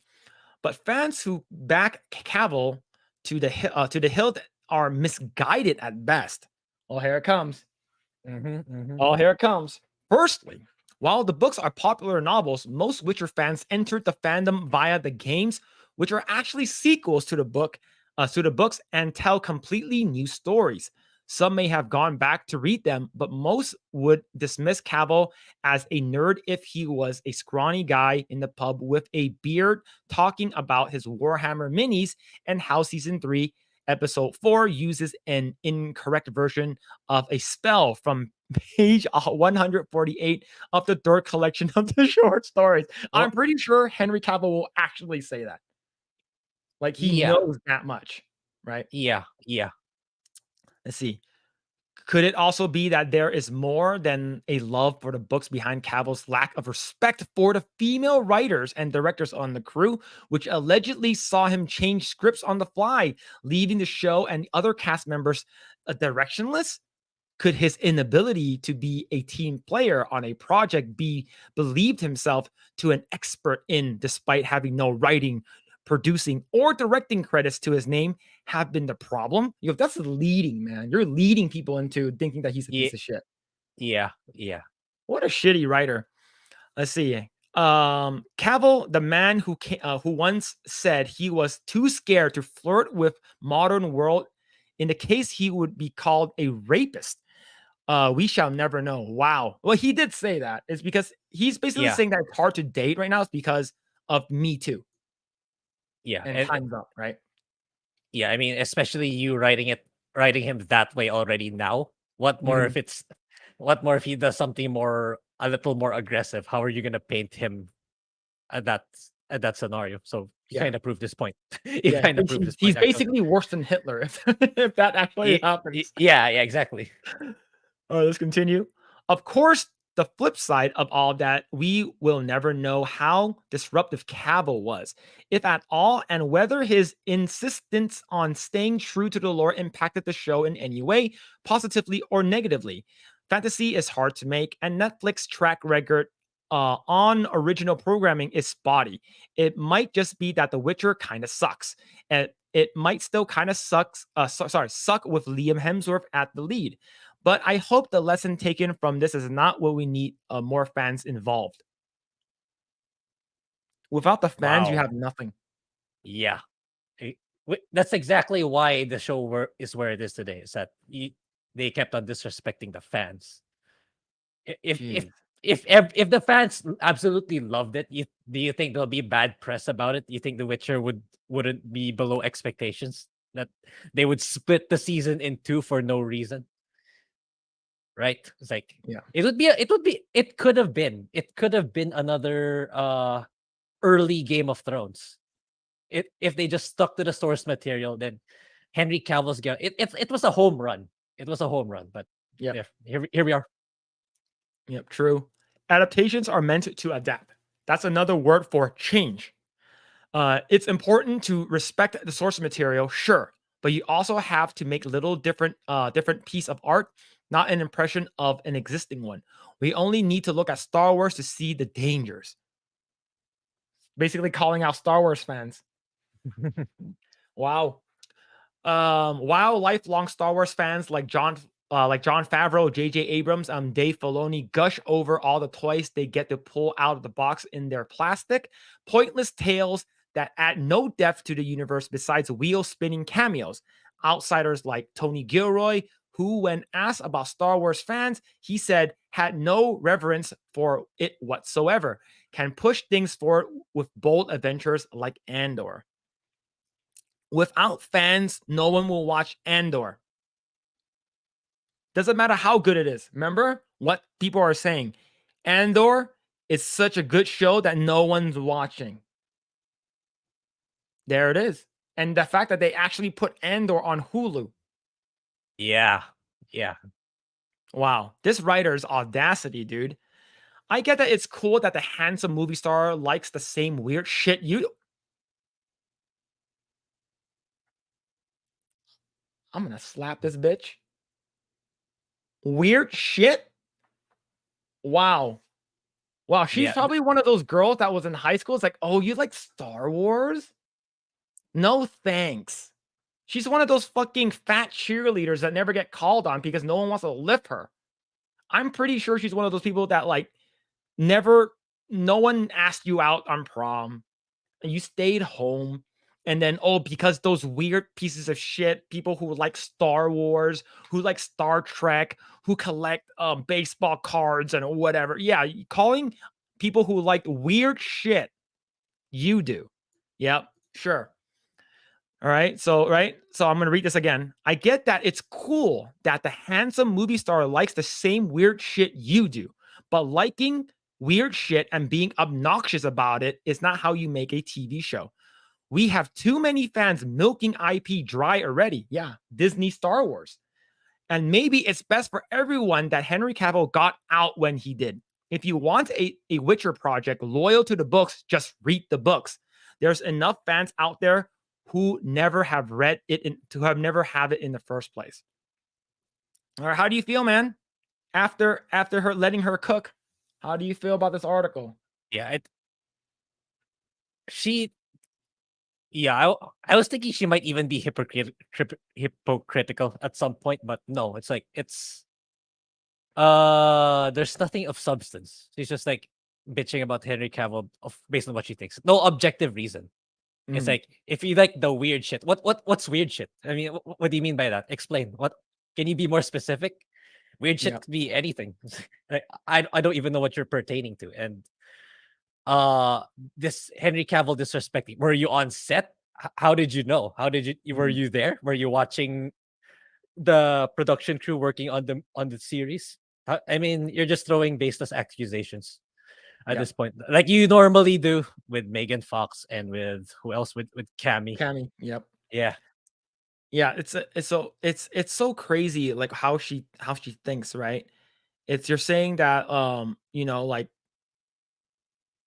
you're saying that just handsome, gorgeous, nicely sculpted ass actors like Henry Cavill y- can be a nerd because like let's say if he wasn't an actor and he was just a regular guy, like liking weird shit is the it's in right now. Being a yeah, nerd, being like liking Marvel, liking DC, liking Star Wars, that's in right now. Maybe 20 yeah, years ago it wasn't popular. It is now. So it's not like you said weird shit. yeah. It's I this thought she, article is stupid. yeah, I actually thought she was gonna tackle the portion where Henry Cavill he didn't want more shirtless scenes because I know they were pushing for that more shirtless scenes of him. Of course So they I were. thought, yeah. So it's like I thought that article was gonna tackle, and he defied them saying have more. It's I was gonna say that's so hypocritical when she talked about Megan Fox and Cammy, but yeah, she didn't. So, Yeah. but Yeah. maybe she was bringing that idea when she said Henry Cavill disrespecting the crew and stuff. Maybe she just didn't mention it or she forgot to mention it. But Yeah. I get the feeling that she was going for that. Yeah. Yep, true. All right. That was the last article that we read. And let's that's the Stacey Henley never she always brings something to the table, huh? She always Yeah, brings something to yeah. the Like table.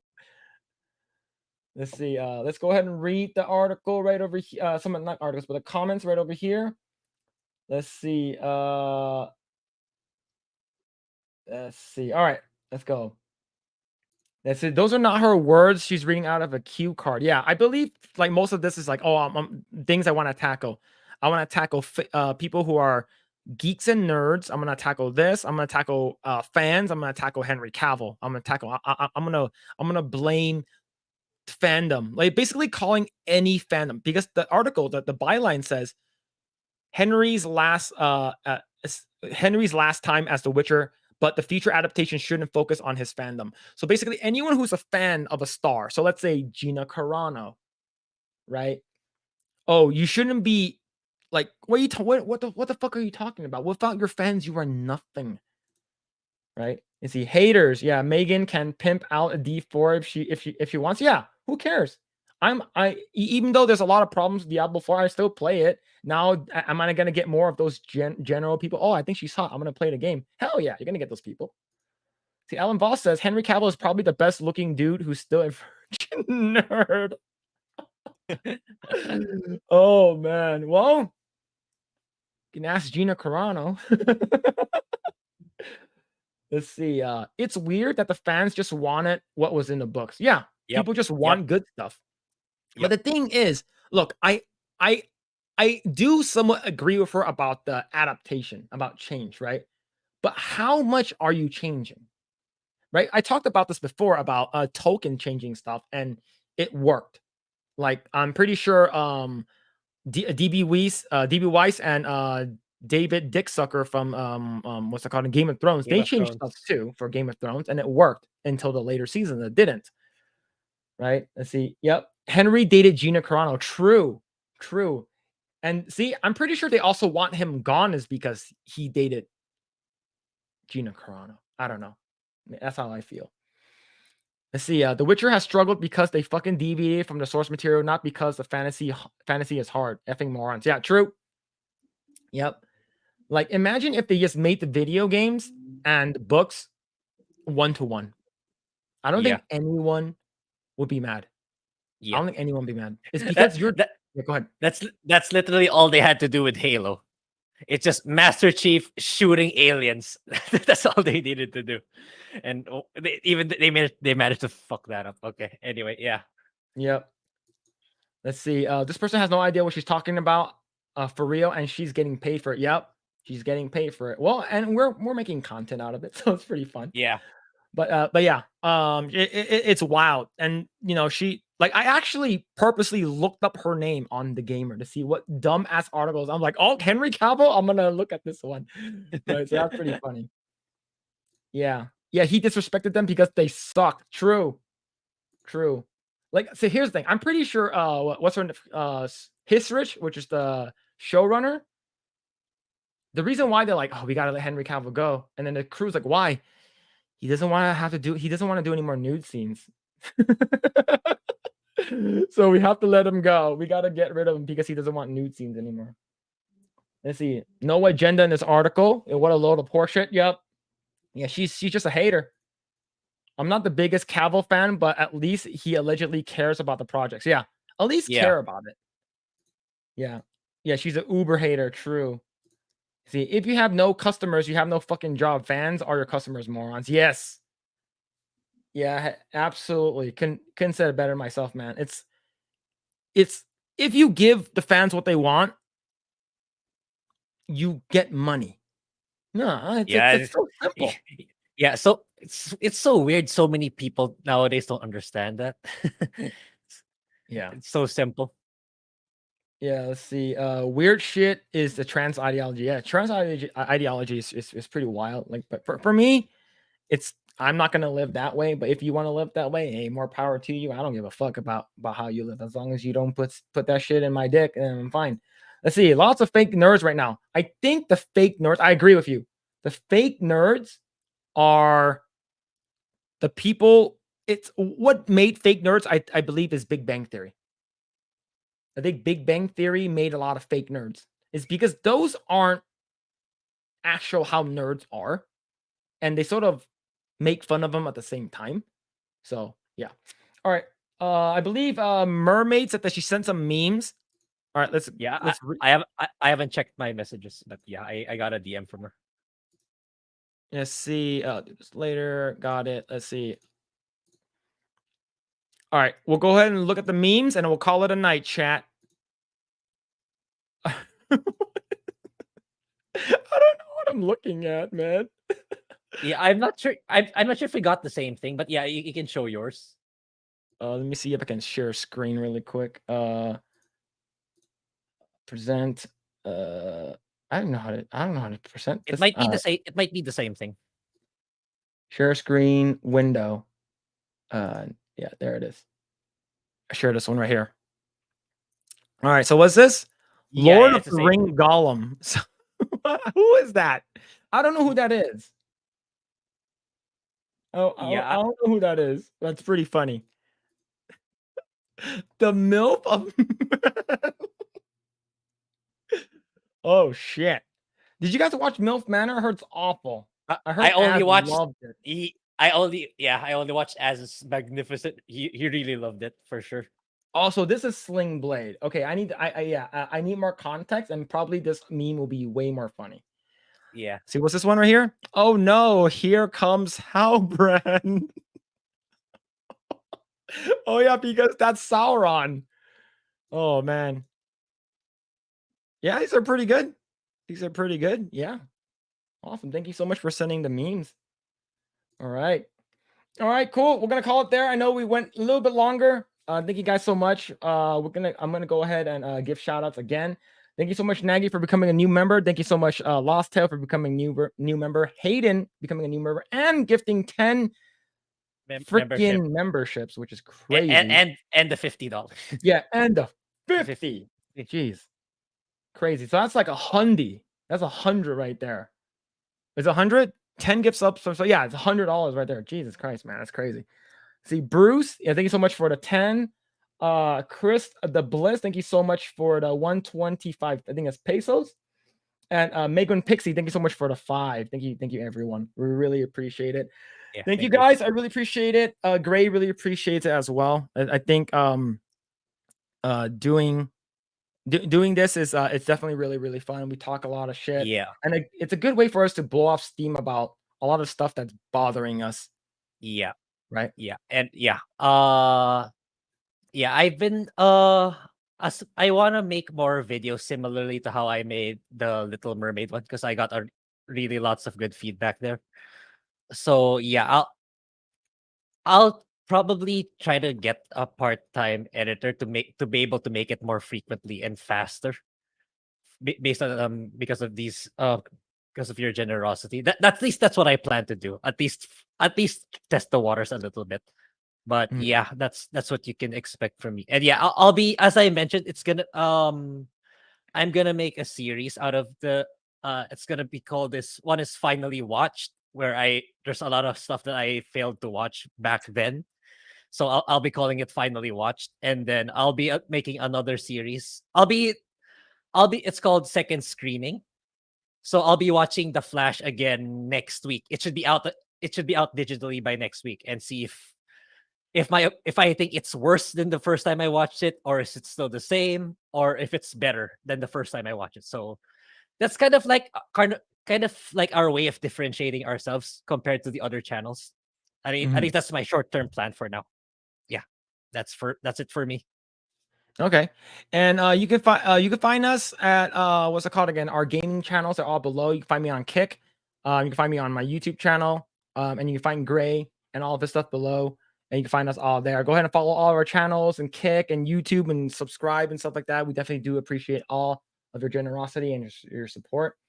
And yeah, we will be back next Saturday, and we're gonna be talking about more stuff. And be on lookout. Oh, not be on the lookout for segments if you guys want to watch our segments and stuff like that. And yeah, we definitely really appreciate it. If you guys haven't already done so, like the channel, follow, subscribe, all that stuff. Thank you guys so much again. We couldn't have done it without each and every one of you in chat. Couldn't have done it without the fellowship, Geeks and Gamers, and especially Jay. Thank you. And hope you guys have a fantastic day or night, wherever you guys may be. See you guys next time. Take care. Bye. Bye-bye.